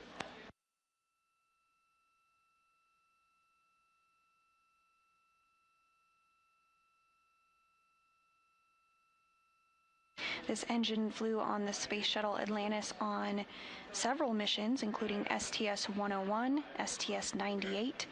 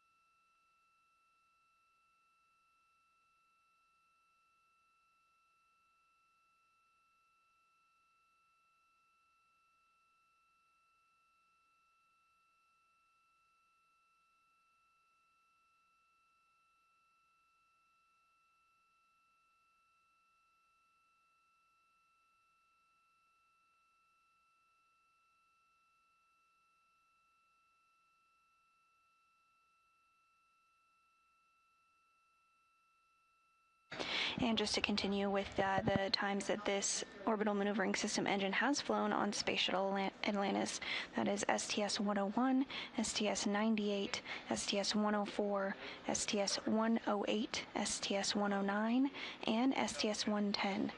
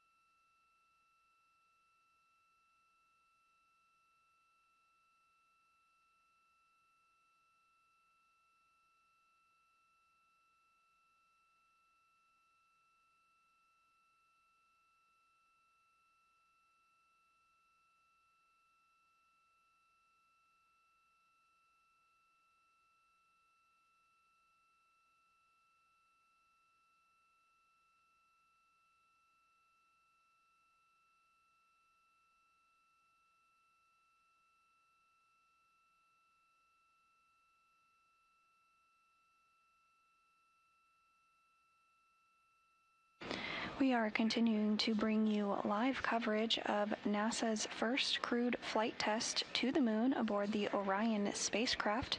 Orion now 31,500 miles from Earth following launch.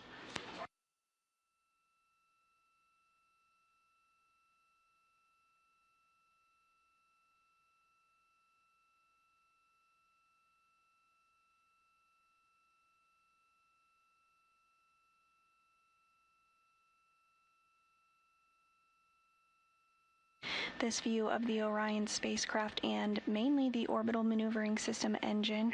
Integrity on 1, PMC complete, ready for flight director conference when you are ready. We are setting up for that.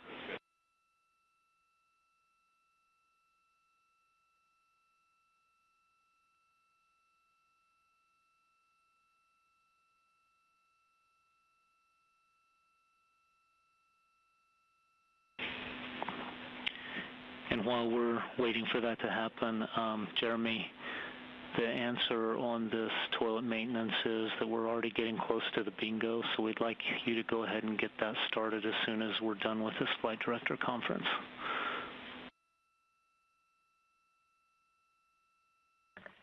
He copies. Thank you.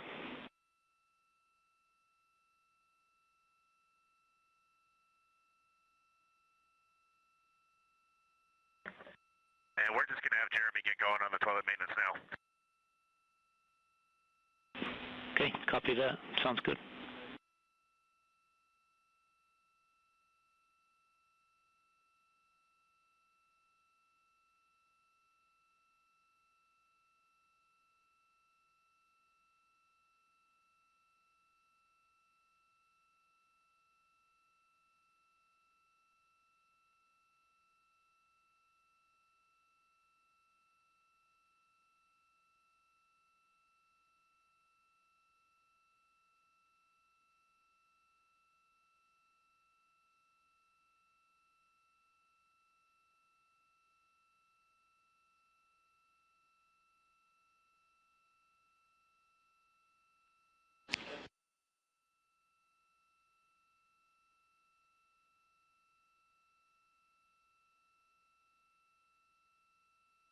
And we did just hear some communications from the ground up to the crew aboard the Orion spacecraft, namely NASA astronaut Victor Glover, getting things configured for their daily medical conference to check in and see how they're feeling.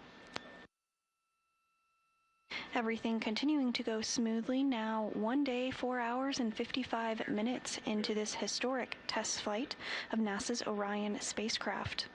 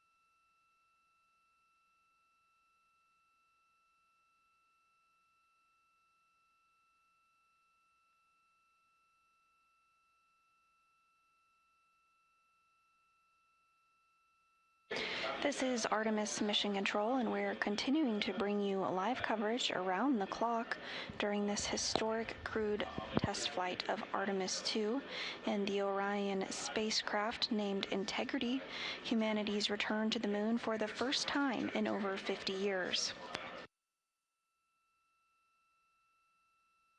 Following liftoff atop the Space Launch System rocket from the Kennedy Space Center in Florida, NASA astronauts Reed Wiseman, Victor Glover, and Christina Cook, as well as Canadian Space Agency astronaut Jeremy Hansen, separated from the SLS, remaining inside Orion and still attached to the upper stage of the rocket, the interim cryogenic propulsion stage.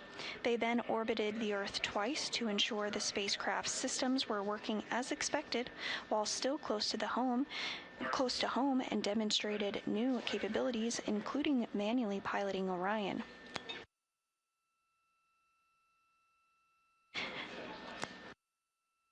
Earlier today, the orbital maneuvering system engine, the large engine you see on your screen there, fired for 5 minutes and 50 seconds.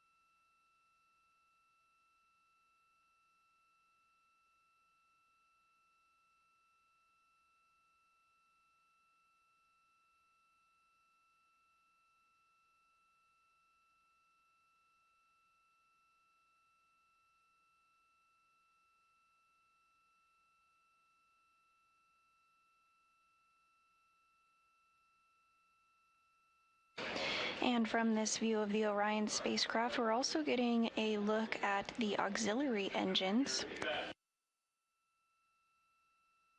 These smaller engines are located on the bottom of the service module in 4 sets of 2. And each engine provides about 100 pounds of thrust.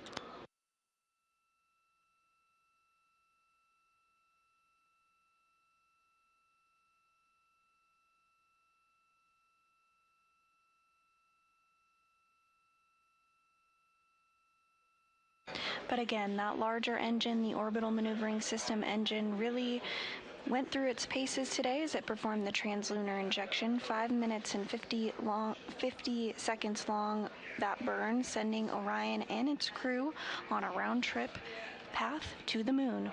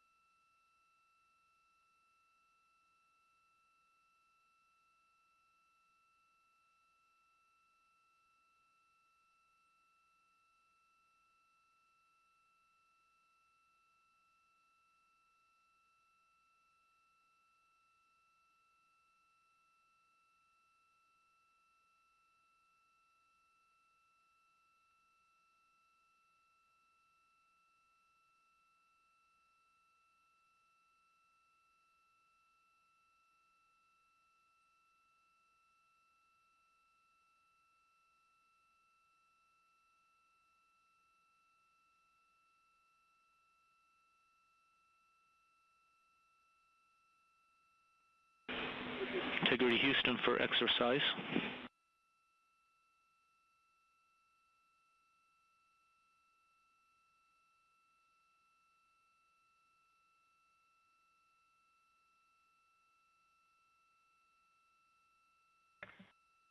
Go ahead, Mark. Yeah, at this time you have a go for exercise. We'd like to remind you to do the AGA readings before you get started, and also ask you to give us the state of charge on the batteries on the accelerometers first.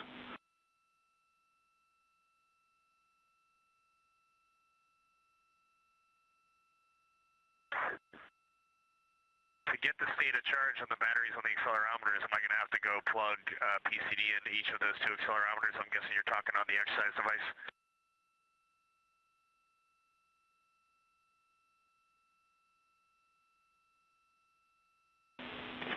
Actually, Reed, did you catch that when you did the initial activity? Did you remember seeing that? I do not remember seeing state of charge.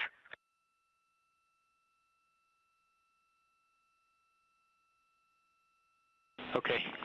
No, we don't want you to go to the trouble of plugging in a PCD, so we'll catch it on the next one. So disregard that one. Okay, sounds good. I do have a Flywheel Excel data transfer activity later today. I can try to do it then. Okay, that'd be great.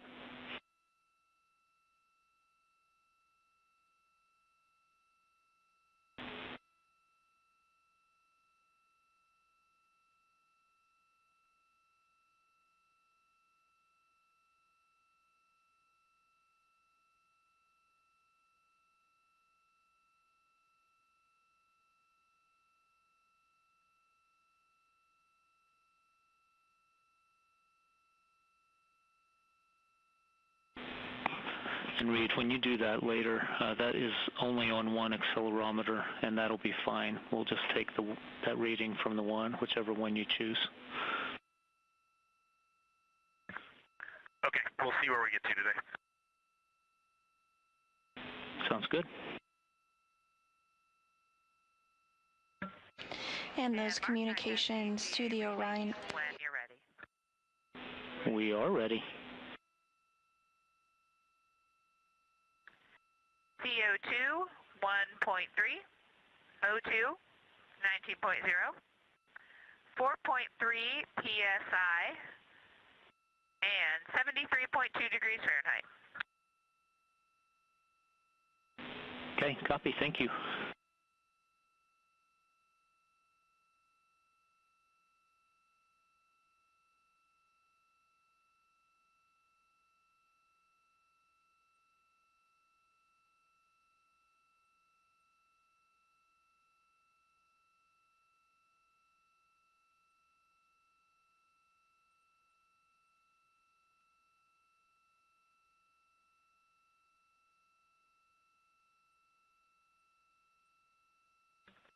an integrity question for toilet maintenance. Go ahead. Hey, Mark. Jeremy is doing a very thorough cleaning, and notice the lid on the commode. When you raise the outer lid, the one that has the quarter turn that keeps it shut, inside there's another moving piece that the toilet seat is installed into, where the fecal bag is held in. On the bottom ring of that, it appears to be covered in tape or some type of seal protector. We were just curious if you know that should be removed, or if that's actually supposed to be there. And also, just for your awareness, when you lift the toilet seat up, the cover raises the toilet seat. They're kind of friction fit together, and you have to reach up in there and pull the seat down so that you can actually use it.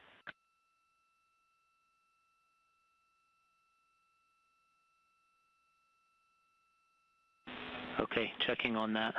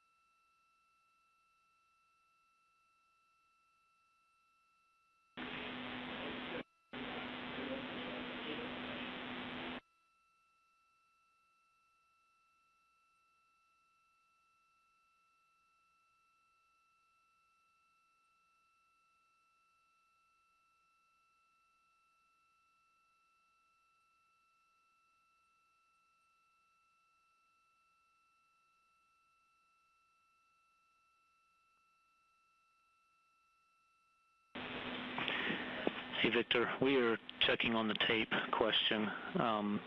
The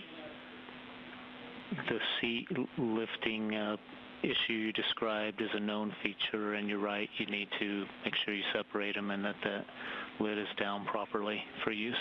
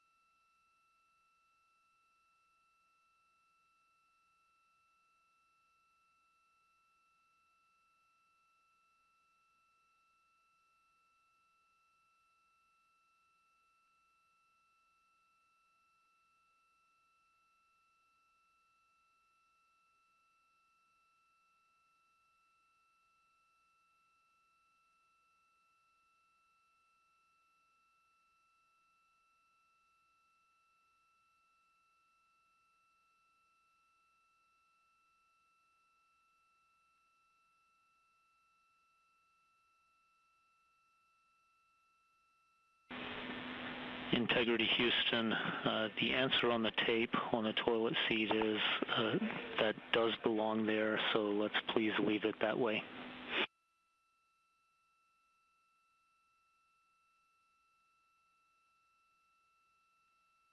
Okay, we copy. Thanks for checking. You bet.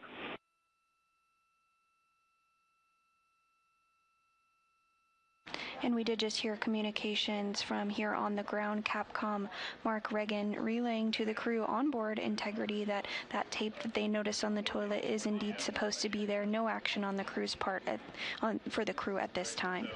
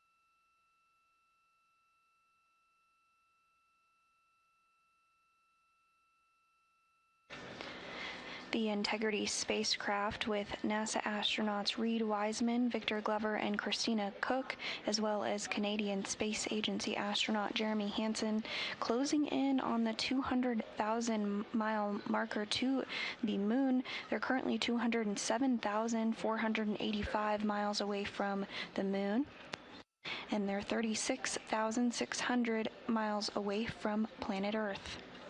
Orion is traveling at a velocity of 7,239 miles per hour.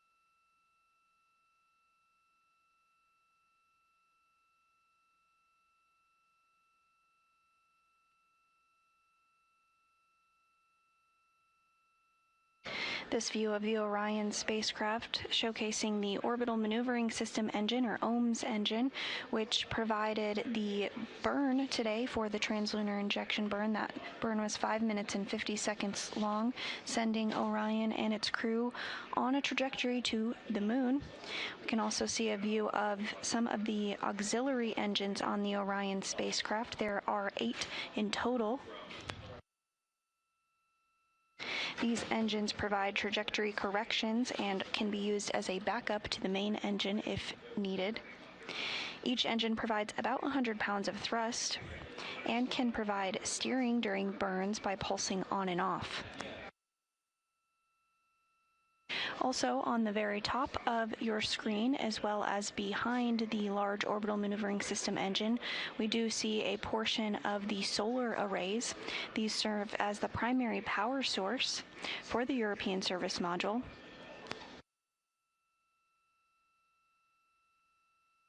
And in this animation, you can see a better view of the Orion spacecraft as well as those 4 solar arrays. Each wing measures nearly 23 feet long and is composed of 3 panels. The 4 wings can pivot on 2 axes to remain continuously aligned with the sun for maximum efficiency.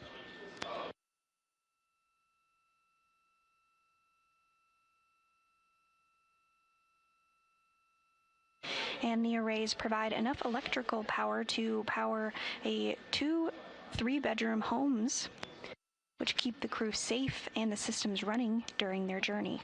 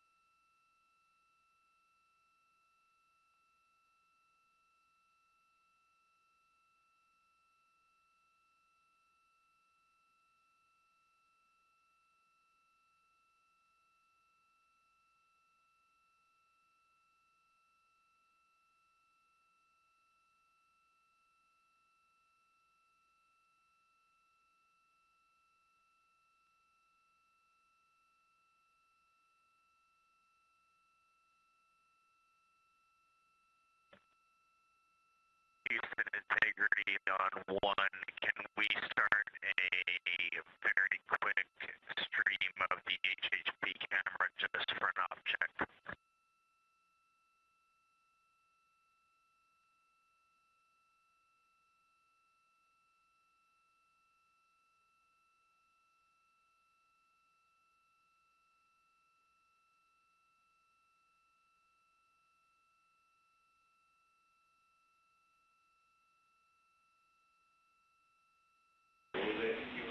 Integrity, that was unreadable. We're trying something.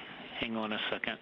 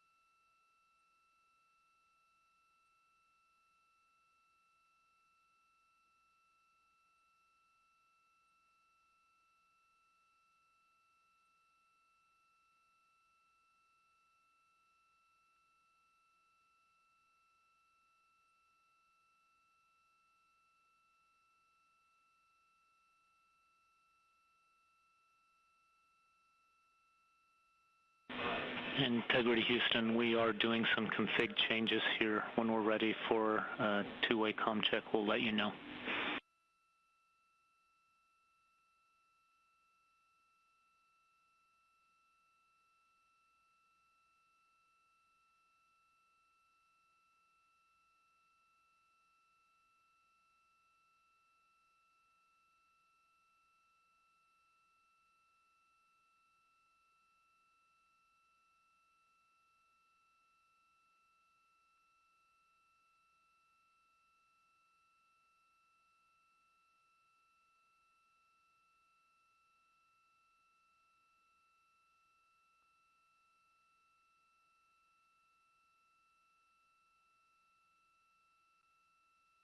You're looking at a live view inside the white flight control room here, serving as Artemis Mission Control.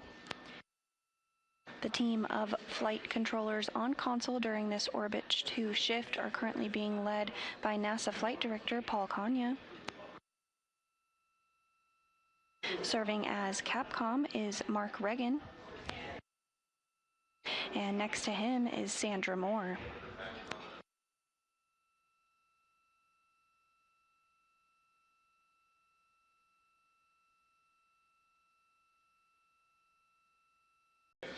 We're now 1 day, 5 hours, and 34 minutes into the flight of Orion.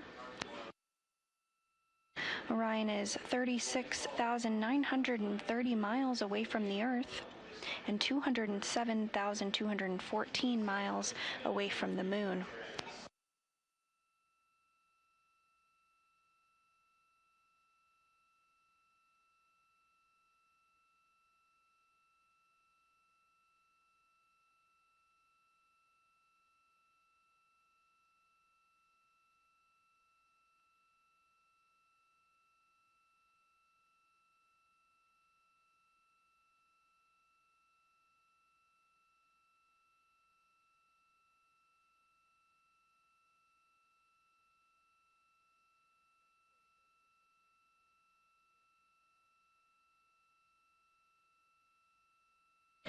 Earlier today, the translunar injection burn was completed with the large engine you're seeing on your screen there, the orbital maneuvering system engine. That burn was 5 minutes and 50 seconds long, sending Orion on the path to the Moon. Additionally, the crew had the opportunity to test out the Flywheel exercise device on board the Orion spacecraft. The Flywheel is an exercise device that uses a flywheel, as the name suggests, Integrity in a Houston series. 1 with the voice check.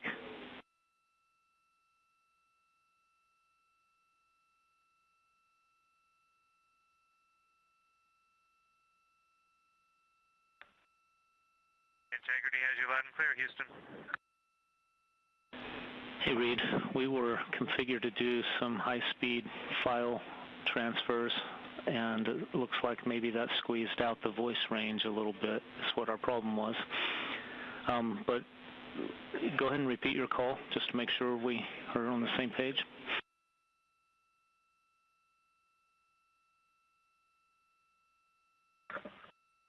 You probably already answered my question. I wanted to know, or just let me know when is a good time for us to try a quick HHP camera downlink to you. Okay, we will go for that right now.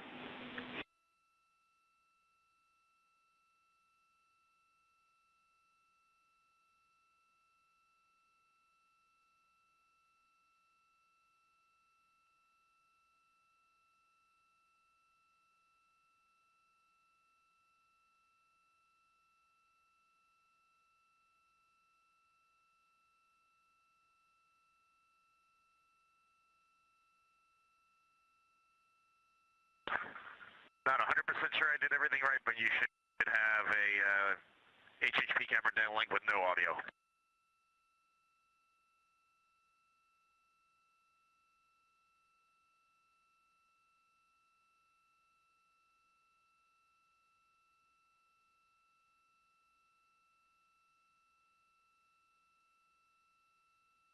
Okay, Reed, looks like the good news is that was a good test, and what we're seeing is a crew member exercising.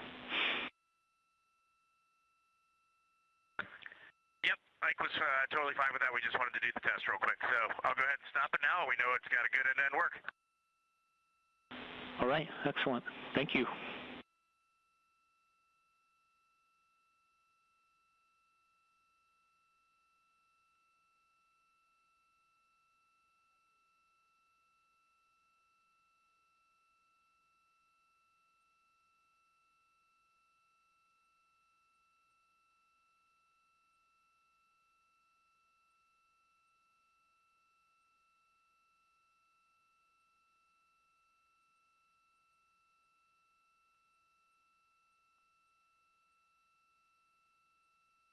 We did hear those communications from the ground up to the crew on board Orion.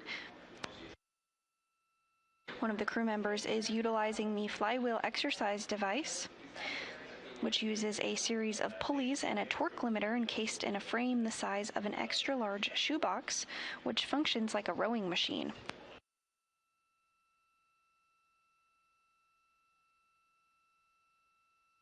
When exercising on the Flywheel, the crew uses a strap placed between their feet, which attaches to either a bar or a harness to interact with the device.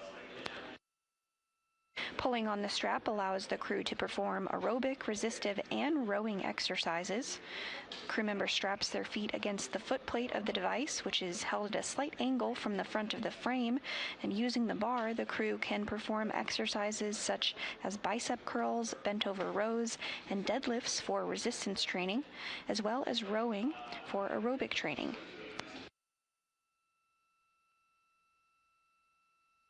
During this mission, the crew will use the Flywheel every day except launch and landing.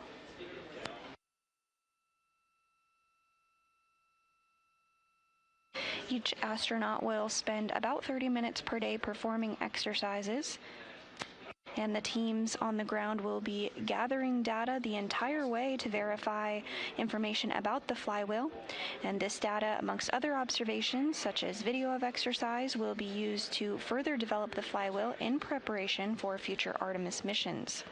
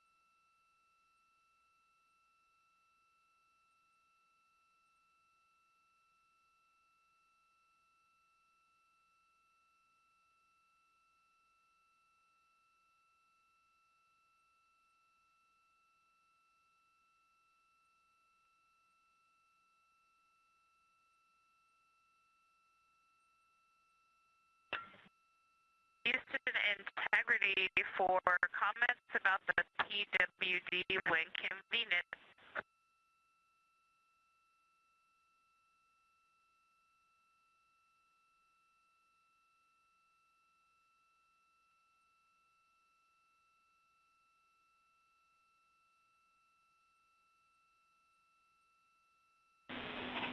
Hey, Christina, can you give us a minute?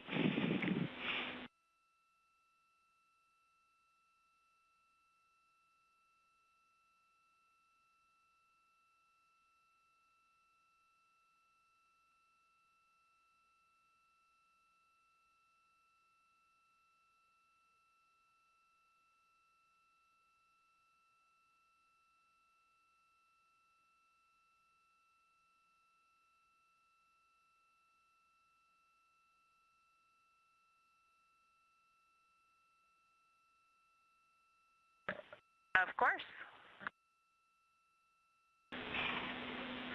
Okay, now we're ready.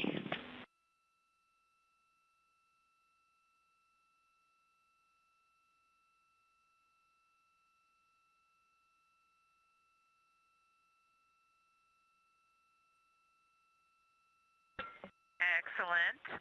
Hey, actually, question about that. When I first made the call and there was the pause in calling back, we saw a ping suspect. Do you expect ping to go suspect when you're doing large or high rate file transfers? We did check and saw we weren't in a handover.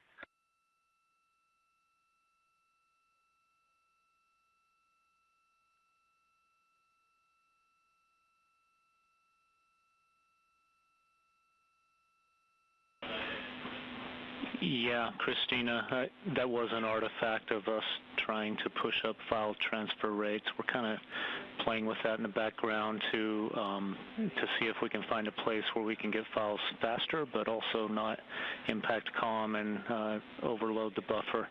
I think what we've decided is we're just going to stay at the safe rate that's been working so far in the mission and play with this a little more tonight after you guys go to bed.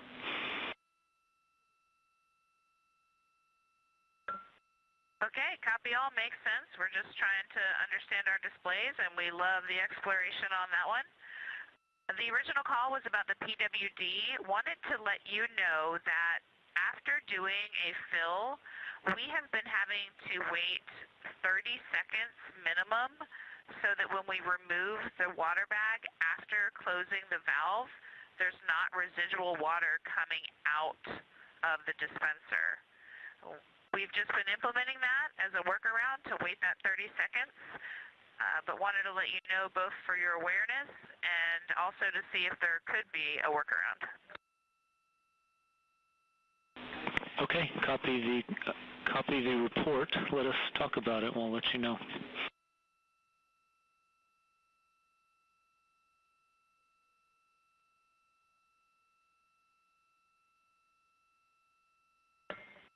Thanks, Mark, and as you probably imagine, that's a low priority. We're getting by just fine as it is.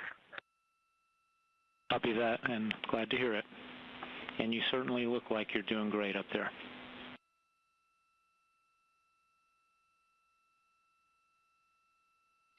And those communications from the ground to NASA astronaut Christina Cook referencing the PWD, that's the potable water dispenser, which gives the crew easy access to water inside the crew module during their missions.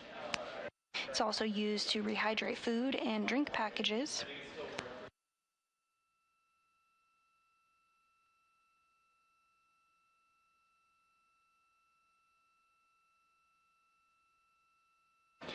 At this time, we are now 1 day, 5 hours, and 51 minutes into the first crewed flight test of the Orion spacecraft. Is it just trickling, dripping, or is it more of a steady flow for a little while?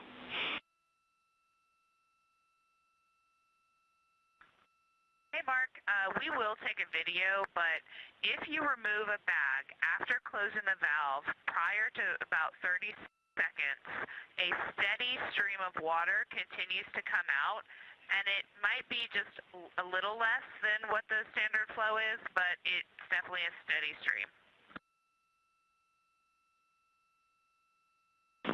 Okay, copy.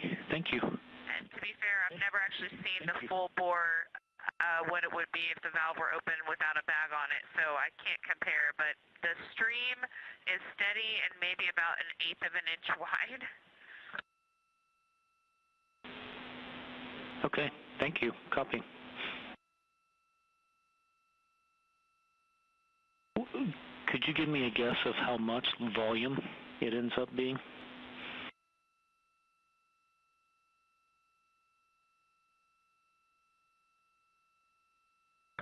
We have someone who thinks that what it is just a line's worth of water. Maybe it's just emptying out until the back pressure goes away. Can't say the volume because we always just stick a bag back on it quickly to stop the flow and then wait longer. So don't have a strong, easy answer for you on that one. That's good enough for now. Thank you.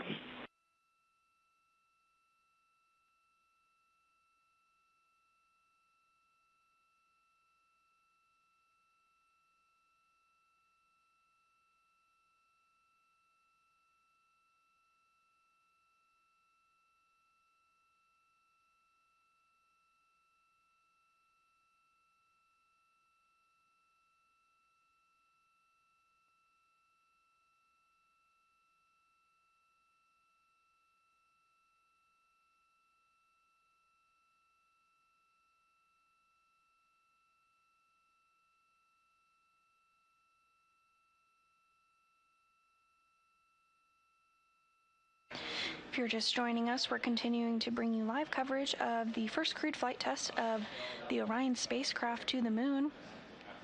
We're now 1 day, 5 hours, and 54 minutes into this test flight, and the Orion spacecraft is traveling at over 6,900 miles per hour.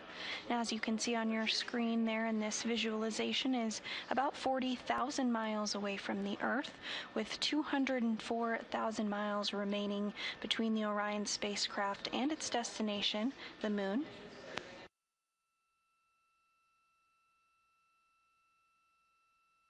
Following the translunar injection burn earlier today, the Orion spacecraft is slated to beat the Apollo 13 record of farthest distance from the moon by which will be 252,021 statute miles.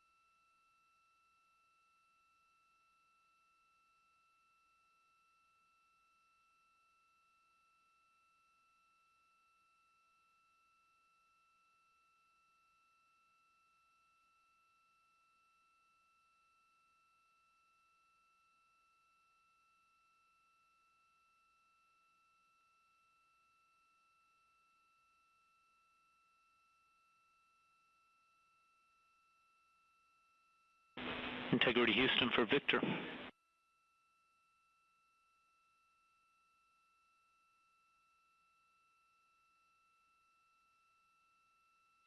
Mark, go ahead. Yeah, on this PAO daily imagery transfer activity, we would like priority on those Earth photos the first 30 minutes after TLI that Reed was excited about, if possible.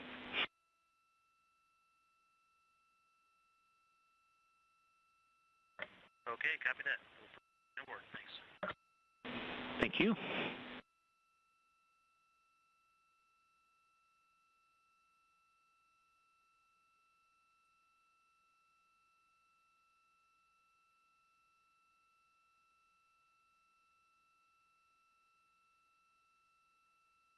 And you did just hear those communications referencing some imagery that was taken shortly after the translunar injection burn.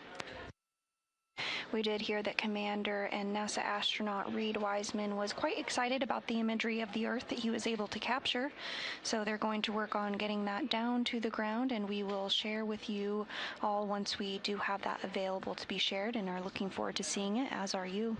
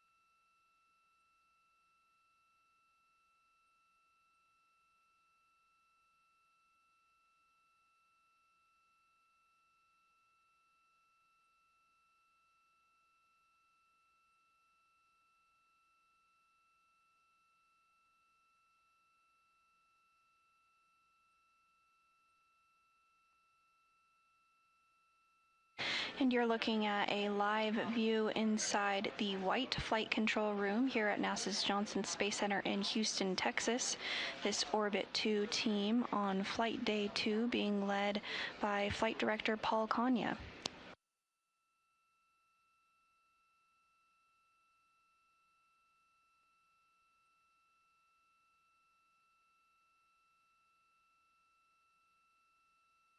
The crew is continuing to step through procedures for their day following the translunar injection burn, that 5-minute and 50-second long burn, setting them on a course to the moon and back. At this time, NASA astronaut Christina Cook is utilizing the Flywheel exercise machine on board Orion as part of her 30-minute exercise requirement per day.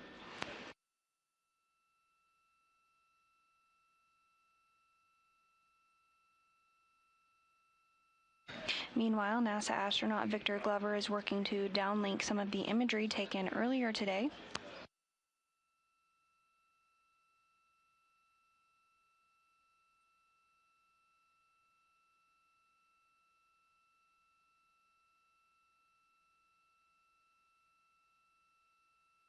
The crew will continue to step through a few more procedures before they have a private medical conference. This is a standard daily conference. On one for window inspection on Reed's timeline.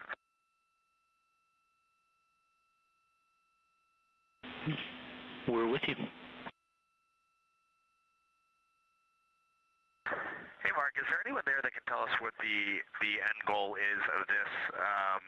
Are we trying to do the interior panes or all the panes all the way through? I know it says I can dim cabin lights, but it's next to impossible to get a clean image of these windows. Okay.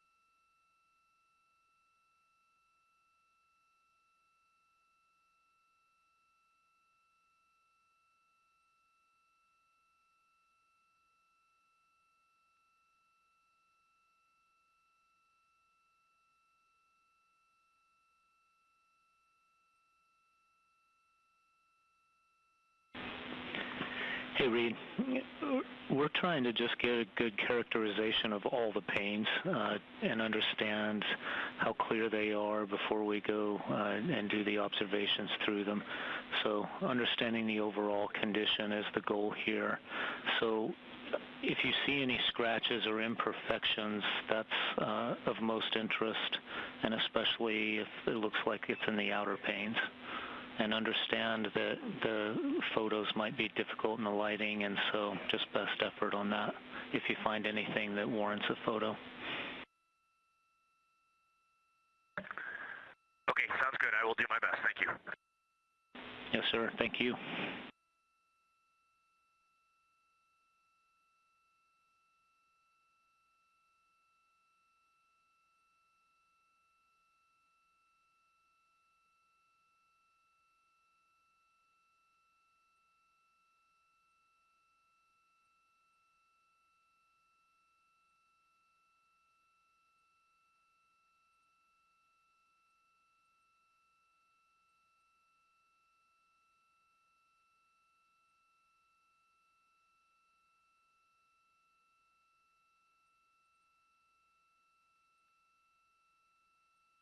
Houston integrity for exercise. Go ahead, Christina. Yes, I'm in the Flywheel exercise ops procedure step 8.4. This is our first time with the accelerometers configured, and it does say on MCCH Go, switch them both to the on position. I actually just did that. Is that going to be okay? Yes, it's going to be okay, so you have a go in hindsight. Thank you for the retroactive go. Do you need us to get the accelerometer go every time, or is this just a final check to make sure we're go for exercise? Checking.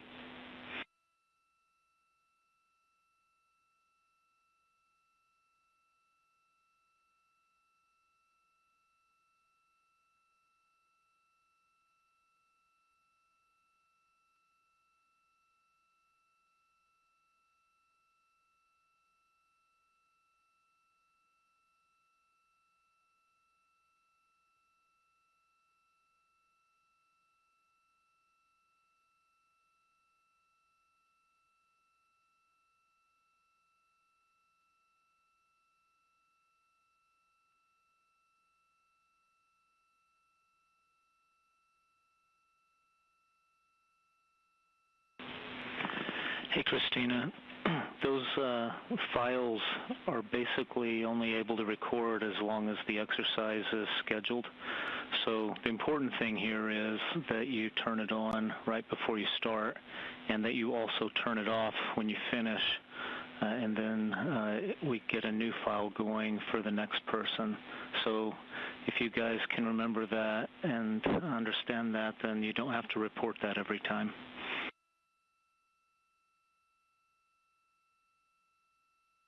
Copy all. Thank you. Yeah, thank you.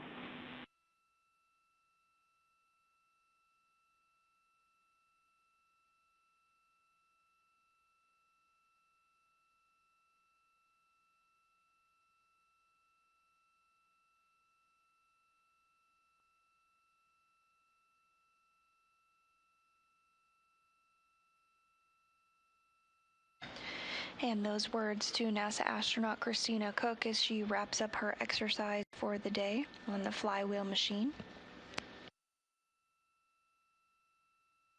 The Flywheel exercise device is utilized for 30 minutes each day by every crew member during this test flight.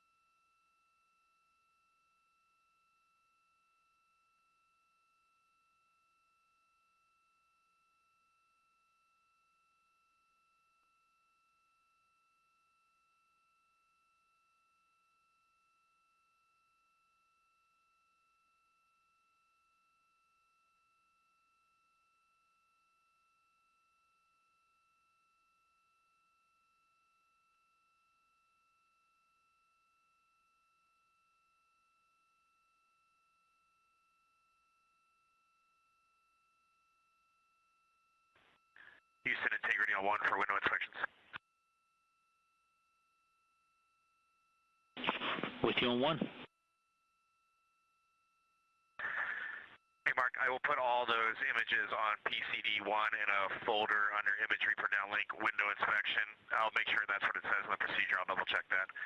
And then just big picture, there's just a few little blemishes here and there, a couple little scrapes on the innermost panes.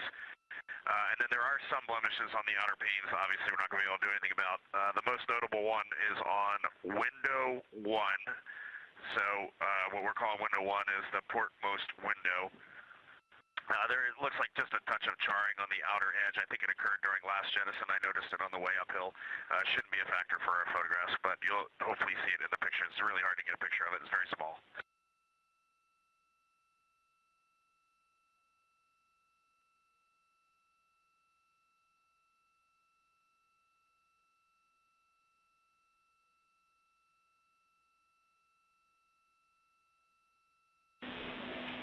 Okay, Reed, copy all of that. Thank you for that report. And actually, we don't need you to downlink those. We'll get those for post-flight analysis.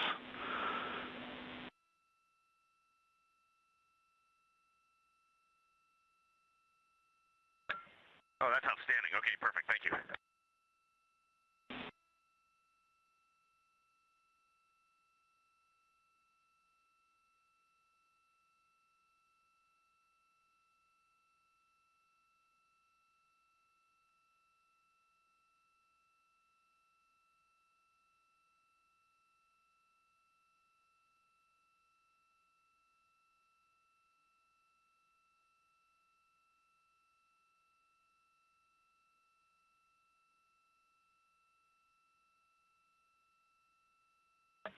Houston integrity for portable speaker. Go ahead.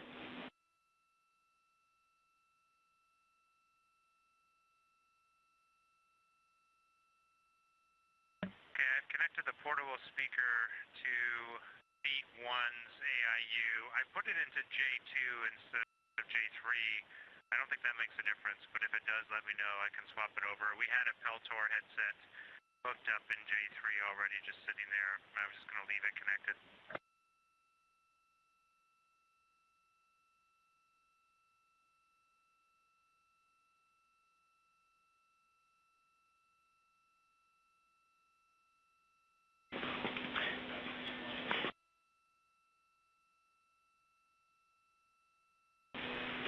Yeah, Jeremy, those are fine. J2 and J3 are functionally the same. We have one command, but thank you for letting us know where that is.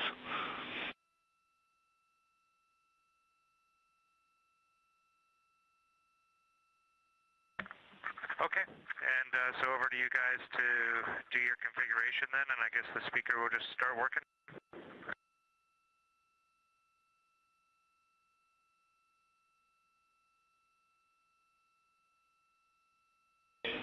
Checking.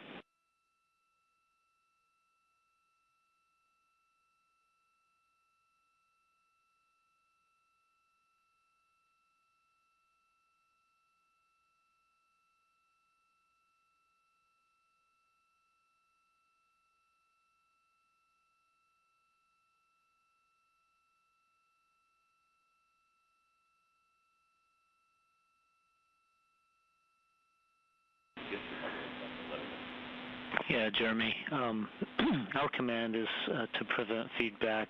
You'll still need to make sure that you've plugged in the USB port for power and turned on the knob.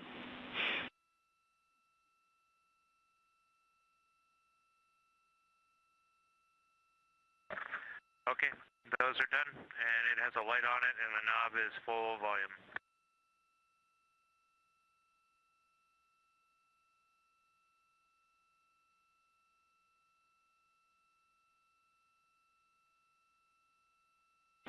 So, Jeremy, testing, are you hearing this call through it?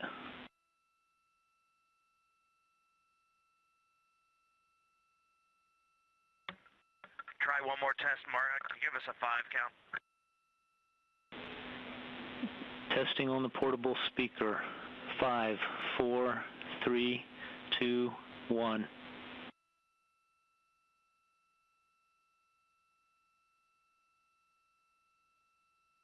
Okay, we're not hearing anything. Let us troubleshoot a little bit.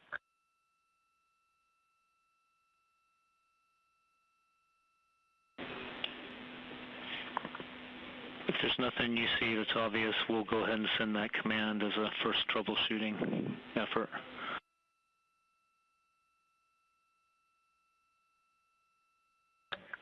Yes, please send it. Okay, in work.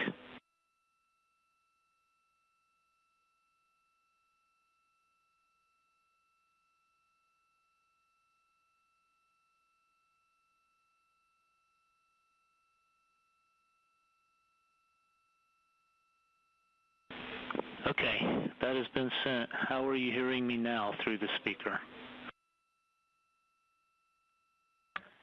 No apparent change. Okay, well, let us scratch our heads.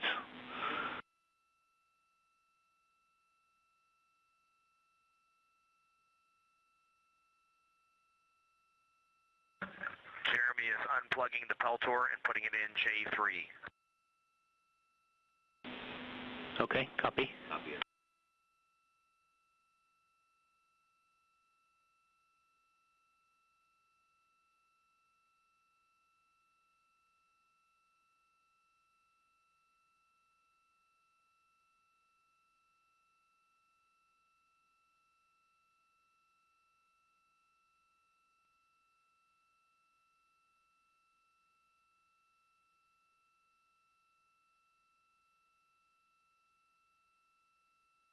If you're just joining us, we are 1 day, 6 hours, and 21 minutes. And if so, are you hearing any difference?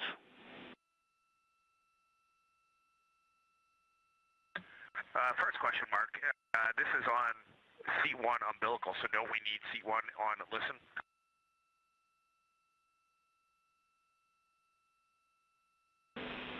Checking.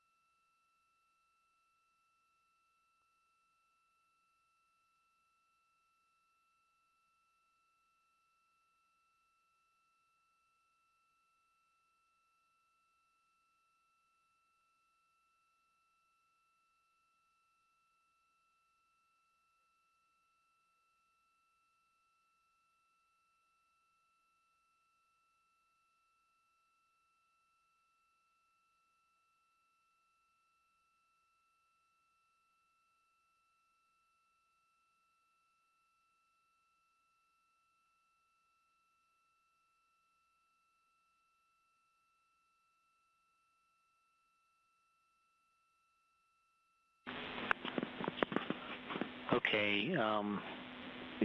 Can you verify, first of all, you are plugged into J3 now and you're still not hearing me in that config, is that correct? I think we resolved the issue. We just went to listen on seat 1, and now we hear out of both speakers very well. Okay. Very good news. Thank you. The only issue is now when we transmit, we can hear it almost real time coming out of the COT speaker.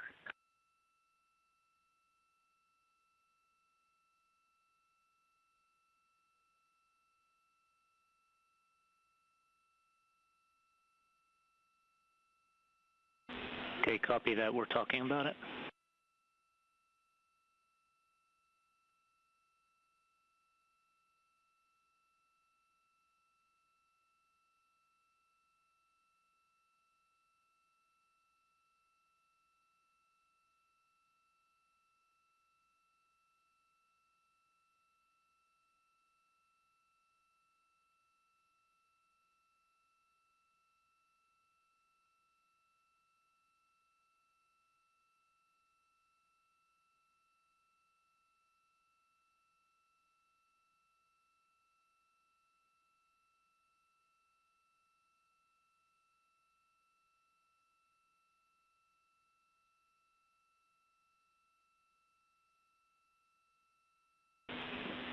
Okay, we sent another command. Does that change anything now?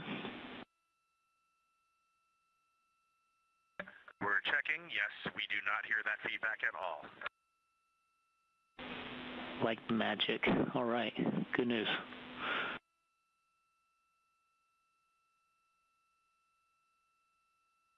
Yeah, strongly agree. That's awesome. Thanks, Mark. Yeah, our pleasure.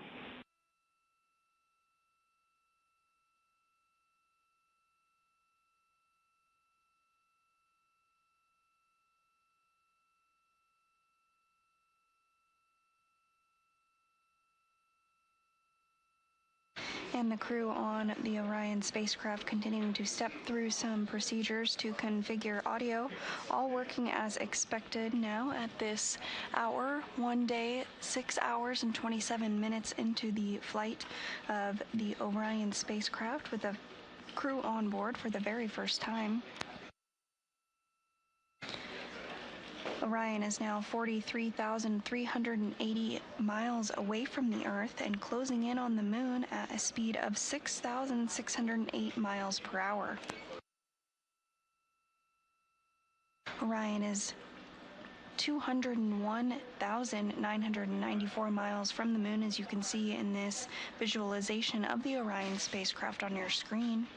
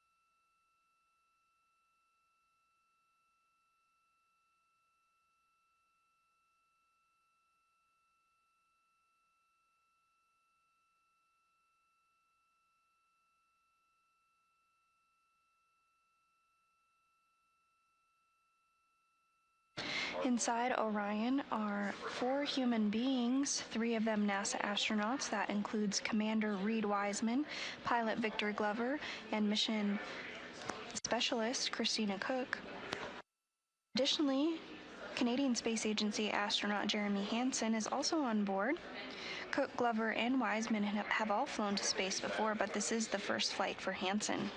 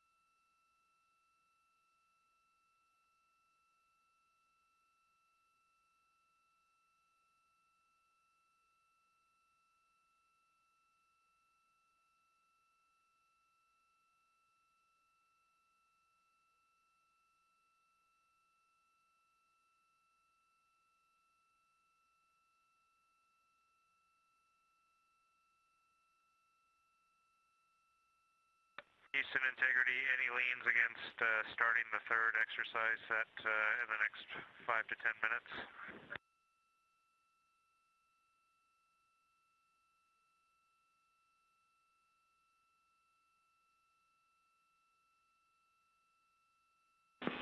No leans, have at it.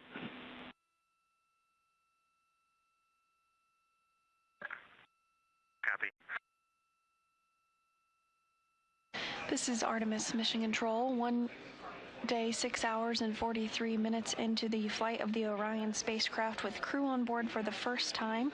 You just heard those communications from the ground. Capcom currently serving during this Orbit 2 shift is Mark Reagan. He relayed up to the crew that they do have the go to continue with their next set of Flywheel exercises. The Flywheel is a simple cable-based device for aerobic exercises like rowing and resistant workouts, such as squats and deadlifts. It's used for about 30 minutes per day by the crew aboard the Orion spacecraft during their test flight around the moon.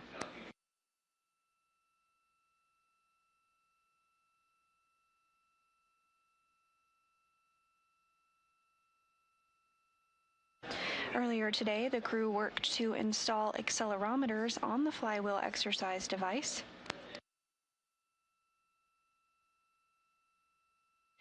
Additionally, a software checkout of the Flywheel was completed and everything is up and running, and it is being utilized by the crew on board Orion today.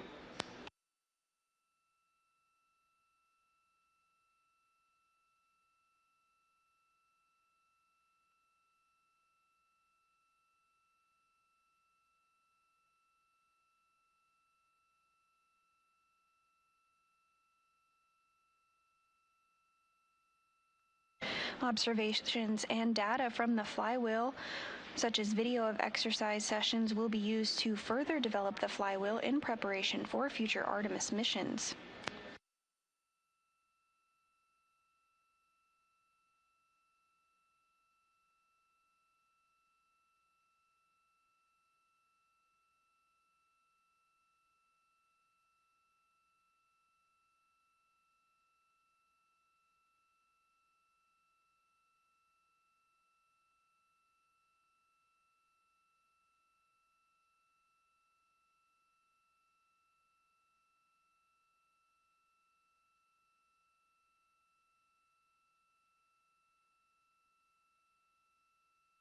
For Wiseman, Glover, and Cook, they are no strangers to exercising in space, as they both lived in, all three of them have lived and worked aboard the International Space Station, where exercise is a key requirement as part of the regime to stay healthy while living and working aboard the microgravity environment of the International Space Station. Crews on orbit on the space station exercise for about 2 hours per day to prevent bone and muscle loss. On board the International Space Station, there are 3 ways which the crew can exercise, which includes a treadmill, a cycling machine, and an advanced resistive exercise device called ARID for lifting. In the Orion spacecraft, space is obviously a hot commodity, so the Flywheel exercise device is a condensed device that the crew on board Orion can use to get the exercise that they need.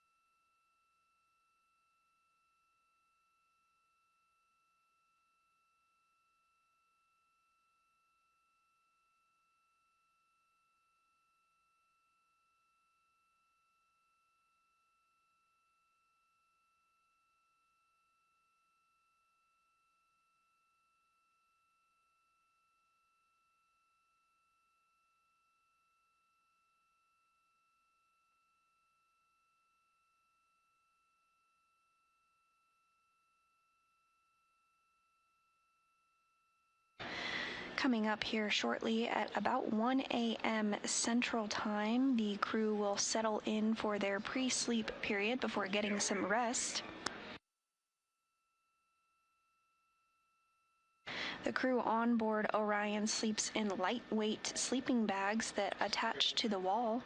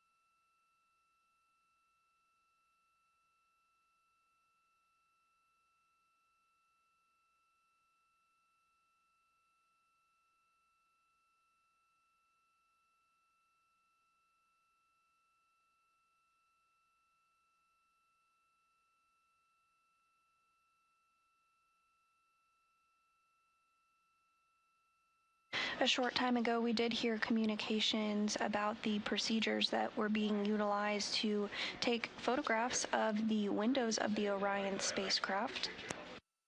This was one of several tasks on the crew's timeline today, but the largest of which and the biggest milestone for today was, of course, the TLI burn, that translunar injection burn, sending the crew on a path to the moon. At this point, the crew is now closing in on 200,000 miles away from the moon and is 45,814 miles away from Earth, traveling at a velocity of 6,412 miles per hour. As you can tell from this visualization on your screen,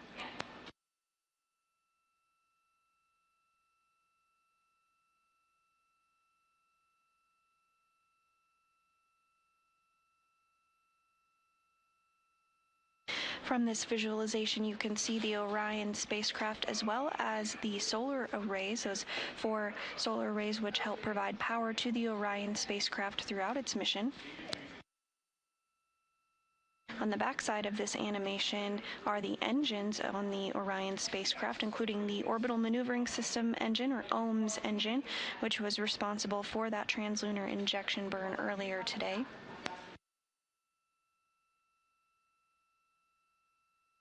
Additionally, there are 8 auxiliary engines on board Orion on the bottom of the service module in 4 sets of 2.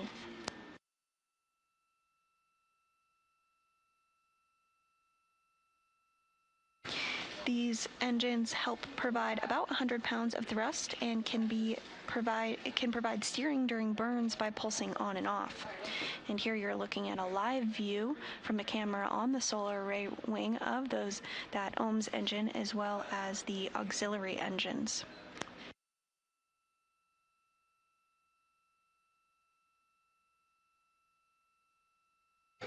The Artemis II spacecraft, named Integrity, features over 28 cameras, including exterior, interior, and crew-operated systems for monitoring, as well as public affairs. Key positions include solar array wingtips, the crew module exterior, and multiple interior cabin cameras for recording, navigating, and live streaming crew activities during the 10-day mission.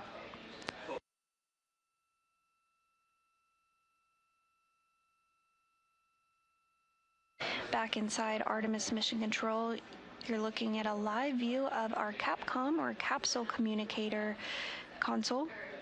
This console is responsible for communicating with the crew aboard a spacecraft.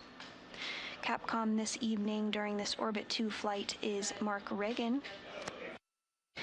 We also see a view of Flight Director Paul Kanya standing up. He is the flight director in charge of the room during today's Orbit 2 shift.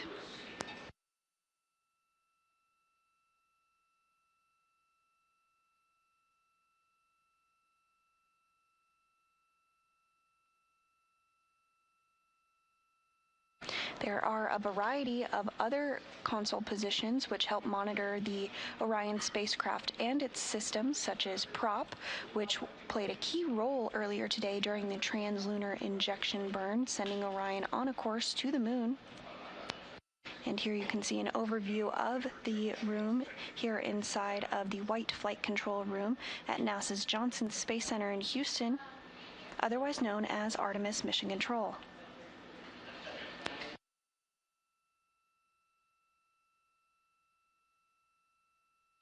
Along the walls, you see a variety of different mission patches hanging up.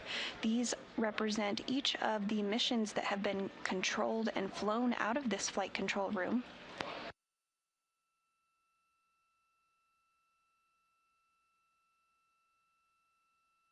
A special tradition inside of Mission Control Houston is that once a mission wraps up, one individual that played a particularly impactful and important role during the mission is selected to hang up the flight patch on the wall.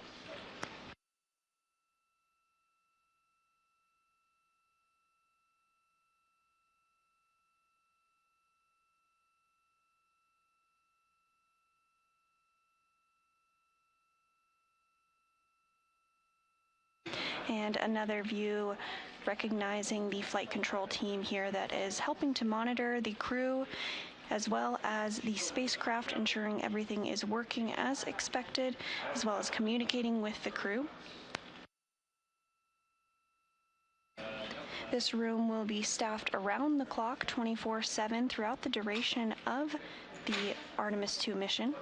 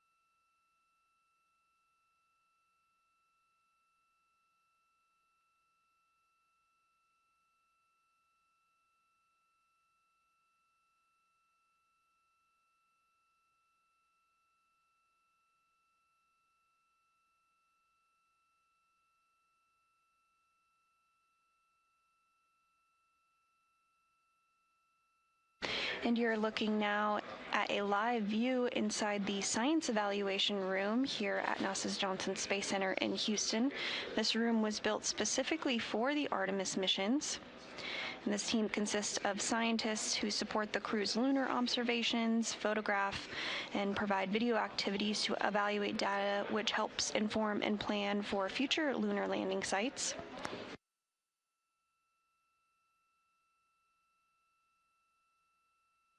When the crew flies by the moon later on in the mission, they will be flying in an area of the moon that has never been seen by human eyes before, and one of their prime objectives during that time frame is to gather as much imagery that they can, as well as use the tools of their eyes to make observations about the lunar surface, which they'll pass along to the science evaluation room for analysis of the moon.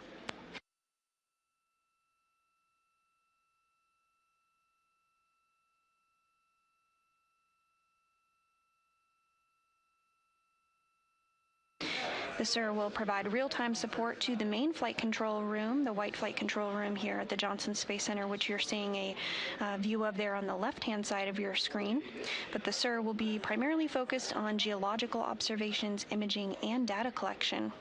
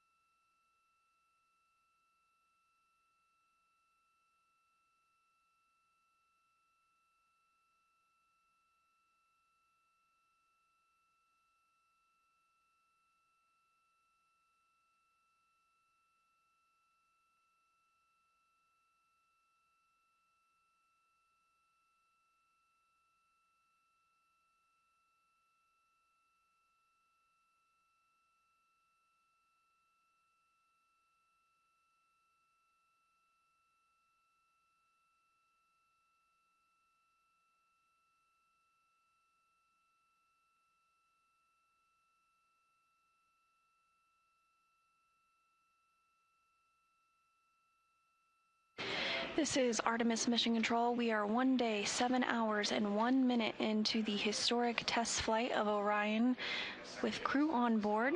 Orion now has less than 200,000 miles remaining between it and the moon. Distance from Earth continuing to grow, now at 46,985 miles from the Earth.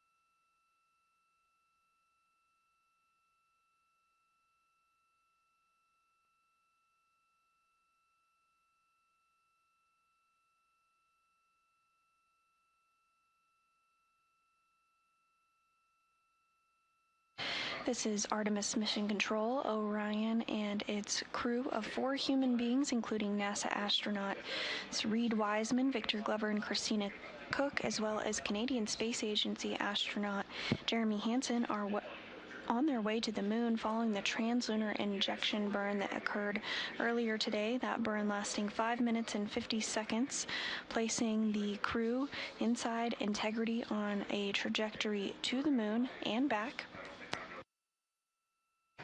Integrity is now less than 200,000 miles away from the moon.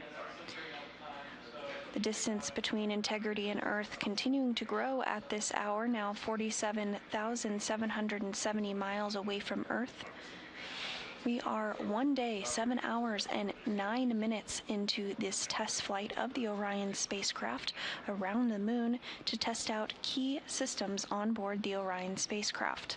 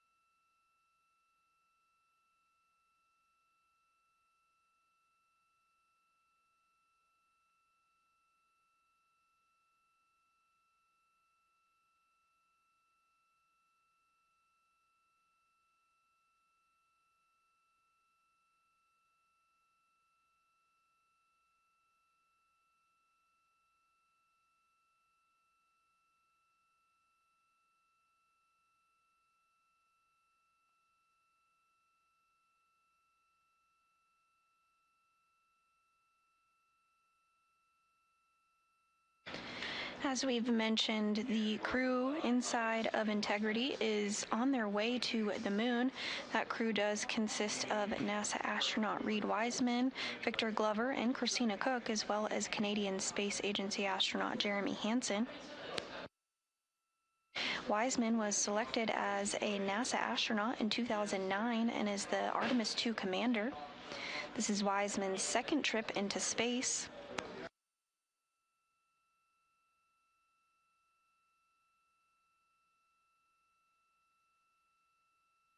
He's previously served as a flight engineer aboard the International Space Station for Expedition 41 from May through November of 2014, and he's logged more than 165 days in space, including almost 13 hours as a lead spacewalker during 2 trips outside the orbital complex.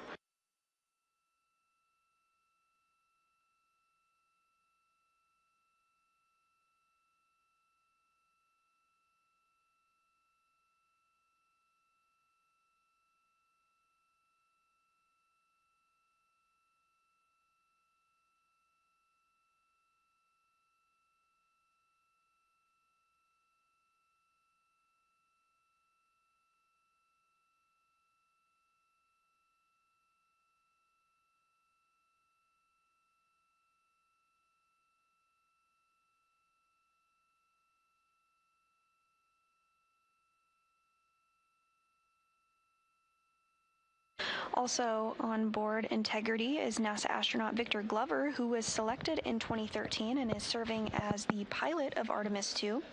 This is also Glover's second space flight. He previously served as a pilot on NASA's SpaceX Crew 1 mission, which landed in May of 2021 after 168 days in space. During his Expedition 64 mission, he contributed to scientific investigations, technology demonstrations, and participated in 4 spacewalks. NASA astronaut Christina Cook was also selected as a NASA astronaut in 2013 and is serving as a mission specialist for Artemis 2. This will be her second flight into space as well. She previously served as a flight engineer aboard the International Space Station for Expeditions 59, 60, and 61. Cook set a record for the longest single space flight by a woman with a total of 328 days in space and participated in the first all-female spacewalks. Representing Canada, Jeremy Hansen is making his first flight to space. He's a colonel in the Canadian Armed Forces and former fighter pilot. He was one of 2 recruits selected by the Canadian Space Agency in May 2009 through the 3rd Canadian astronaut recruitment campaign and has served as Capcom in NASA's Mission Control Center at Johnson, and in 2017 became the first Canadian to be entrusted with leading a NASA astronaut class, leading the training of astronaut candidates from the United States and Canada at that time. And there you have it, the crew of Artemis 2, slated to make history, traveling further than any human being has ever before.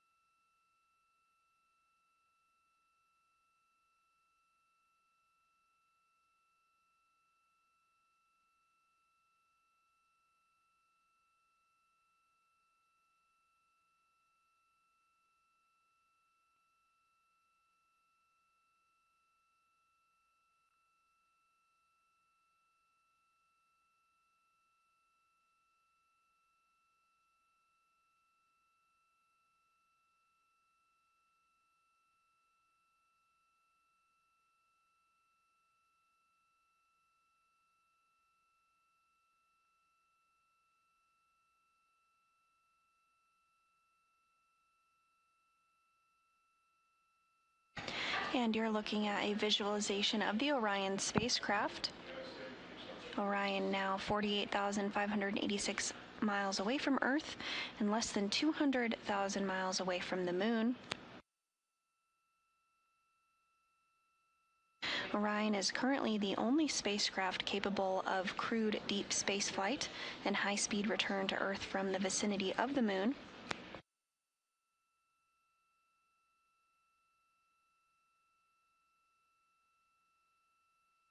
Orion's missions will span multiple phases as part of NASA's framework to build a flexible, reusable, and long-duration presence on the Moon. The Moon is the proving ground for sending astronauts to Mars and gives us opportunities to test new tools, instruments, and equipment to expand humanity into our solar system.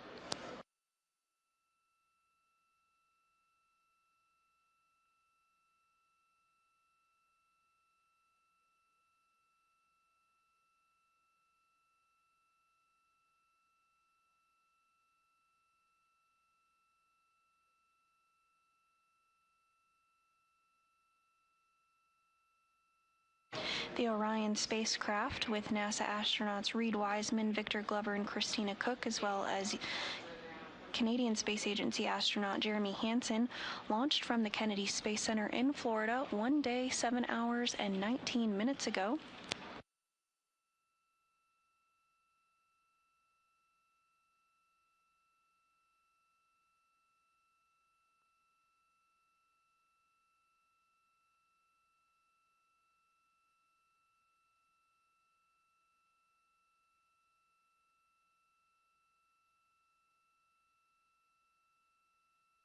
After launch, Orion and the upper stage of the rocket, called the interim cryogenic propulsion stage, orbited Earth twice, ensuring the spacecraft systems were working as expected while still close to home, and to demonstrate new capabilities, including manually piloting the Orion spacecraft, which was done by NASA astronaut Victor Glover.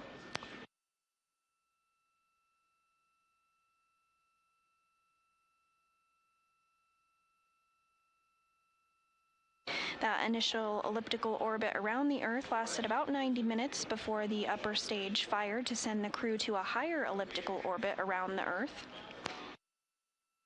After the burn for high Earth orbit, Orion separated from its interim cryogenic propulsion stage, and at that point used it for that piloting demonstration as discussed.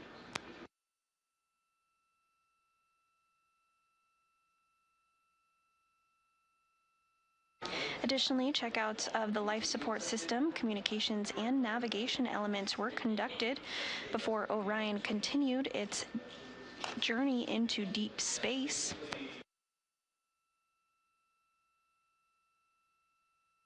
Orion's European-built service module fired its engines during a move called the translunar injection burn to send the crew on a path toward the Moon.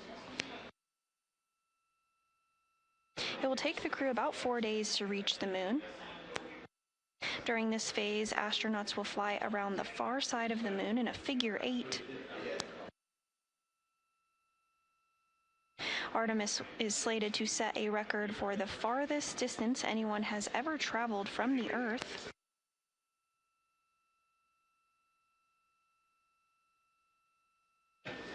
As of now, we are targeting the travel distance from the Earth for the Orion spacecraft at 252,021 statute miles.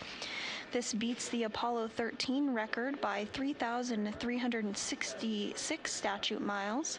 And at closest approach to the Moon, the crew of Orion inside the Integrity spacecraft will be 4,010 statute miles away from the Moon.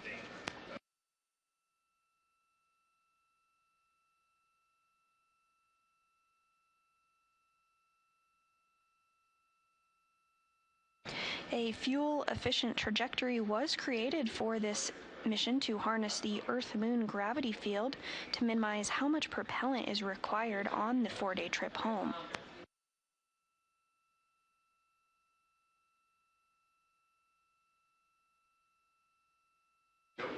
The crew will then splash down in the Pacific Ocean, where a NASA and Department of War team will extract them from Orion and transport them back to a U.S. Navy ship ahead of their return to land.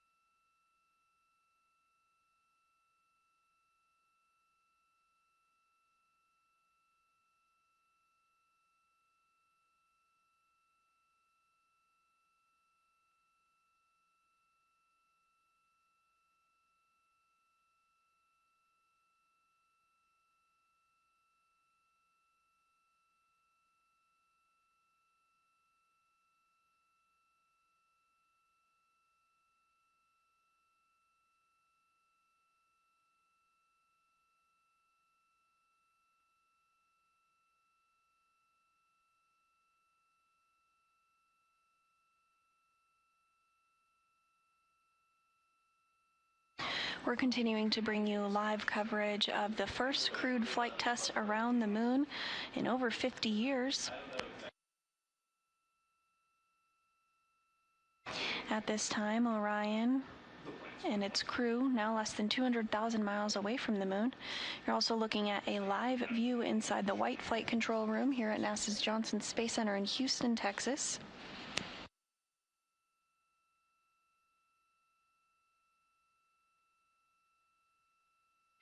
On console during this Orbit 2 shift are flight controllers who are monitoring all of the systems on board Orion.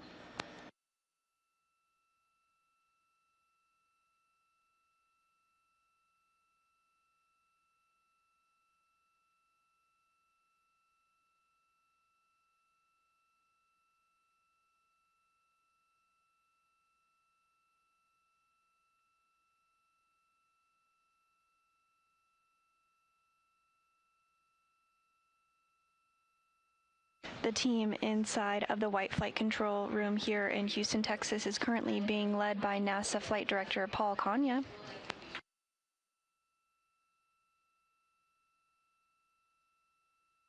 And serving as capsule communicator during this shift is Mark Reagan.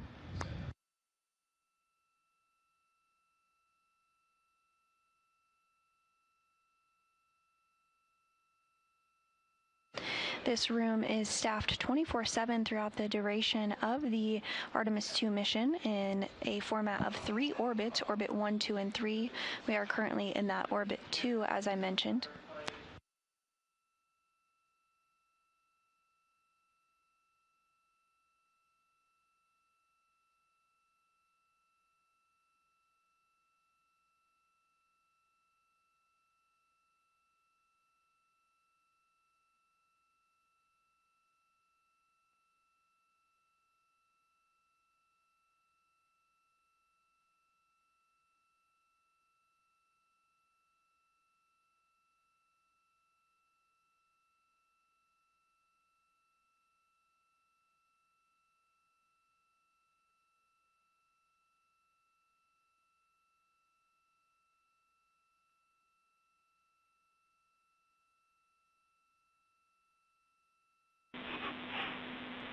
Integrity Houston, what's comm check? And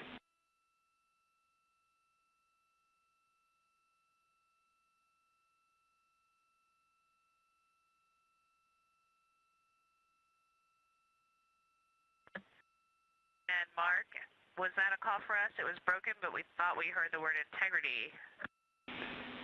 Yes, it was a call for you. Do you hear me more clearly now? Yes, you can go ahead. Okay, when we left Madrid, we should have handed over to KUS, and we did not get a clean handover for a while. If you were trying to call us, looks like we are locked in right now. We will eventually go to Goldstone, but wanted to let you know what was going on, and also if there's anything you have for us. We're in listen mode.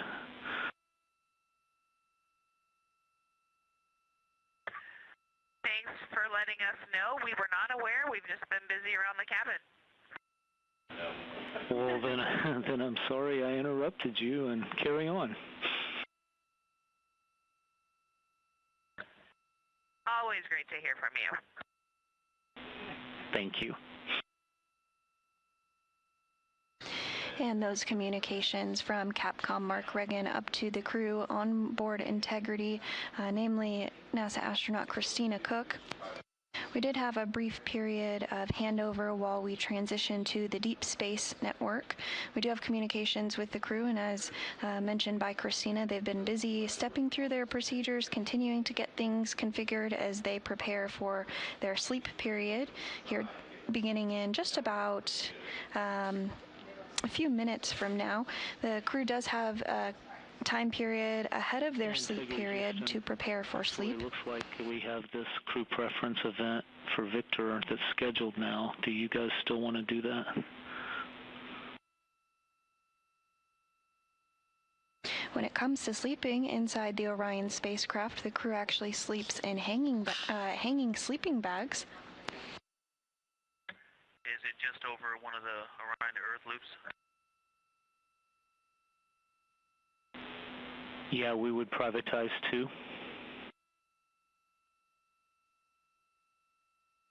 Yes, please. Yeah, I'll set that up now. Thank you.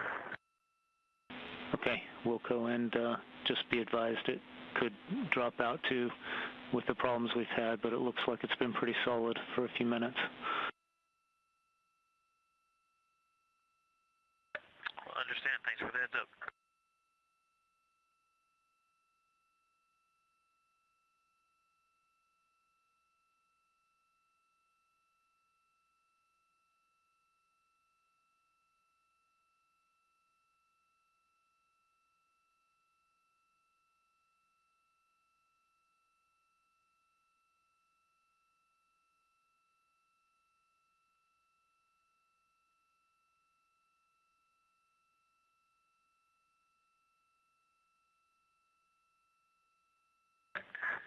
Houston, integrity on 1 for accelerometer download. Go ahead, Reed. Hey, first on the COT speaker, we all of a sudden are getting that feedback again. Any chance you can fix that? Oh, it just went away.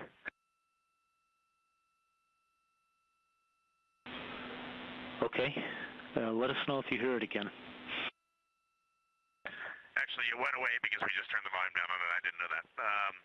For the accelerometers for the Flywheel, based on the configuration of the cable that was shipped up, I cannot plug the cable into the accelerometer without removing the accelerometers from, at least from the hull of the vehicle. So the serial number 1012 on the hull is going to have to come off every time we download. I've tried repositioning it, and the cables just doesn't permit doing it without removing it.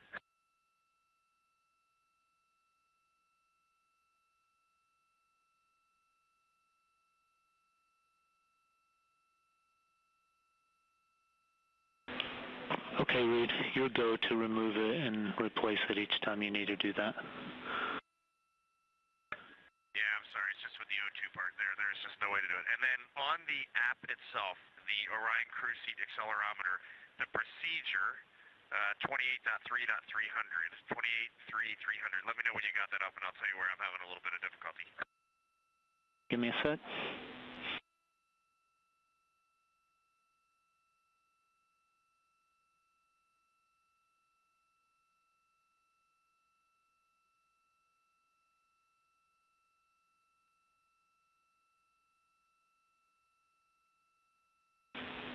And Reed, I have that up, and can you guys confirm you're done with exercise at this point?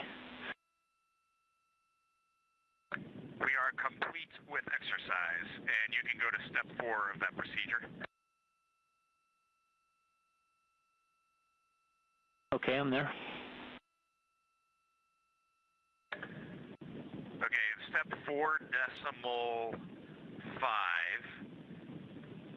It says to select all completed recordings in the event box and then select download. I just want to make sure I am not doing that in the review tab. I'm doing that in the main control tab. If I go to review tab, I don't have anything to download. Yes, we can confirm it's in the control tab. Okay, so if I'm doing this correct, I do not need to go to the review tab. So step 4.6 is unnecessary, correct?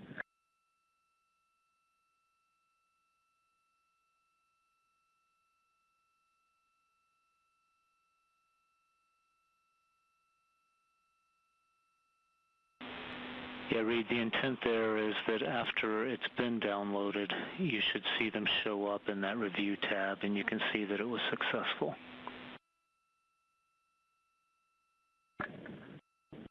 Okay, thanks. I think I do remember that in Building 9. Okay, great. Thanks, Mark. I'll keep working on this. You bet. Thank you.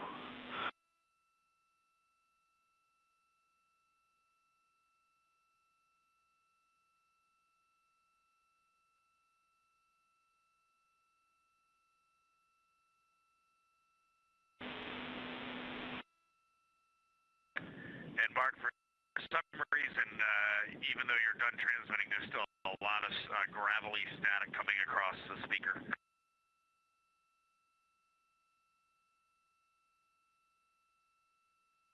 And it looks like that is coming across on Orion Earth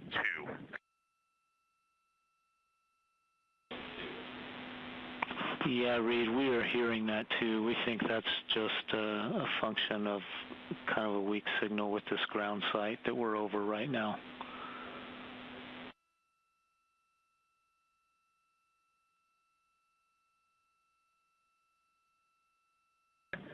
Okay, we're going to turn off Orion Earth 2, and if you get into a good ground site later tonight and you want to turn it back on from the ground, we would appreciate it.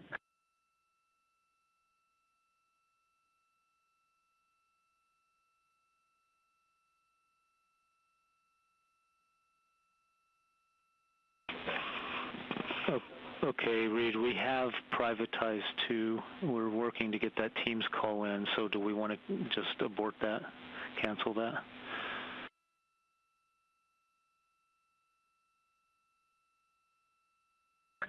No, we do not, and we are getting set up to beat them on 2, so let us know when they're ready.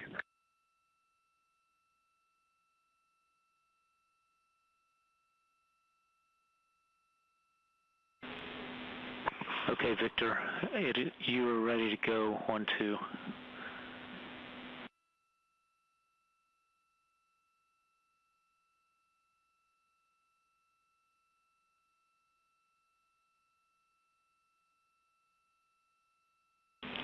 And for Reed, when you get a chance, if someone could give us the AGA readings, we would appreciate that.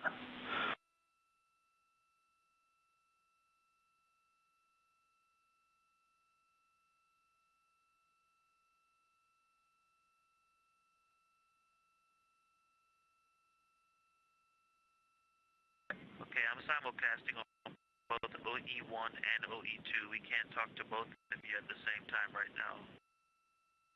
And by, if you need to talk to Reed.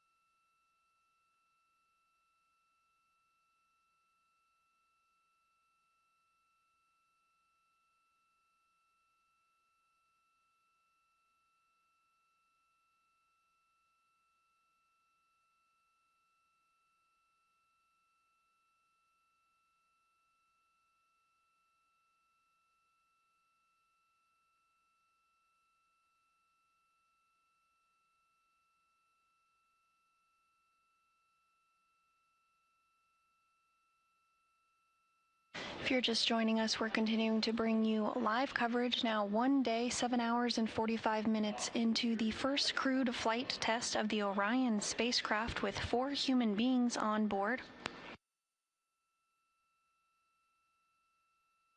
This is the first mission back to the moon in over 50 years.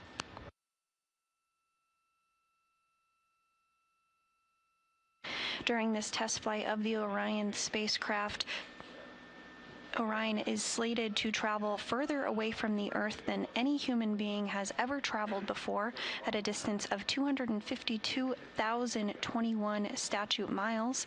That beats the Apollo 13 record by 3,366 statute miles. Additionally, the crew of Orion will have the opportunity to fly behind the moon and see areas of the moon that have never been seen by human eyes before, taking critical photography during this process to help us learn more about the moon and its surface as we prepare to return to the moon once more, this time to stay before we journey on to Mars and beyond.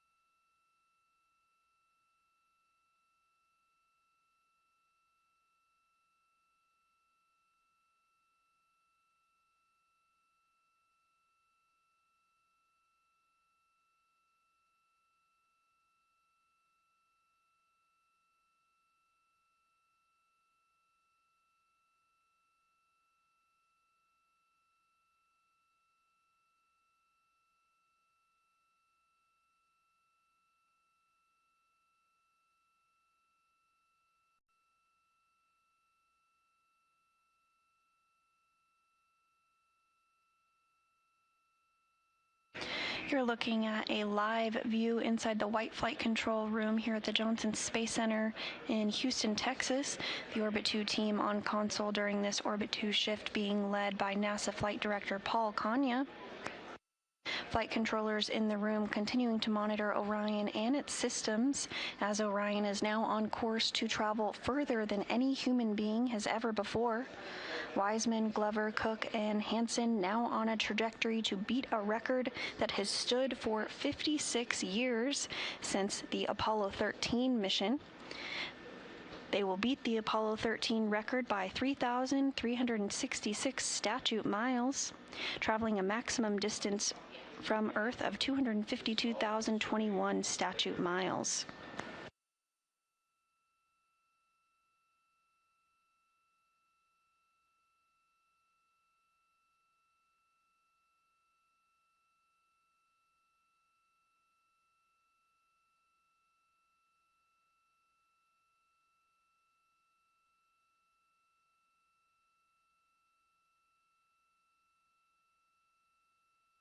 Earlier today, Orion's European-built service module did the heavy lifting to fire its engines during that move called the translunar injection burn to send the crew on a path toward the moon. Again, this is the first time humans have been sent on a trajectory to the moon in over 50 years. For a little bit of perspective, this is the first time in my lifetime that we have traveled to the moon, as well as for about 75% of the population of humanity on Earth as well.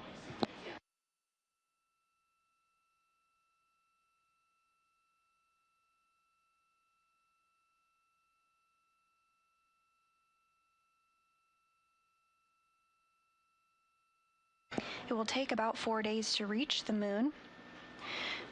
During this phase, astronauts will fly around the far side of the moon in a figure 8 before returning home.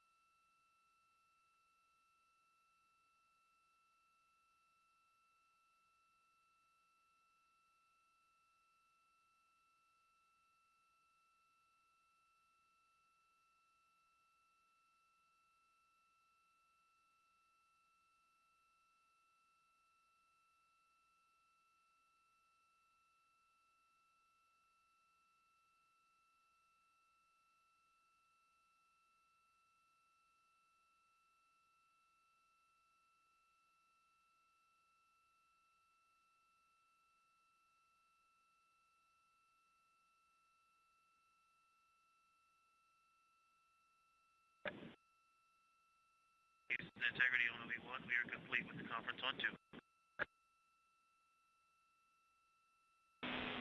Copy, Victor. Thank you.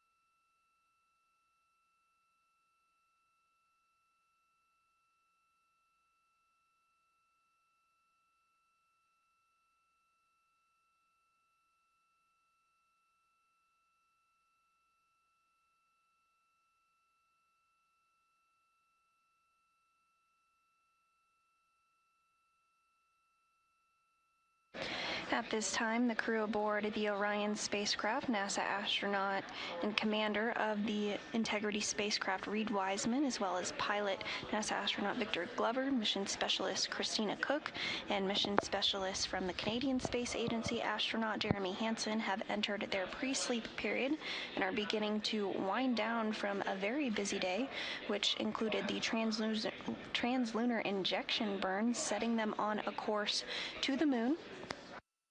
Additionally, throughout the day, they completed exercise on the Flywheel device for the first time.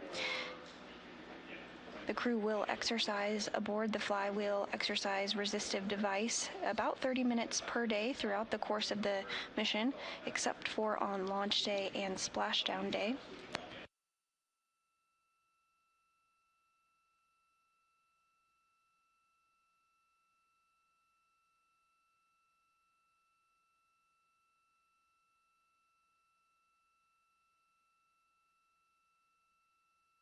Other tasks that the crew completed today included taking photographs of the windows of the Orion spacecraft. As of Integrity, low priority. Tried to open Outlook, but it says it's locked, and I was just curious if you guys were still working on it or that was a hang-up.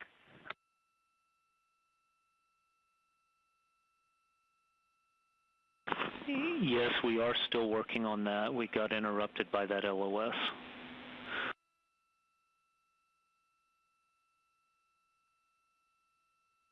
Okay, let's stay hands off. Let us know when you're done. Okay, Wilco.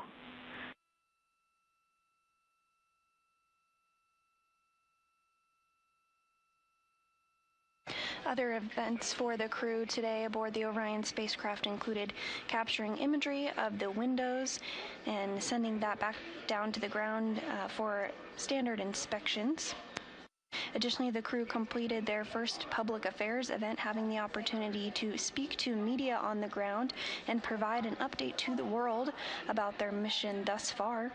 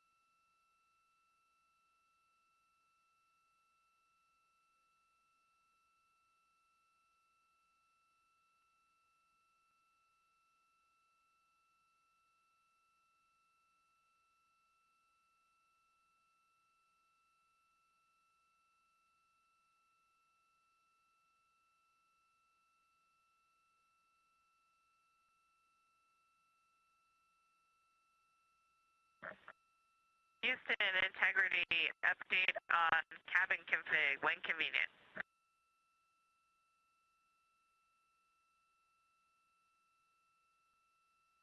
We are handing over in about 10 seconds to DSN. We'll meet you on the other side. Copy, thanks. And those communications referencing the DSN is the Deep Space Network. And it's a powerful system for commanding, tracking, and monitoring the health and safety of spacecraft at many distant planetary locations. Also enables powerful science investigations that probe the nature of asteroids and the interiors of planets and moons, and will be utilized for communications with the crew aboard Orion. There's a handover ongoing over to that Deep Space Network, and once that handover is complete, we expect to regain communications with the crew again here shortly.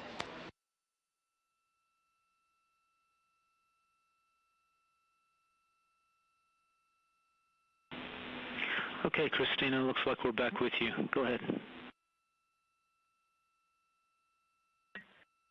Yes, sir, thanks for that. The cabin transit config has been completed all the way through except step 15. We will do a photo survey of the cabin for that. I guess either the next time we have it scheduled, or if there aren't any instances of it scheduled, we'll just do it during gray space, probably tomorrow.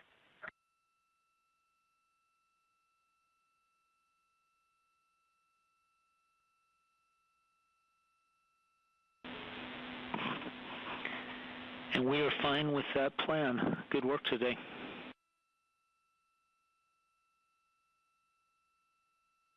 Great, thank you. One thing I'll add is I'm not sure how much teams on the ground are working on the PCD issue. I think we as a crew will come up with ways that we can work around only having 3 PCDs for all the various functionality. I will tell you one thing that will probably happen is you'll get more calls from me for stowage item locations, just because sometimes it's easier to ask you than borrow a PCD when everyone's hard at work. Okay, copy that, and I guess that answers the question of whether that last Hail Mary was successful.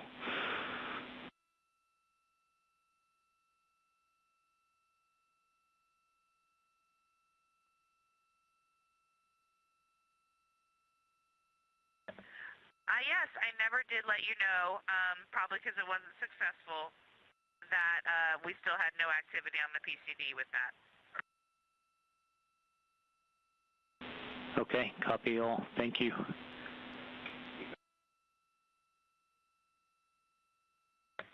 And Mark, looking around, I think our remaining items for you before we say good night are AGA readings. I have them when you're ready, as well as the time that I recorded them. It was right after exercise.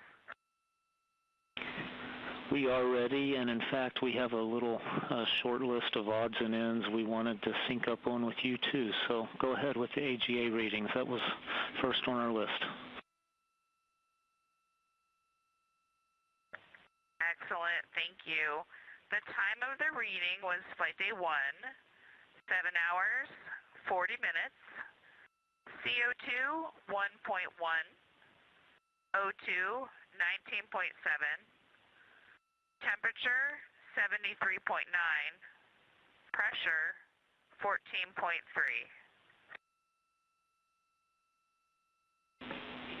Okay, copy all that. And also, the accelerometer data transfer activity is complete. That's our last item. We're ready for yours.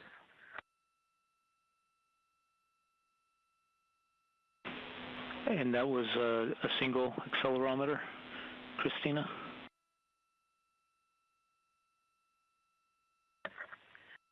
Nope, it was the entire activity, so it was 2 accelerometers. Thanks for clarifying. Okay, copy that. Thank you. Okay, on our list of scattered items, we waved off that second AGA deploy earlier today and had a vague promise of we would find a time to do that later today. We're assuming that did not happen as busy as it got, but just wanted to verify.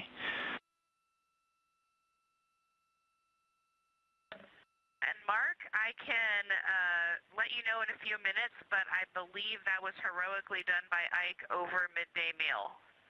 We'll confirm in a moment. Okay, thanks for that.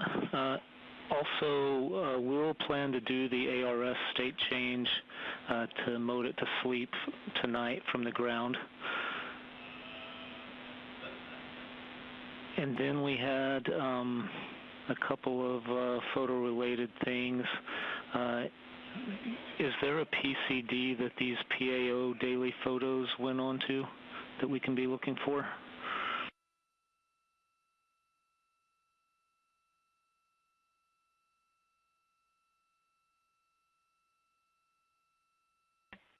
That's going to be PCD1.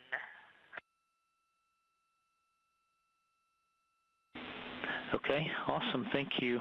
And then, did you guys get to the Nat Geo scene list or shot list today?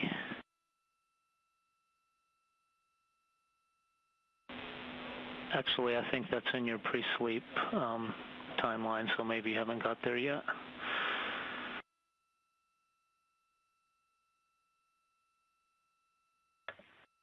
You know, Mark, so far the way we've been handling that is we are doing a lot of filming, and I think you're right. During pre-sleep, when we get into the rhythm, we can start marking them off. We'll look into that, but we can let you know if you need to hear those at night.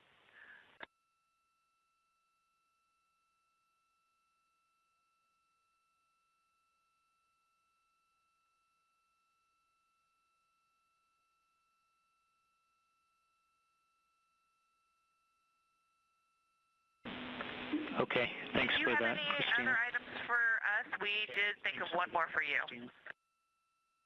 I have just one more for you on that dual camera bracket install that Victor did. Can we have a go back and just go give that a little shake and tug and just confirm that it does feel like that bracket is well seated still?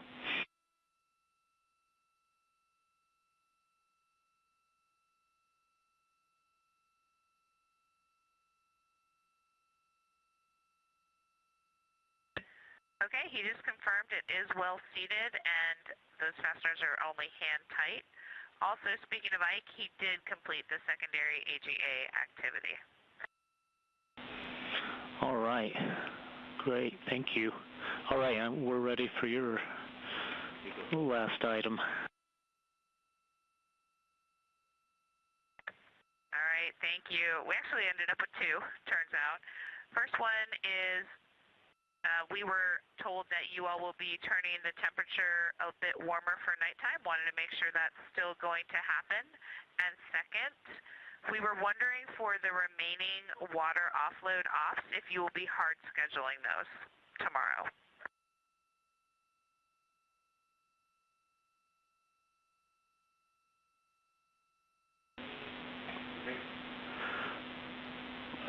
For the temperature, yes, we do intend to make that warmer tonight for you. And we need to follow up to understand whether we're going to be doing any water offloading anymore or not, so we don't have that answer right now. We'll follow up in the morning with that.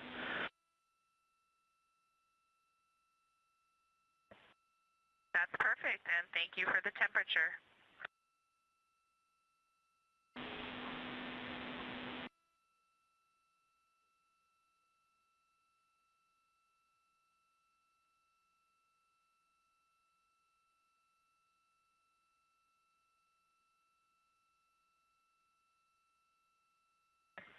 And Mark, with that, your integrity crew for now is ready to sign off.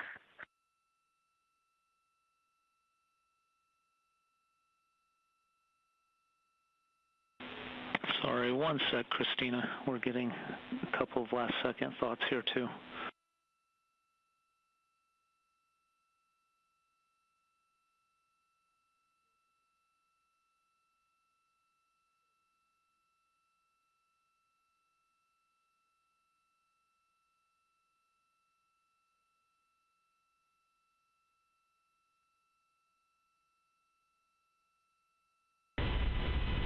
Integrity, Huntsville.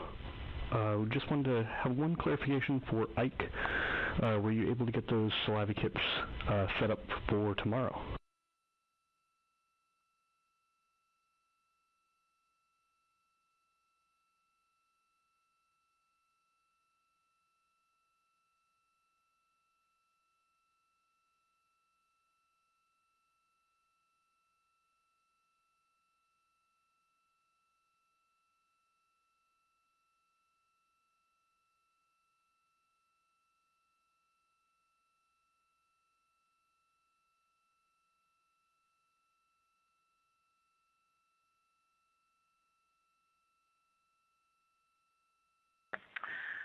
Hey, Huntsville. Yes, the dry saliva kit is deployed. It's on the bottom of the DUs in plain sight, and we will have those ready to go for tomorrow. Copy that. We appreciate it. Thank you so much.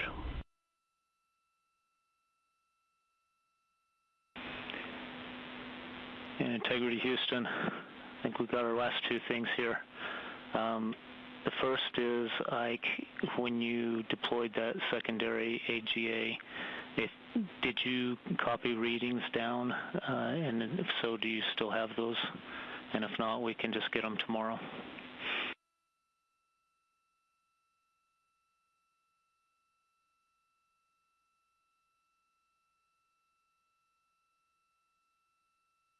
Yeah, I did write I took the crew note and put the readings in the crew note, and so I'm hoping that that's going to be sufficient for the remainder of the mission, and that we're not going to have to verbally confirm every activity every night. We understand these first couple of days, it makes sense, but my expectation is you'll see it when you download the crew note for that. If you want it verbal, I'm happy to do that too. If you guys want AGAs always verbal, just let us know.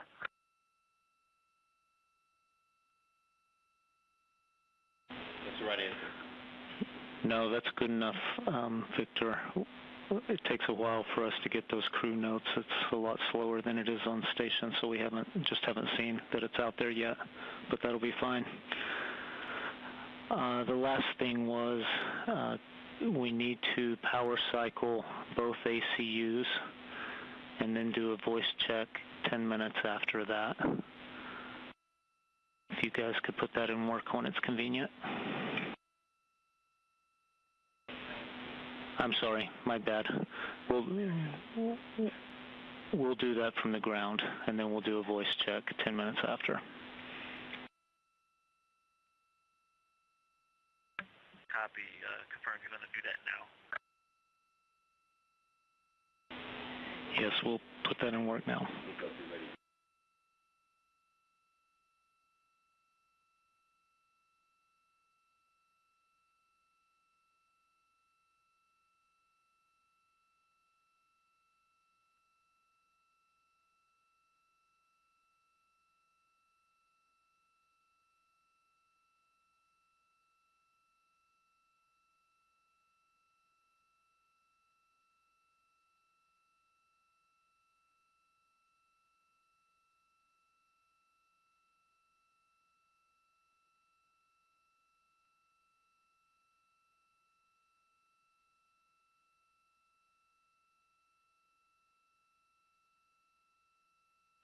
And if you're just joining us, the Integrity crew aboard the Orion spacecraft did provide some communications with the ground on the status of the Orion spacecraft and how things are looking ahead of tomorrow.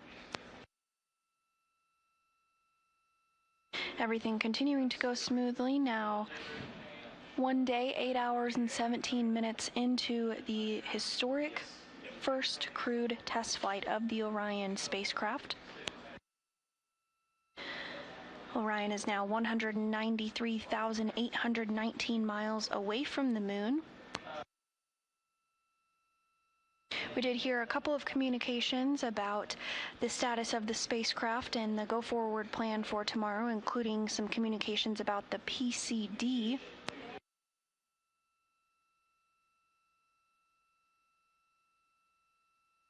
The PCD is a NASA personal computing device We did hear that NASA astronaut Christina Cook's PCD was having some issues, and troubleshooting did take place. No luck getting that back on board working, but there are 3 other PCDs on board the Orion spacecraft that can be used for imagery and a variety of other tasks. Is not mission critical. We also heard communications about the temperature inside the Orion spacecraft being slightly adjusted as the crew prepares to head into their sleep period.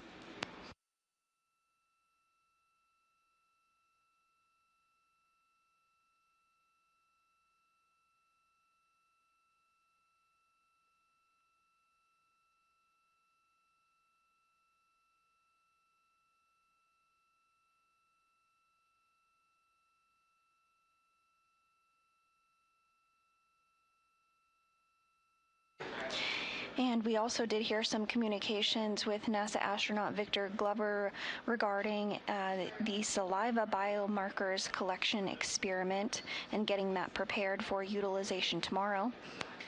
This is part of NASA's Human Research Program's Immune Biomarkers Experiment and involves swabbing the inside of astronauts' mouths and comparing the samples both pre and post-flight as well as during flight to see how the body changes and adapts in the environment of space. Similar experiments are done on board the International Space Station, which has been continuously inhabited by humans for over 25 years. Data from both the International Space Station and the Orion crew during this crewed test flight will help inform future flights as part of the Artemis program.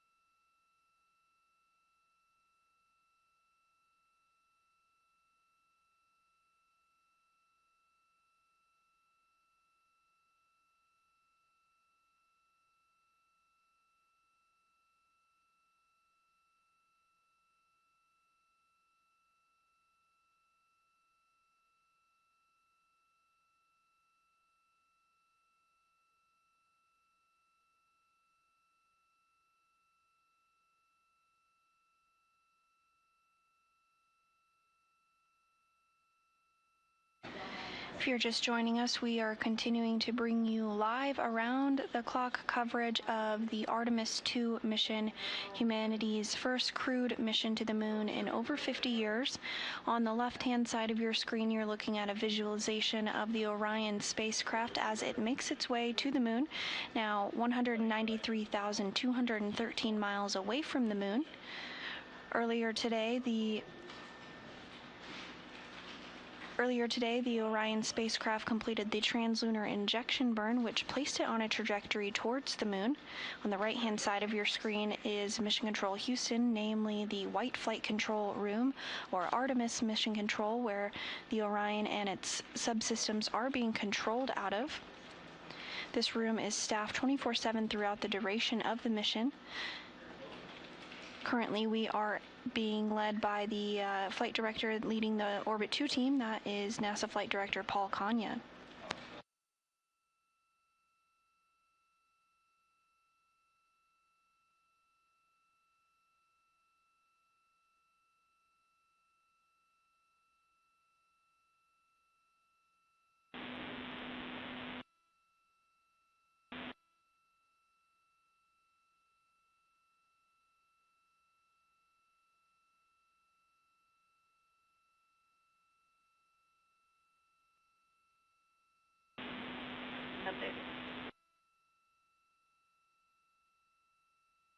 The crew on board Orion is preparing for their sleep period.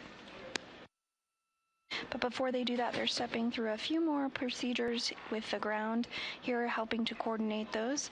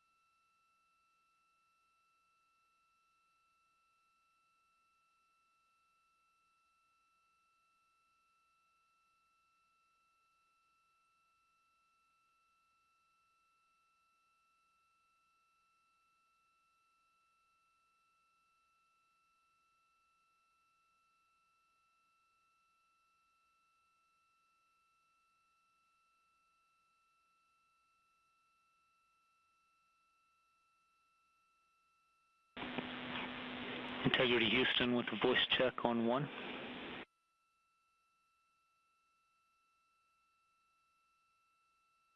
Houston Integrity, we have you loud and clear. Alice. You are loud and clear as well. One last thought we had, if PCD4 is connected to power, let's leave that disconnected overnight and maybe it'll drain and that'll give us something for one more try. With that though, another great day today. Thank you guys, and we will sign off for the night.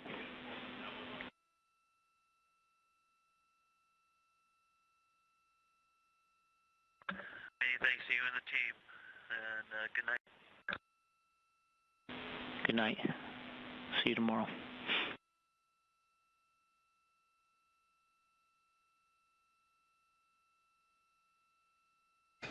And the Orion crew receiving some good nights and final words before heading to bed following a historic day, as the Orion spacecraft is now on its way to the moon.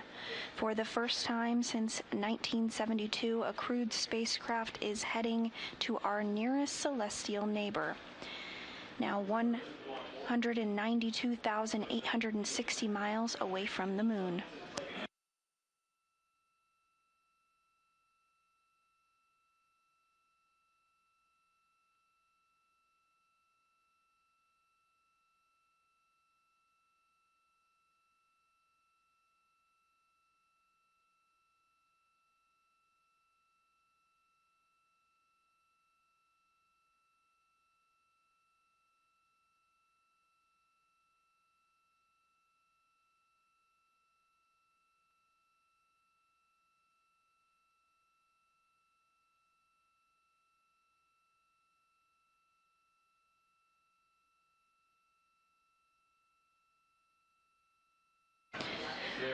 With the Orion crew now heading for their rest period, let's take a look at a little of what has happened over the past 1 day, 8 hours and 32 minutes into the first crewed test flight of the Orion spacecraft.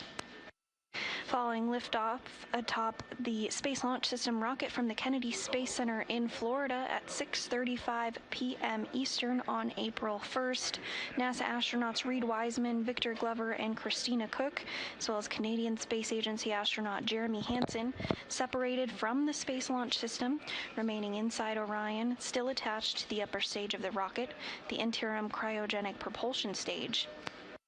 They then orbited Earth twice to ensure the spacecraft systems were working as expected, while still close to home, and demonstrate new capabilities. Then the upper stage fired to send the crew to a higher elliptic orbit around Earth. After the burn for high Earth orbit, Orion was separated from the ICPS and used the stage for a piloting demonstration to test the spacecraft's handling qualities needed for operations in lunar orbit on Artemis 4. Orion's European-built service module then fired its engines during a move called the translunar injection burn. This burn lasted 5 minutes 50 seconds, sent the crew on a path toward the moon, the first time humans were sent on a path to the moon in over 50 years. At this time, the Artemis 2 crew inside the Orion spacecraft are now 55,872 miles from Earth and traveling at a speed of 5,722 miles per hour. It will take about 4 days total to reach the moon, and during this phase, the astronauts will fly to the far side of the moon and capture imagery and video of an area of the moon that has never before been seen by human eyes.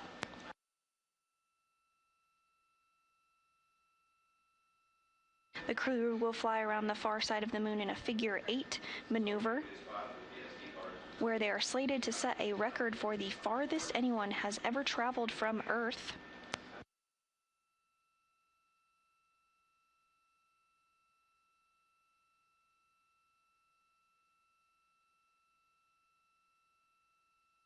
The maximum distance that the Orion spacecraft is slated to fly away from the Earth during this mission is 252,021 statute miles, which beats the Apollo 13 record by 3,366 statute miles, and we are tracking the closest approach to the moon at 4,010 statute miles.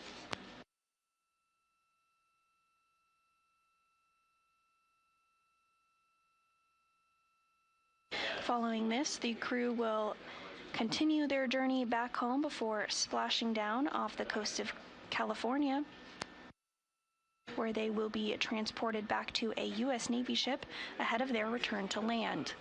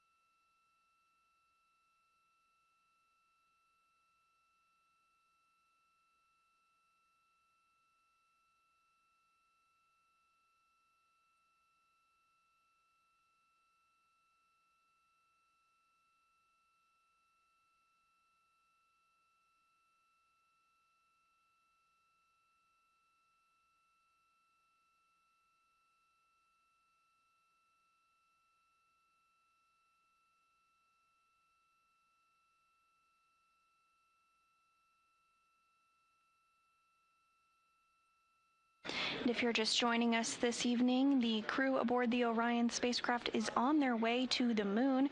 They did just enter their sleep period, so we won't be hearing communications from them until they wake up after their sleep period. At this time, Orion is now 192,295 miles away from the moon, traveling at a velocity of 5,691 miles per hour.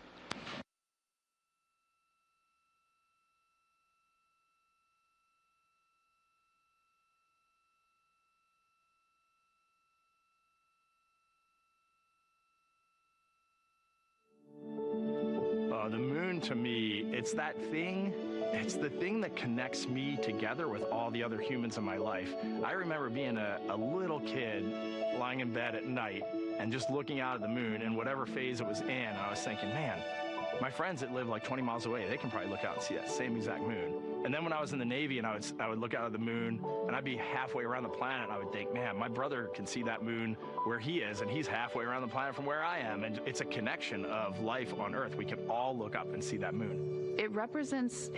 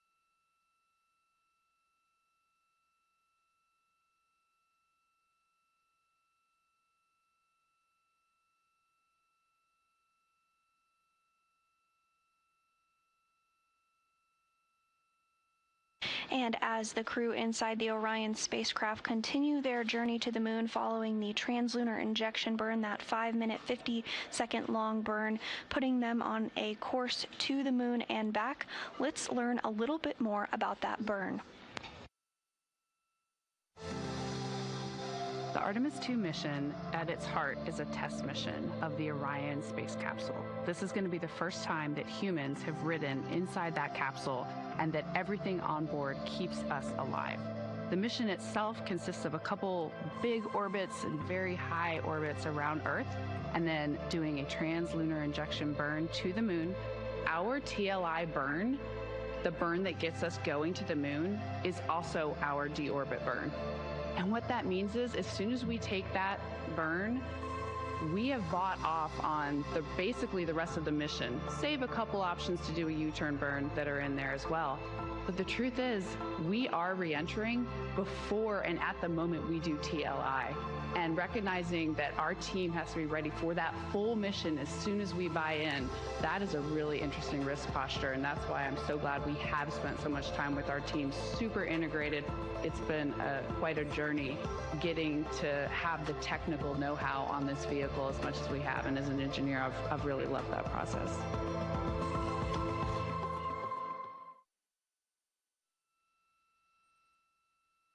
And with that translunar injection burn complete, again, the crew of Orion is on their way to the moon. Speaking of the moon, let's hear more from the Artemis 2 crew talking about their destination during this test flight. The moon, to me, it's the thing that connects me together with all the other humans in my life.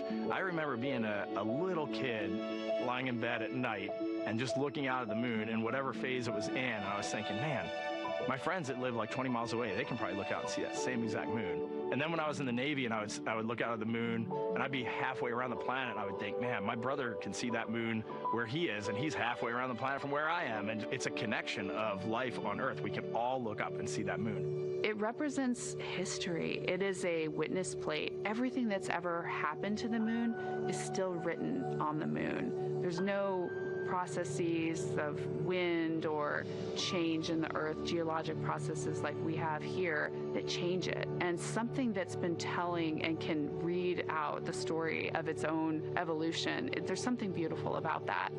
I've also learned from my indigenous mentors that they refer to the moon as grandmother moon. So you've probably heard of Mother Earth. They use grandmother moon because grandmother moon is responsible for the water in their community. The grandmothers, sort of protect the water source, just like the moon moves the water around the planet, affects the tides. It's something that represents something different for each individual culture around the planet. And that's really neat because we all share that same moon in the night sky. We all have seen the same side of the moon in different lighting conditions our whole lives. And so it seems very familiar to us, but it's also kind of unknown. When we get up close, some of the imagery that we'll get to describe and to share with people will be very unique. And that nature, both of those things being true about this one entity that we all know, just is really special. It's just the epitome of a symbol of both something that's in each of our hearts, but that's also represents exploration and reaching.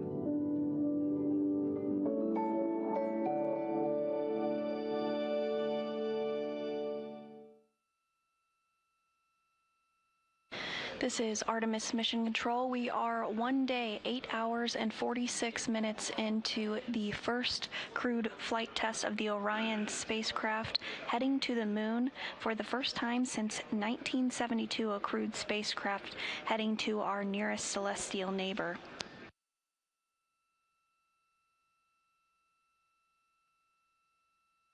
Here in Mission Control Houston, a timer was just put up on the board here indicating one of the next major milestones that we're looking forward to, and that is lunar flyby. Targeting lunar flyby in 3 days, 15 minutes, and 40 seconds.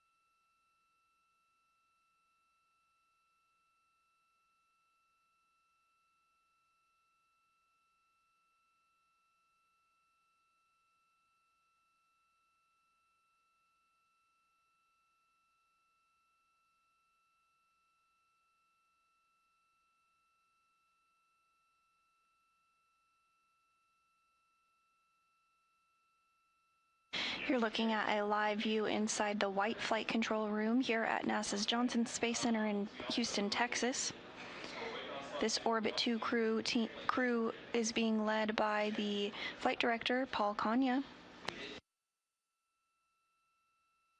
As you can see on your screen, there are several other flight controller positions who are responsible for monitoring the Orion spacecraft and its systems, communicating with the crew, as well as some of the key science that we are going to be conducting during this mission, particularly when we fly behind the moon.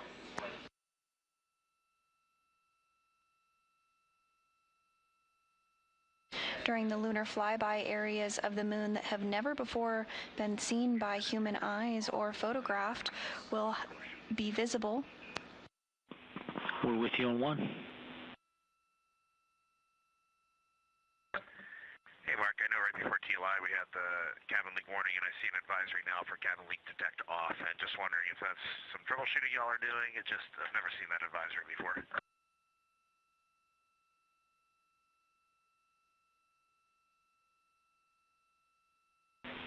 Checking.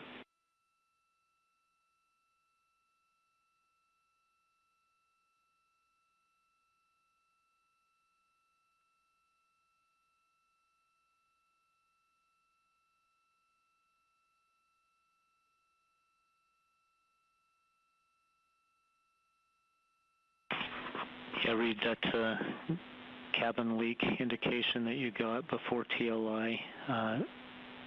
We are using a workaround to try to keep that from re-enunciating as we change ARS states. And so we disabled the detection for about 3 minutes while we did the state changes, and it's been re-enabled again. So that's why you haven't seen that before.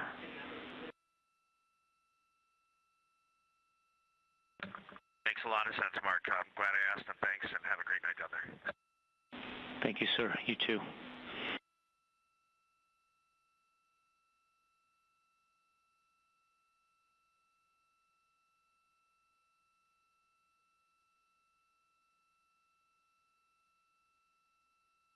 And those communications from the ground up to Reed Wiseman aboard the Orion spacecraft, discussing a workaround for a cabin leak indicator that was noticed before translunar injection burn. No concerns to the mission. All is well inside the spacecraft. The team was working a workaround just to turn that off to ensure that it wouldn't wake up the crew accidentally. Everything continuing to go smoothly here in Mission Control Houston and aboard the Orion spacecraft, now 1 hour, 8 minutes, and 52 seconds into today's flight, into this mission.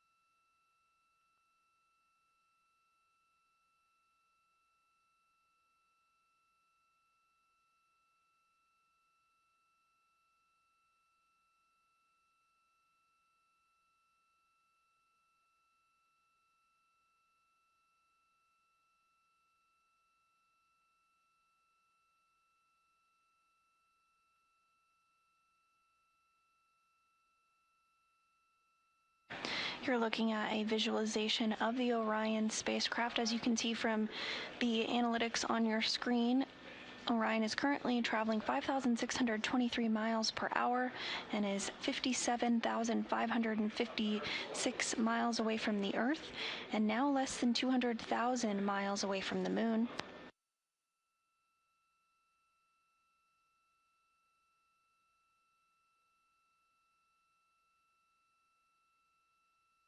In this animation, you can also see the 4 solar array wings. You might hear these referred to as saws throughout the mission.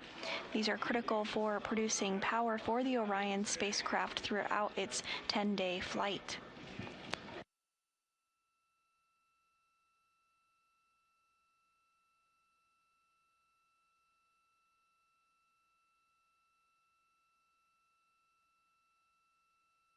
On the other end of the Orion spacecraft is the European Service Module, where the engines are located. This includes the Orbital Maneuvering System engine, or OMS engine, which was used during translunar injection.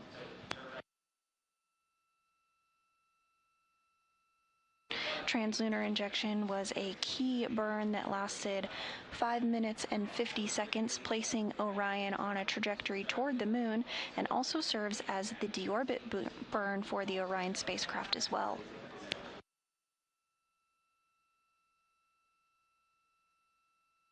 In addition to the orbital maneuvering system, Orion also, the European Service Module, has additional engines, including 8 auxiliary engines and 24 reaction control system thrusters.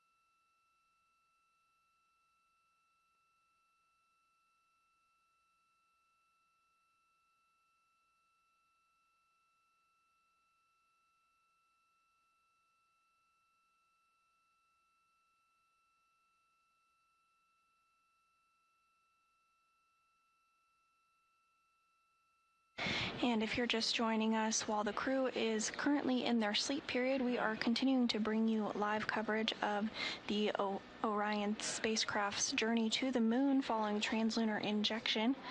Orion and its crew of NASA astronauts Reid Wiseman, Victor Glover, and Christina Cook, as well as Canadian Space Agency astronaut Jeremy Hansen, are now 190,685 miles away from the moon, traveling at a speed of 5,563 miles per hour.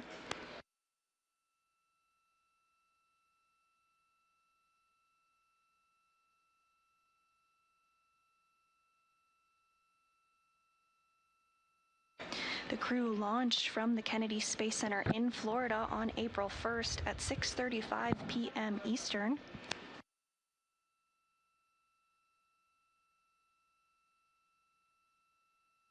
Following launch, Wiseman, Glover, Cook, and Hansen separated from the Space Launch System and remained inside Orion, still attached to the upper stage of the rocket, known as the Interim Cryogenic Propulsion Stage, or ICPS.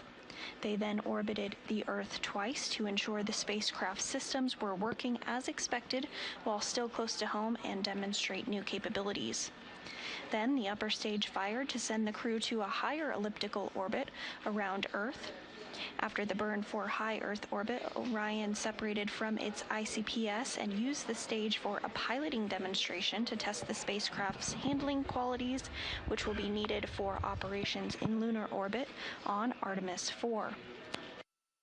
NASA astronaut and pilot of the Orion spacecraft, Victor Glover, performed those proximity operations demonstrations. Then, Orion's European-built service module fired its engines during a move called the translunar injection burn to send the crew on a path toward the moon. This is the first time humans have been sent on a path to the moon in over 50 years.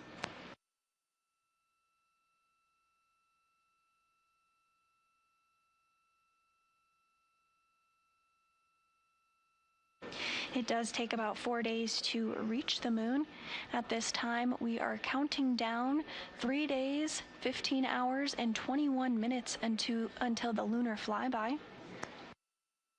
This is when the Orion spacecraft will fly behind the moon.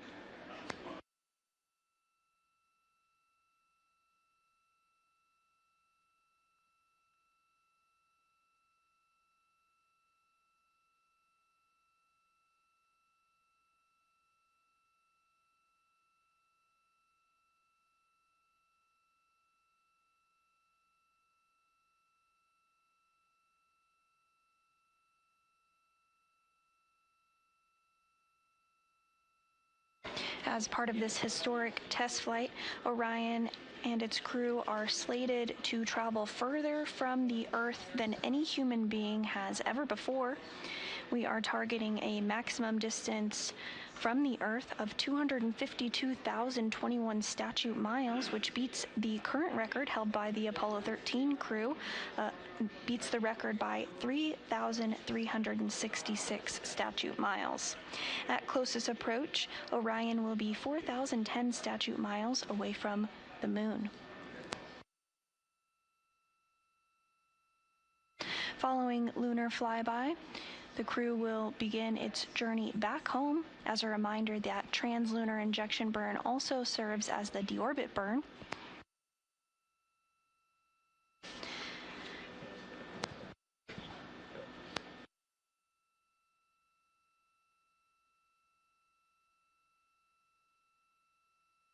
Orion will splash down in the Pacific Ocean, where NASA and a Department of War team will extract them from the Orion spacecraft and transport them back to a U.S. Navy ship ahead of their return to land.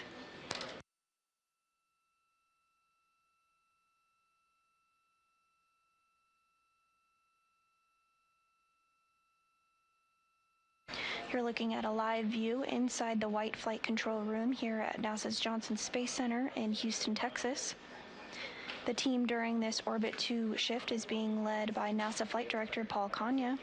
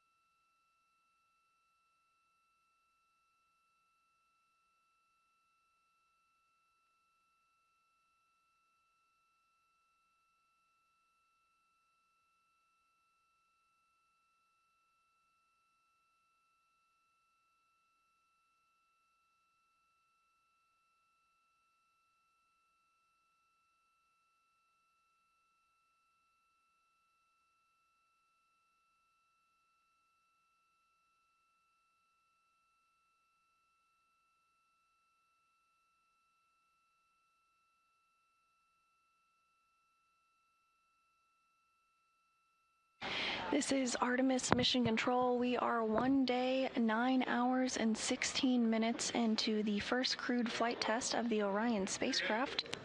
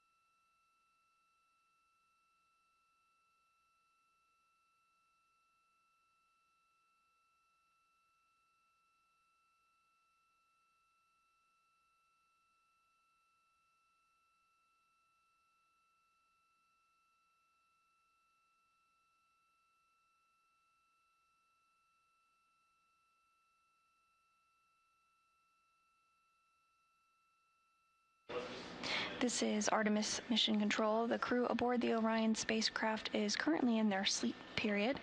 That crew includes NASA astronauts Reid Wiseman, Victor Glover, and Christina Cook, as well as Canadian Space Agency astronaut Jeremy Hansen.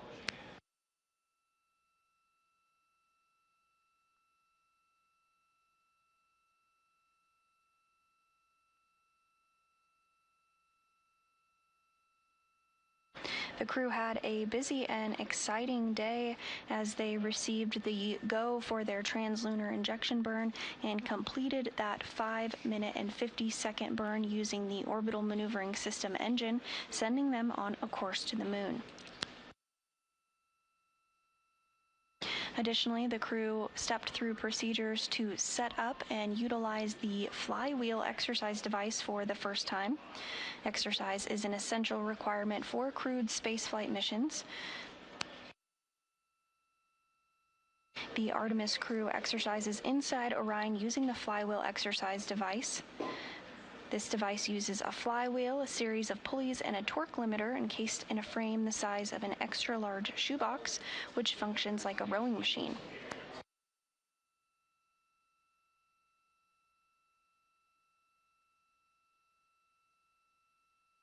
The crew can perform exercises such as bicep curls, bent-over rows, and deadlifts for resistance training, as well as rowing for aerobic training.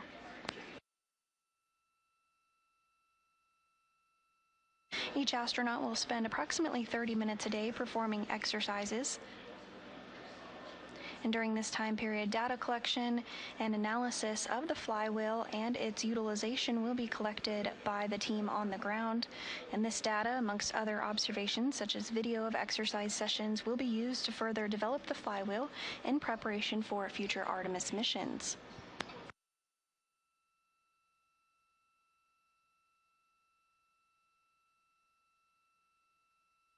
Additionally, the crew had their first public affairs event where they had the opportunity to speak to media outlets and share the wonders of human spaceflight with the world as they continue their journey to the moon, now 189,640 miles away from the moon.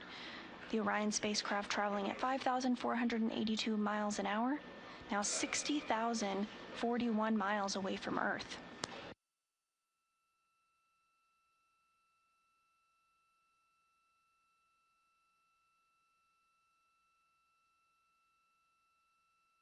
And for a little bit of context, when that translunar injection burn took place, the Orion spacecraft was less than 200 statute miles away from the Earth, now over 60,000 miles away from Earth. We are counting down to the lunar flyby, where Orion will fly behind the moon. That flyby is 3 days and 15 hours, 6 minutes from now. Again, 3 days, 15 hours, 6 minutes from now. This is Artemis Mission Control at a mission elapsed time of 1 hour, 9 minutes, and 22 seconds. Everything going smoothly for the first test flight with the crew on board for the Orion spacecraft.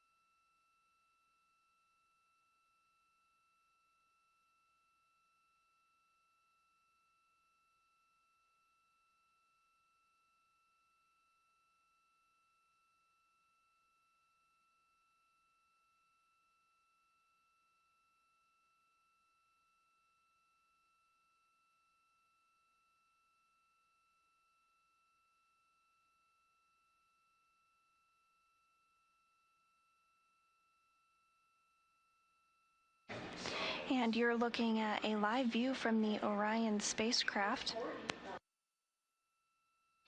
This portion of the European Service Module and the OMS, or Orbital Maneuvering System engine, the large engine there in the center of the European Service Module, which was utilized during the translunar injection burn, that burn lasting 5 minutes, 50 seconds, placing Orion on a trajectory to the moon and back.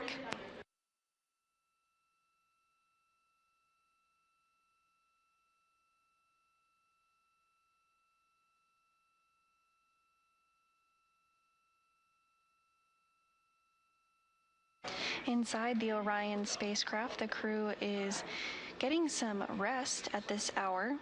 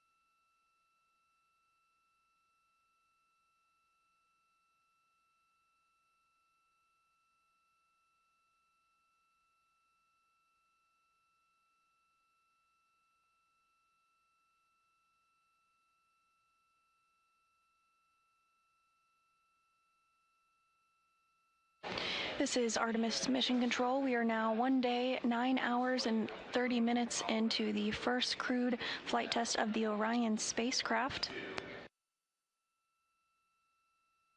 NASA astronauts Reed Wiseman, Victor Glover, and Christina Cook and Canadian Space Agency astronaut Jeremy Hansen are now over 60,000 miles away from Earth and 189,000 miles away from the Moon. At their closest approach during this mission, they will be 4,010 statute miles away from the Moon and will break a record for the farthest distance from the Earth that any human being has ever traveled at 252,021 statute miles away from Earth.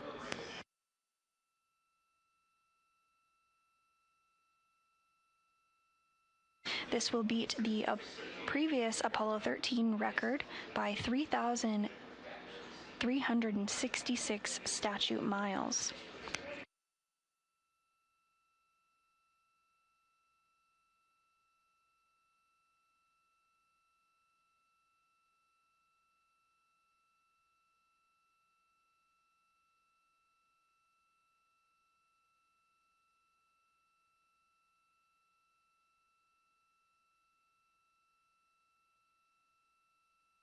We are counting down to lunar flyby here in Mission Control Houston. Now 3 days, 14 hours, and 55 minutes away from lunar flyby when the crew will fly behind the Moon. To hear a little more about the goals and objectives during the flyby, let's check this video out. I cannot wait to hear their voices when they get to the far side of the Moon and I can hear them talk about seeing the Moon out their window. I try to imagine it now and I tear up thinking about it. Ooh, now I gotta hold on a second. We have human eyeballs connected to wonderfully smart brains our astronaut friends have. They are going to be able to observe the Moon in multiple different ways. They can use their eyes, they'll look through their camera and snap pictures, and just looking out the window getting that human experience. But during Apollo, the astronauts were so much closer to the lunar surface. Our astronauts are going to be doing a flyby at a higher altitude, so they're going to be able to see the whole Moon as a lunar disk on the lunar far side. That's a brand new, unique perspective that humans haven't been able to look at before. We are doing a lot of lunar geography training with them.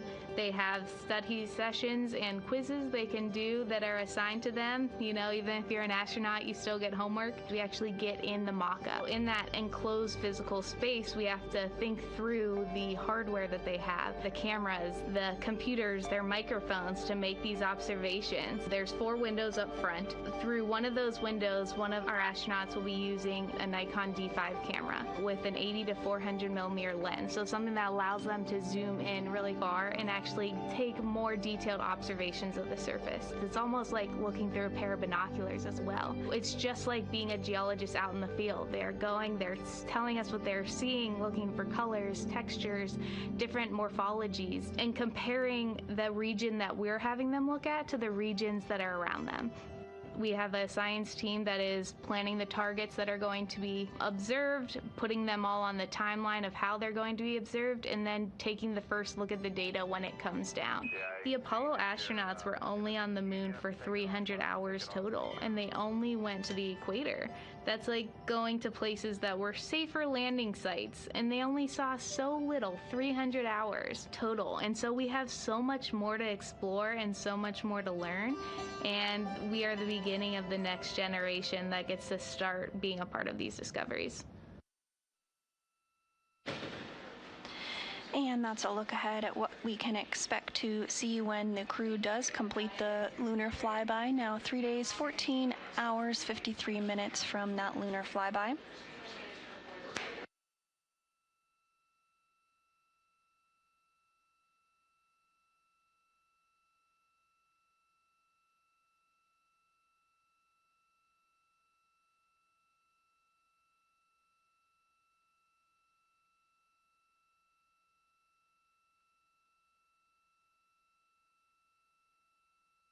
This will be the first crewed lunar flyby in over 50 years.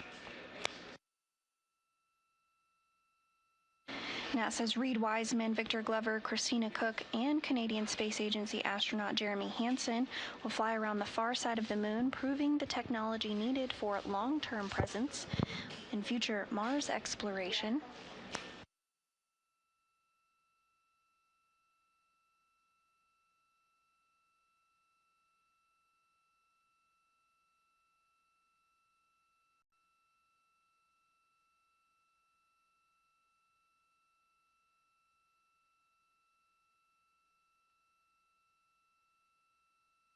At this time, the crew of Orion is currently in their sleep period, but you're looking at a live view inside Mission Control Houston, which is nothing but asleep. Continues to be filled with hustle and bustle as the team on the ground supports the Orion spacecraft, even though the crew is asleep. This Orbit 2 team is being led by NASA Flight Director Paul Kanya, and you are going to start seeing some folks trickle in to the White Flight Control Room as we are nearing our handover period for Orbit 3.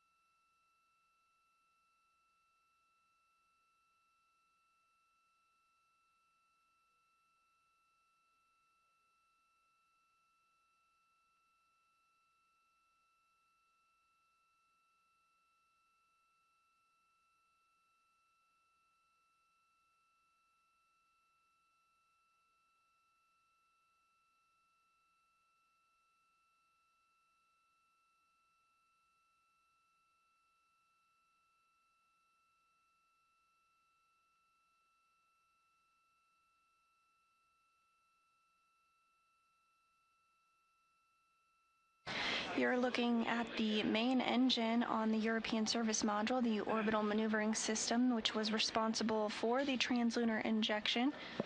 That 5-minute, 50-second burn, placing Orion on a trajectory or path toward the moon. TLI also serves as the deorbit burn for the Orion spacecraft. Following lunar flyby, Orion will make its journey back to Earth, where it will splash down off the coast of California.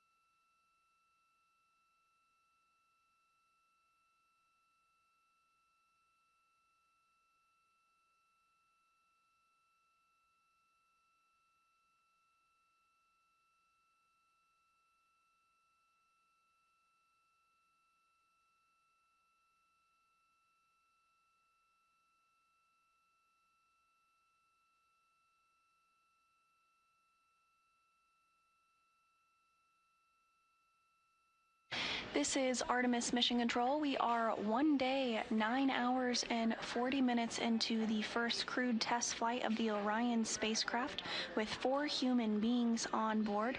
We do have our flight day highlights ready for you, so let's take a look back at what flight day 2 has entailed.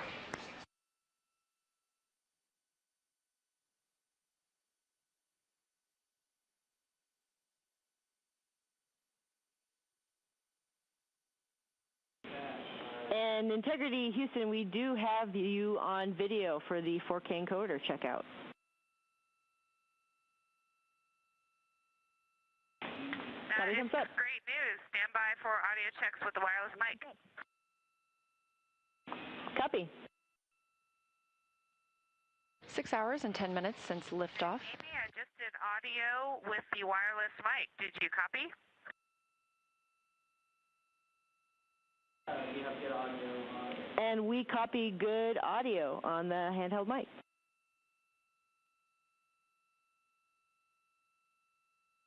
That is great news. We're ready to call 4K encoder checkout complete if you are. We concur. 4K checkout complete, and whenever you're ready, I have some words about S-band string swap that we're interested in having you all perform. And it's great to see you all wave, 4 smiling voices, and we are really enjoying seeing you up there.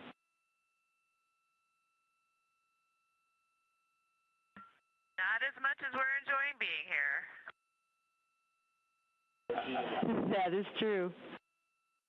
This view on your screen coming from Orion, looking back at all of us on Earth. This is coming from a camera mounted on one of the spacecraft's solar array wings. Just a little crescent Earth. Now 6 hours and 12 minutes since launch. The first flight of humans aboard Orion. Houston, Integrity on 1 for fan speed / cabin temperature. Houston's listening.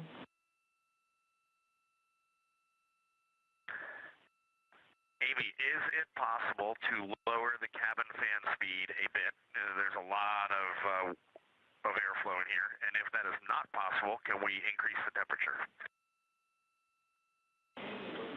Copy, Reed. We understand the request, and we are discussing how to implement. We'll follow up. Yeah, sounds good. No urgency there, but just know that will be our desire down the road. Copy. Now that the crew is awake, they are going to step into a brief post-sleep period, and then they will begin preparing for the perigee raise burn, or PRB burn. That burn is scheduled to take place in just under an hour from now, about 59 minutes until that burn ignition start. Houston, Integrity, good morning. We are with you for PRB ops. And Integrity and Christina, good morning to y'all as well. Things are progressing well with PRB ops. We can do a quick tag up here shortly once we get our story ready. And this is Mission Control Houston. You just heard a little bit of communication there on the Orion to Earth loop, and that is the voice link between the ground and the Orion spacecraft. So that was NASA astronaut Christina Cook, who is one of the mission specialists aboard the Orion spacecraft. Again, there are 4 crew members currently living and working on the Orion spacecraft as part of the Artemis 2 mission. So Christina was speaking directly with the team here in Mission Control Houston, specifically the CAPCOM or capsule communicator, and that flight control position serves as the direct voice link between the crew and the ground. Houston, Integrity for cabin temps. Hey, go ahead, Christina.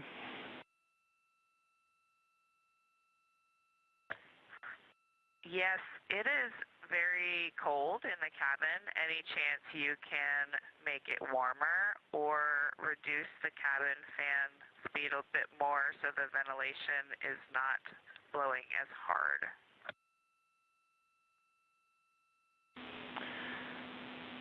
Yeah, Christina, understand. While y'all were asleep, we did turn one of our knobs that we have, and that was the rad loop set points.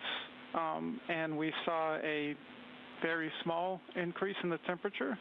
And so we're going to take a look at some of these shell heaters, and we'll let you know when we start putting some of that in work, and we can see if that affects the temperature in a positive way. Our next check with you is for your go, no-go confirmation.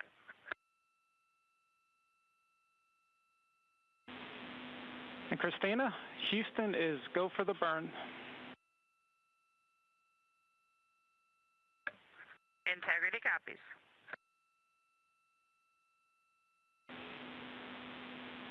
Integrity Houston, the solar arrays are in position for the burn.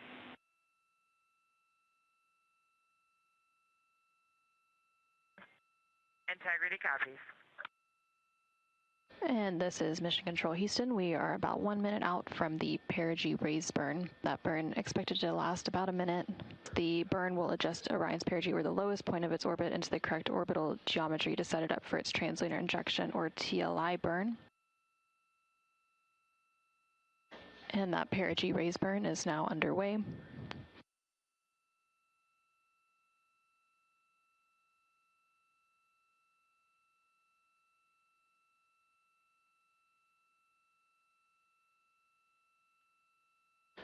And there on your screen, you can see the 8 Pulse-X engines on the Orion spacecraft. Now, this is a visualization of the Orion spacecraft, as we don't currently have live views from the spacecraft itself, but this uses the data and telemetry from the spacecraft. Again, this perigee raise burn expected to last about a minute. Currently, everything is proceeding as planned.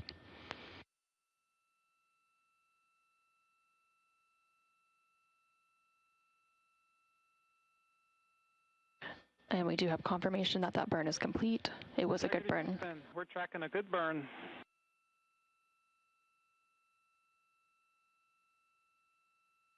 And we see the same, and with a bonus trim burn. And there on your screen, you are seeing a live view of the Orion spacecraft from one of its solar array wing cameras, and you can also see another one of the solar array wings on the bottom right hand of your screen from the Orion spacecraft. Again, this live view comes following that perigee raise burn. Support there. We really appreciate it. It's been a good first.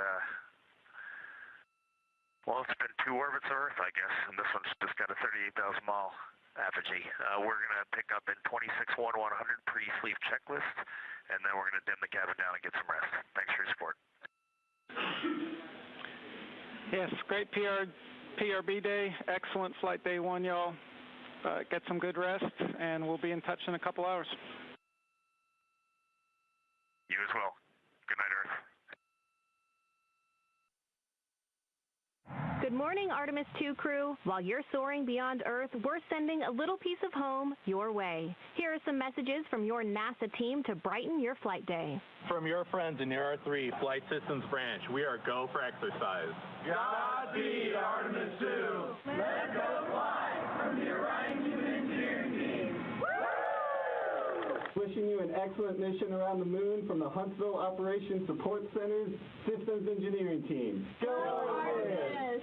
From the Marshall Space Flight Center Earth Science Branch to the crew of Artemis 2. We wish you success. Bring back some perspective. We just wanted to wish you a safe trip to the moon from your JSD SWAT team. From the Wallops Island Radar 5 crew, go Artemis. Godspeed. Good luck from your Orion Mission Planning Team. IMAP team wishes you a safe journey. Go Artemis 2! From all of us at NASA's Launch Services Program, we're so proud to support the journey to the moon. Go Artemis! Houston Integrity, we are ready to go, and that was awesome. Thank you for all of those messages. You are very welcome. Good afternoon and welcome to the Artemis Flight Control Room here at NASA's Johnson Space Center in Houston, Texas. I'm NASA PAO Leah Cheshire Mustachio, your Orbit 1 commentator, ready to take you through a very busy day for the crew, namely with the translunar injection burn this afternoon. That is scheduled for 6:49 p.m. Central Time, expecting a 5-minute and 49-second burn on the OMS engine. On the left, the data visualization you're seeing is ARROW, the Artemis real-time orbit website. If you look closely, you can see we are now under 10,000 miles away from Earth. That will continue to decrease until we get to 115 statute miles above our home planet. That'll be the closest the crew is to the planet until they return for their splashdown on flight day 10. Integrity. Houston has completed the poll for TLI. When the engine ignites, you embark on humanity's lunar homecoming arc and set the course to return Integrity and her crew safely home. Houston is go for TLI.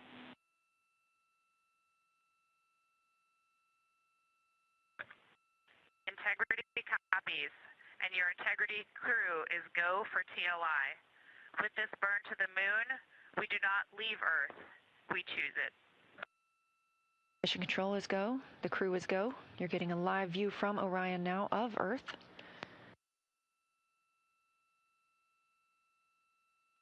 Ten seconds until translunar injection burn start.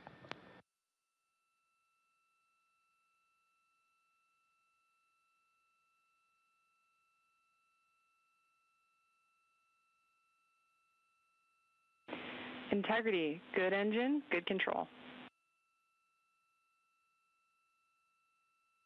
We show the same. Feels great up here. At MET, mission elapsed time of 1 day, 1 hour, and 14 minutes into the Artemis 2 mission. As Orion was flying 115 statute miles above Earth and 247,600 miles away from the moon, we have the start of the translunar injection burn that will send the crew around the moon, the first humans to do so in over 50 years.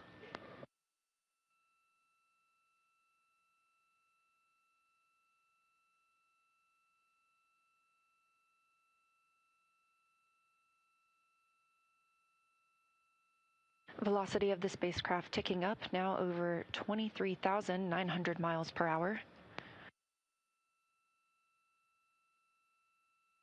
2 minutes into this 5-minute and 50-second burn.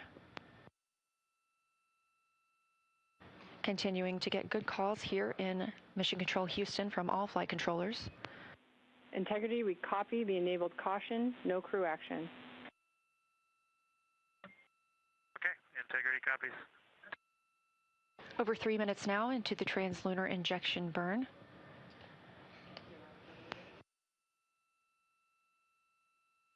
These live views coming from Orion as it looks back on Earth, leaving high Earth orbit and beginning its journey to the moon. We are now 230 miles above Earth, 246,500 miles away from the moon.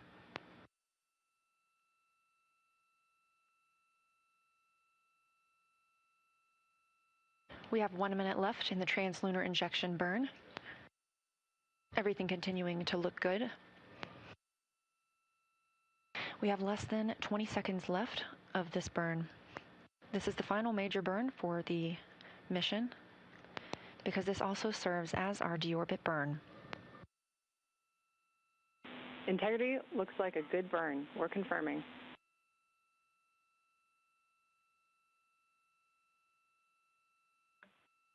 Integrity copies. Confirmation from teams here on the ground to the Artemis 2 crew aboard Orion. We have translunar injection burn cutoff and early reports that it was a very good burn. Orion now 520 miles away from Earth. Just 5 minutes ago, we were only 115 miles above Earth's surface. That distance will continue to increase as we are now on a trajectory to fly around the moon for the first time in over 50 years.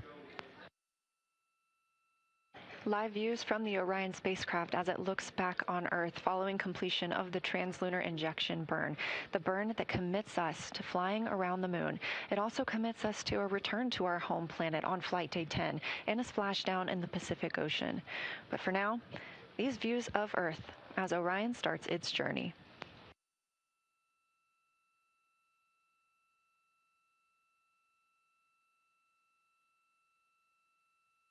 And Houston Integrity, we just wanted to share a little bit of the sentiment up here as we came around the planet, and we're zooming over just 100 nautical miles above it if you got a moment.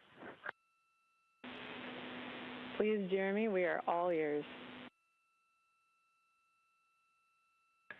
Well, with that successful TLI, the crew's feeling pretty good up here on our way to the moon, and we just wanted to communicate to everyone around the planet who's worked to make Artemis possible that we firmly felt the power of your perseverance during every second of that burn.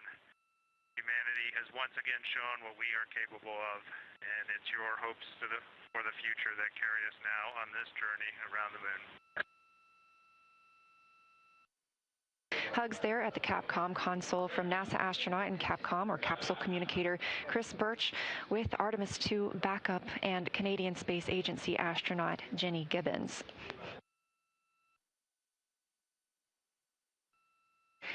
This is a live view from the Orion capsule looking back on Earth, our home planet. We are now 18,500 miles away from Earth. When we conducted that translunar injection burn coming up on about 2 hours ago, we were just 115 miles above our planet. Obviously, that has increased exponentially as we are now on the journey to the moon and back home. Currently, Orion is 223,000 miles away from the moon.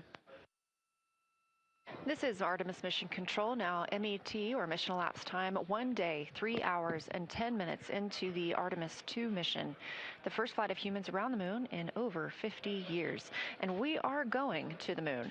After a successful translunar injection burn today, we are now over 19,500 miles away from Earth and growing closer to our lunar neighbor, now 222,000 miles away from the moon.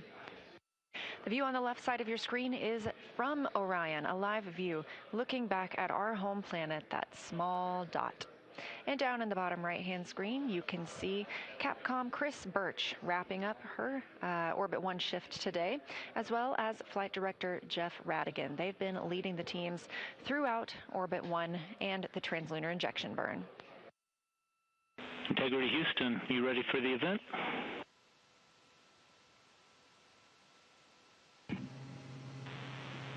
Houston Integrity, we are ready for the event. ABC News, this is Mission Control Houston. Please call Integrity for a voice check. Integrity, this is Gio Benitez at ABC News. How do you hear me? Outstanding. We have you loud and clear. How about us? I hear you loud and clear, and I truly cannot believe it. You are quite literally on the way to the moon right now and still speaking with us. Tell me, how do you feel? What's going through your mind? I mean, this must be so incredible because have you allowed the weight of the moment to really fit in here? Have you allowed that to happen? Well, first and foremost, we all wanted to give a shout out to our families first because we are pretty far from Earth and we have not gotten to say hi to them yet.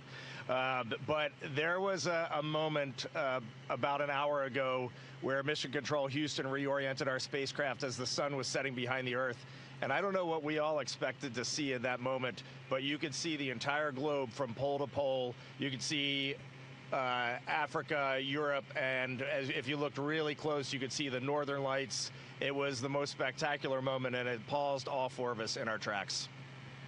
Yeah, well, you are making history. Reed Wiseman, Christina Koch, Jeremy Hansen, Victor Glover. Congratulations to all of you. America, the world is with you. We are watching every moment of this journey, and we will cheer you when you get back and along the way. Thank you for joining us. Best of luck to you, and safe travels.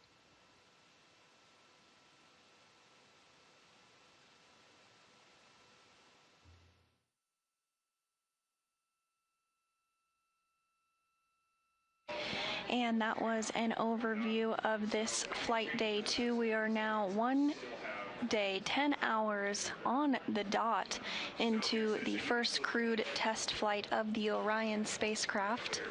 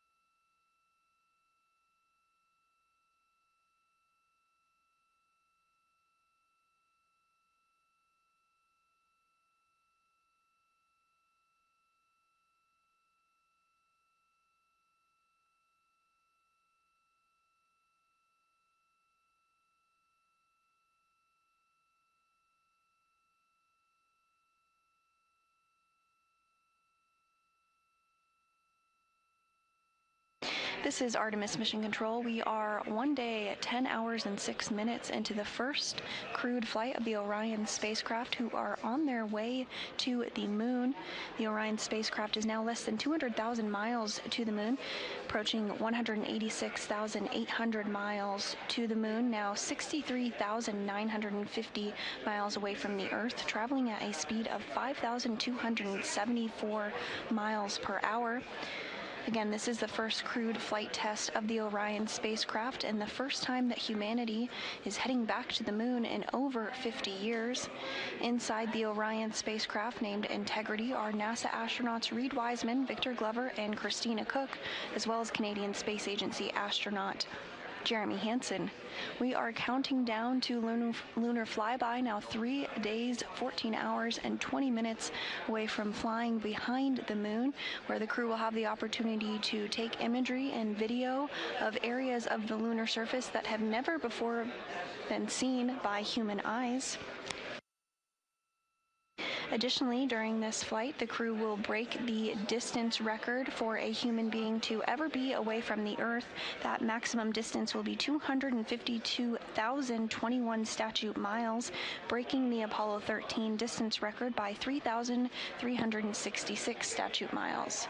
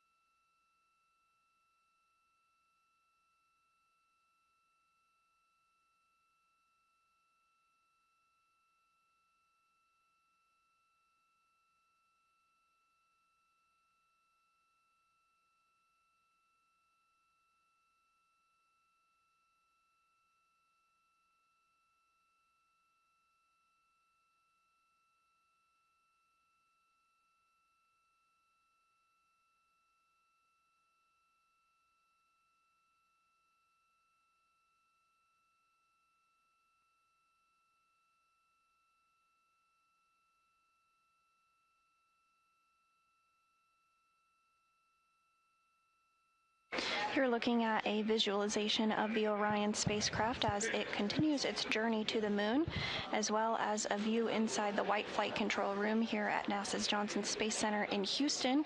This Orbit 2 team is being led by Flight Director Paul Kanya.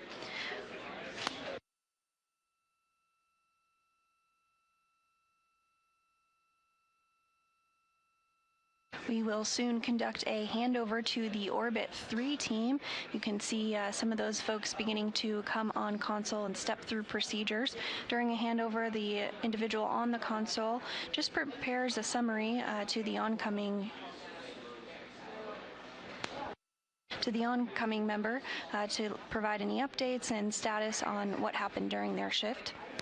The Orbit 3 flight director this morning will be NASA Flight Director Rick Henfling.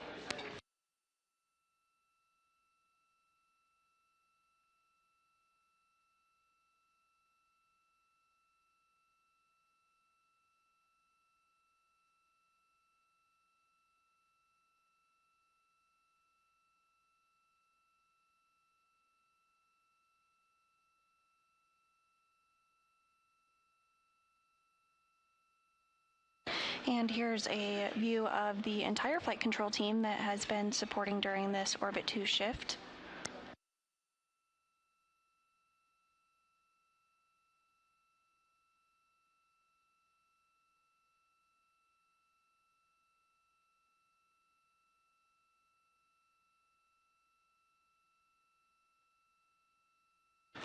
Orion is now 186,755 miles away from the moon and over 64,000 miles away from Earth.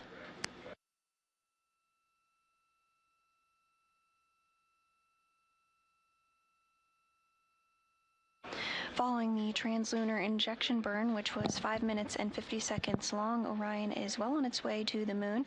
That translunar injection burn also serves as the deorbit burn.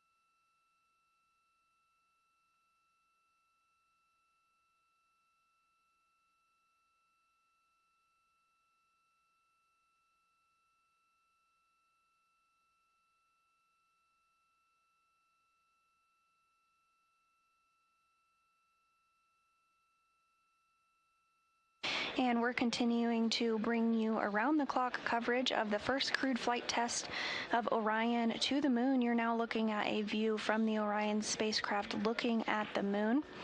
The Orion spacecraft now less than 200,000 miles away from the moon, following that translunar injection burn, lasted 5 minutes 50 seconds, propelling the crew on a trajectory to the moon and back. At this time, I'm going to hand over to my colleague, Nilofer Ramji, to continue live mission operations coverage of the Orion spacecraft carrying NASA astronauts Reid Wiseman, Victor Glover, Christina Koch, and Canadian Space Agency astronaut Jeremy Hansen to the moon. For me, for now, this is Mission Control Houston.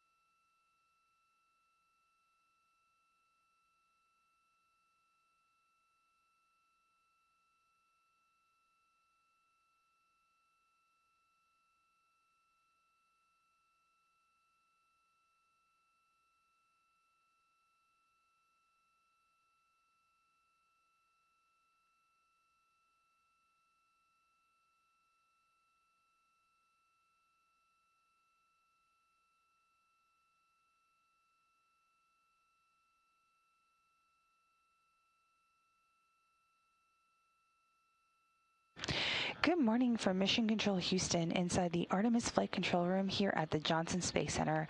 We are at a mission elapsed time of 1 day, 10 hours, and 42 minutes and counting of the Artemis 2 mission. I'm Nilofer Amji with NASA Communications. The Orbit 3 team of flight controllers has recently come on console and have completed their handover, with the Orbit 2 team who are completing their shift. We will take a look back on what took place on Flight Day 1 with our Flight Day highlights.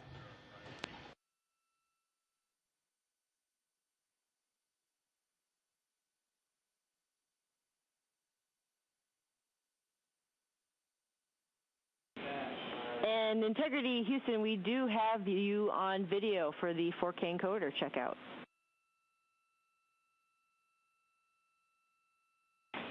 That is great news. Stand by for audio checks with the wireless mic. Copy. 6 hours and 10 minutes since liftoff. Amy, I just did audio with the wireless mic. Did you copy? You have good audio. And we copy good audio on the handheld mic.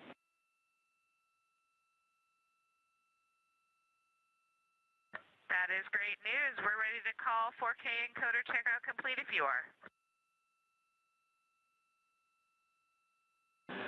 We concur. 4K checkout complete, and whenever you're ready, I have some words about S-band string swap that we're interested in having you all perform. And it's great to see you all wave, 4 smiling voices, and we are really enjoying seeing you up there.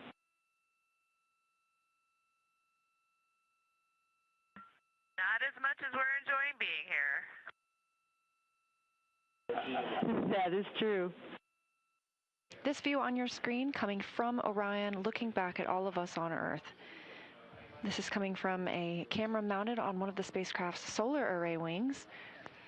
Just a little crescent Earth. Now 6 hours and 12 minutes since launch.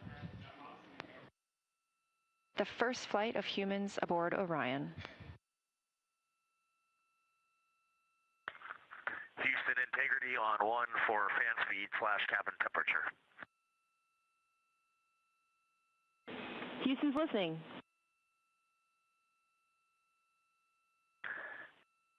Amy, is it possible to lower the cabin fan speed a bit? There's a lot of airflow in here, and if that is not possible, can we increase the temperature? Copy, Reed. We understand the request, and we are discussing how to implement. We'll follow up.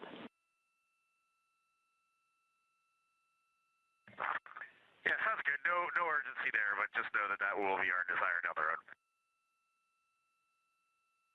Copy. Now that the crew is awake, they are going to step into a brief post-sleep period, and then they will begin preparing for the perigee raise burn, or PRB burn. That burn is scheduled to take place in just under an hour from now, about 59 minutes until that burn ignition start. Houston Integrity, good morning. We are with you for PRB ops. And Integrity and Christina, good morning to y'all as well. Things are progressing well with PRB ops. We can do a quick tag up here shortly once we get our story ready. And this is Mission Control Houston. You just heard a little bit of communication there on the Orion to Earth loop, and that is the voice link between the ground and the Orion spacecraft. So that was NASA astronaut Christina Cook, who is one of the mission specialists aboard the Orion spacecraft. Again, there are 4 crew members currently living and working on the Orion spacecraft as part of the Artemis 2 mission. So Christina was speaking directly with the team here in Mission Control Houston, specifically the CAPCOM or capsule communicator, and that flight control position serves as the direct voice link between the crew and the ground. Houston Integrity for cabin temps. Hey, go ahead, Christina.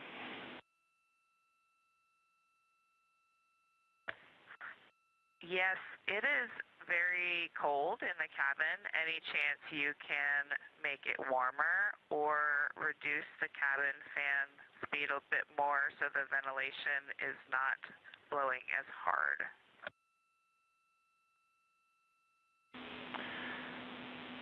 Yeah, Christina, understand. While y'all were asleep, we did turn one of our knobs that we have, and that was the rad loop set points.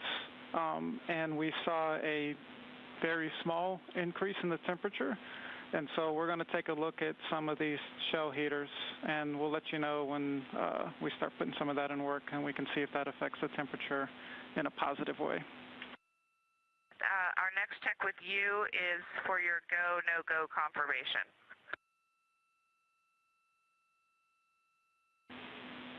And Christina, Houston is go for the burn. Integrity copies.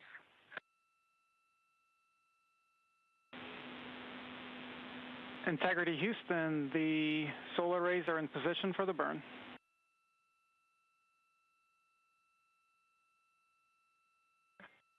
Integrity copies.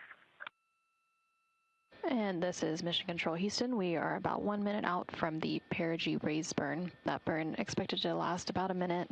The burn will adjust Orion's perigee, or the lowest point of its orbit, into the correct orbital geometry to set it up for its translunar injection, or TLI burn. And that perigee raise burn is now underway.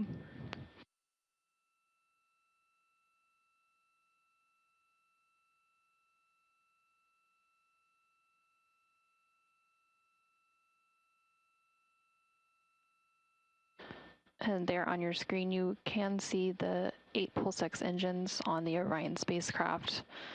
Now, this is a visualization of the Orion spacecraft, as we don't currently have live views from the spacecraft itself, but this uses the data and telemetry from the spacecraft. Again, this perigee raise burn expected to last about a minute. Currently, everything is proceeding as planned.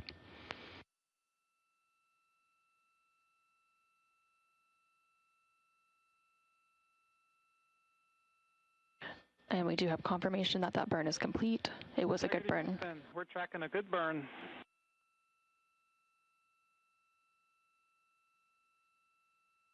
And we see the same, and with a bonus trim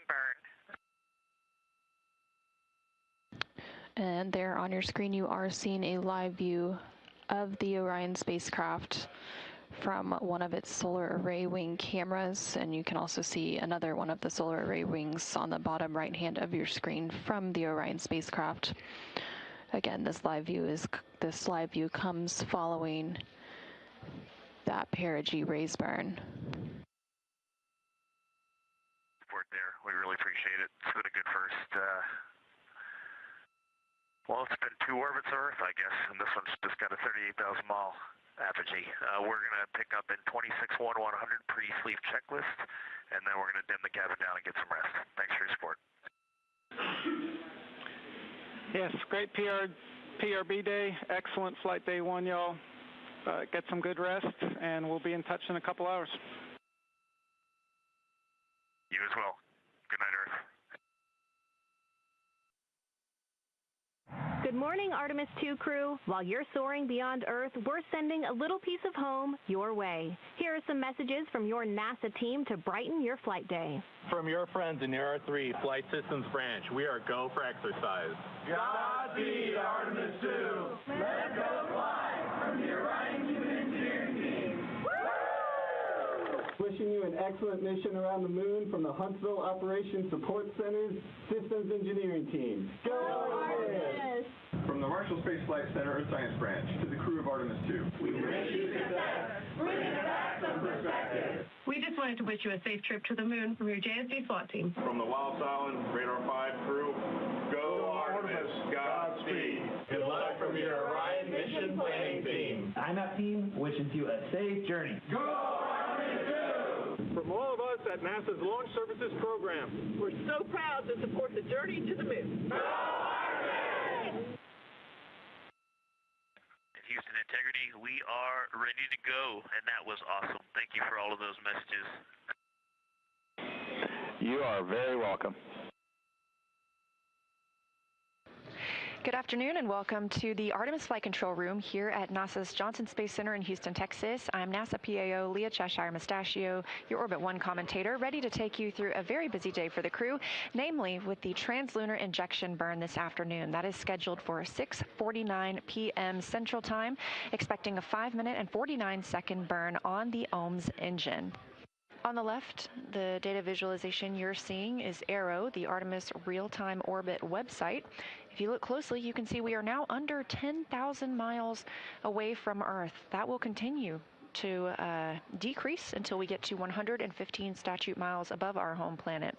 That'll be the closest the crew is to the planet until they return for their splashdown on flight day 10. Integrity. Houston has completed the poll for TLI.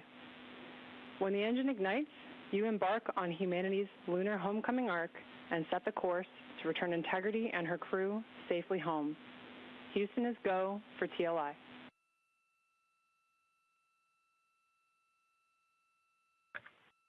Integrity copies, and your Integrity crew is go for TLI. With this burn to the moon, we do not leave Earth, we choose it. Mission control is go. The crew is go. You're getting a live view from Orion now of Earth.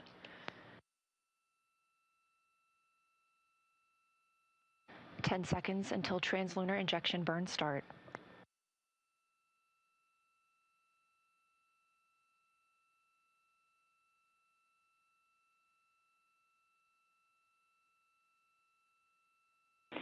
Integrity, good engine, good control.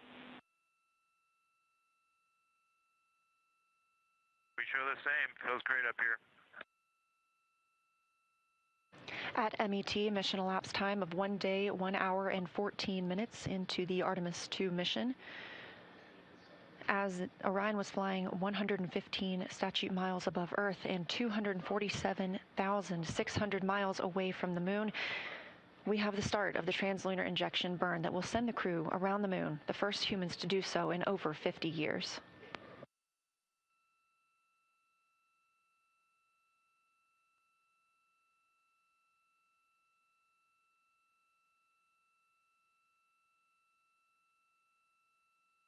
Velocity of the spacecraft ticking up, now over 23,900 miles per hour.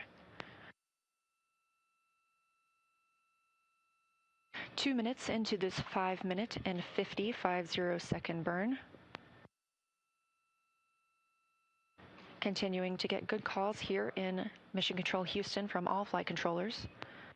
Integrity, we copy the enabled caution, no crew action. Integrity copies. Over 3 minutes now into the translunar injection burn.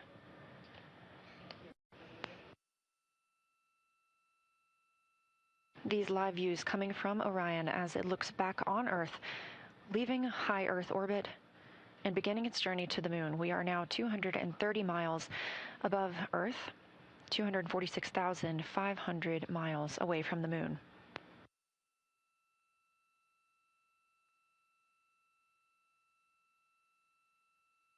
We have 1 minute left in the translunar injection burn.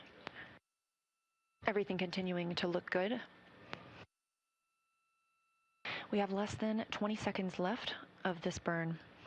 This is the final major burn for the mission because this also serves as our deorbit burn.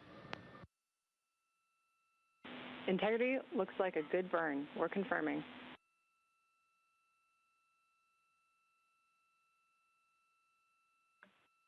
Integrity copies. Confirmation from teams here on the ground to the Artemis 2 crew aboard Orion. We have translunar injection burn cutoff and early reports that it was a very good burn. Orion now 520 miles away from Earth. Just 5 minutes ago, we were only 115 miles above Earth's surface. That distance will continue to increase as we are now on a trajectory to fly around the moon for the first time in over 50 years. Live views from the Orion spacecraft as it looks back on Earth following completion of the translunar injection burn, the burn that commits us to flying around the moon. It also commits us to a return to our home planet on flight day 10 and a splashdown in the Pacific Ocean. But for now, these views of Earth as Orion starts its journey.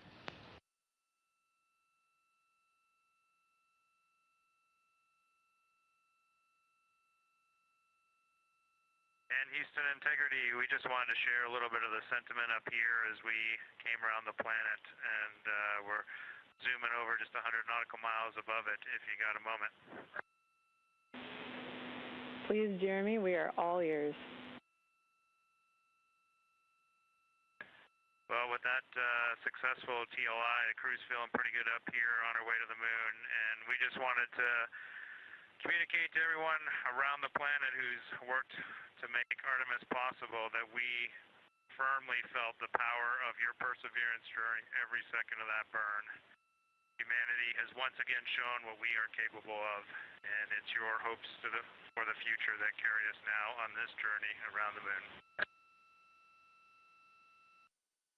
Hugs there at the Capcom console from NASA astronaut and Capcom, or capsule communicator, Chris Birch, with Artemis II backup and Canadian Space Agency astronaut Jenny Gibbons.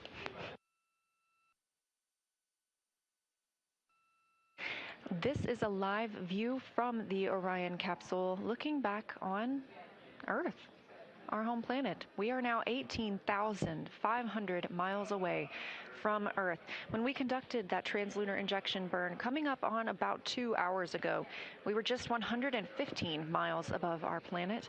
Obviously, that has increased exponentially as we are now on the journey to the moon and back home. Currently, Orion is 223,000 miles away from the moon. This is Artemis Mission Control, now MET, or mission elapsed time, 1 day, 3 hours, and 10 minutes into the Artemis II mission, the first flight of humans around the moon in over 50 years. And we are going to the moon. After a successful translunar injection burn today, we are now over 19,500 miles away from Earth and growing closer to our lunar neighbor, now 222,000 miles away from the moon. The view on the left side of your screen is from Orion, a live view looking back at our home planet, that small dot. And down in the bottom right-hand screen, you can see Capcom Chris Birch wrapping up her Orbit 1 shift today, as well as Flight Director Jeff Radigan. They've been leading the teams throughout Orbit 1 and the translunar injection burn. Integrity Houston, you ready for the event?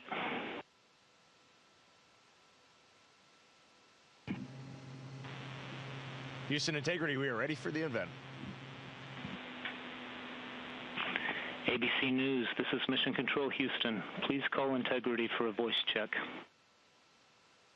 Integrity, this is Gio Benitez at ABC News. How do you hear me? Outstanding. We have you loud and clear. How about us?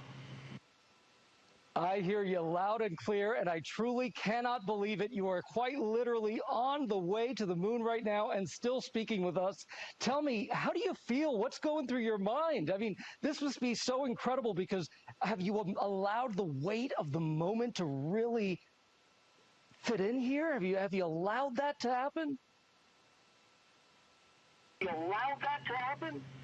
Well, first and foremost, we all wanted to give a shout out to our families first because we are pretty far from Earth and we have not gotten to say hi to them yet. But there was a moment about an hour ago where Mission Control Houston reoriented our spacecraft as the sun was setting behind the Earth. And I don't know what we all expected to see in that moment, but you could see the entire globe from pole to pole. You could see Africa, Europe, and if you looked really close, you could see the northern lights. It was the most spectacular moment, and it paused all four of us in our tracks. Yeah, well, you are making history. Reed Wiseman, Christina Koch, Jeremy Hansen, Victor Glover. Congratulations to all of you. America, the world is with you. We are watching every moment of this journey, and we will cheer you when you get back and along the way. Thank you for joining us. Best of luck to you, and safe travels.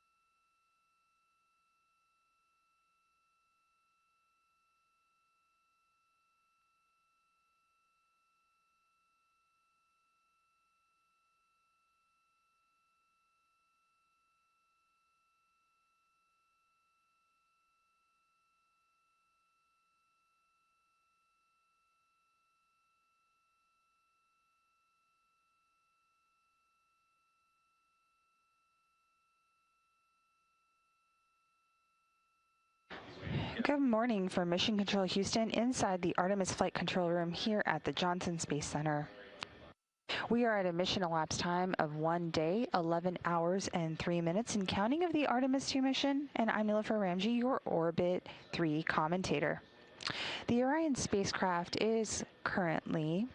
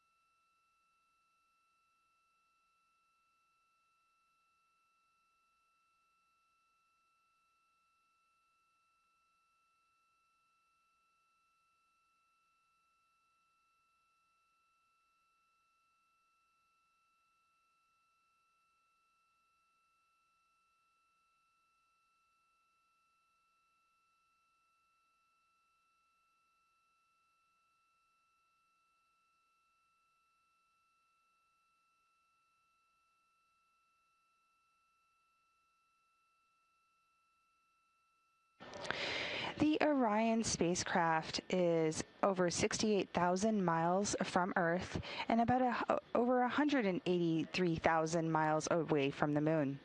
The Artemis 2 astronauts are currently sleeping aboard the Orion spacecraft named Integrity. They began their sleep shift around a mission elapsed time of 1 day, 9 hours, and 30 minutes, and it'll probably last until about a mission elapsed time of 1 day and 18 hours. The crew began their day at a mission elapsed time of 20 hours after their first post-sleep period, during which they completed some hygiene activities, some standard cabin configurations, and then they ate breakfast. They had several conferences with teams here in Mission Control to review their schedule for the day and the current vehicle status. The crew was focused on translunar injection, or the TLI burn, with Christina on tap to monitor the burn from inside the spacecraft. The TLI burn was successfully completed yesterday at 6:49 p.m. Central Time.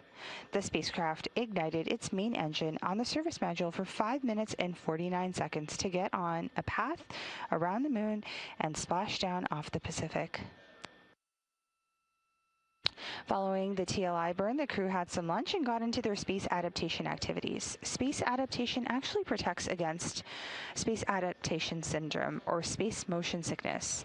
About 70% of the astronauts traveling into space experience space adaptation syndrome symptoms, and is believed to be caused by conflicting sensory inputs from the vestibular or inner ear system and the eyes. The crew also installed some accelerometers on the Flywheel exercise device and completed some toilet maintenance. The Flywheel is an exercise device wheel that uses a flywheel and a series of pulleys and a torque limiter encased in a frame, the size of about an extra large shoebox functioning like a rowing machine.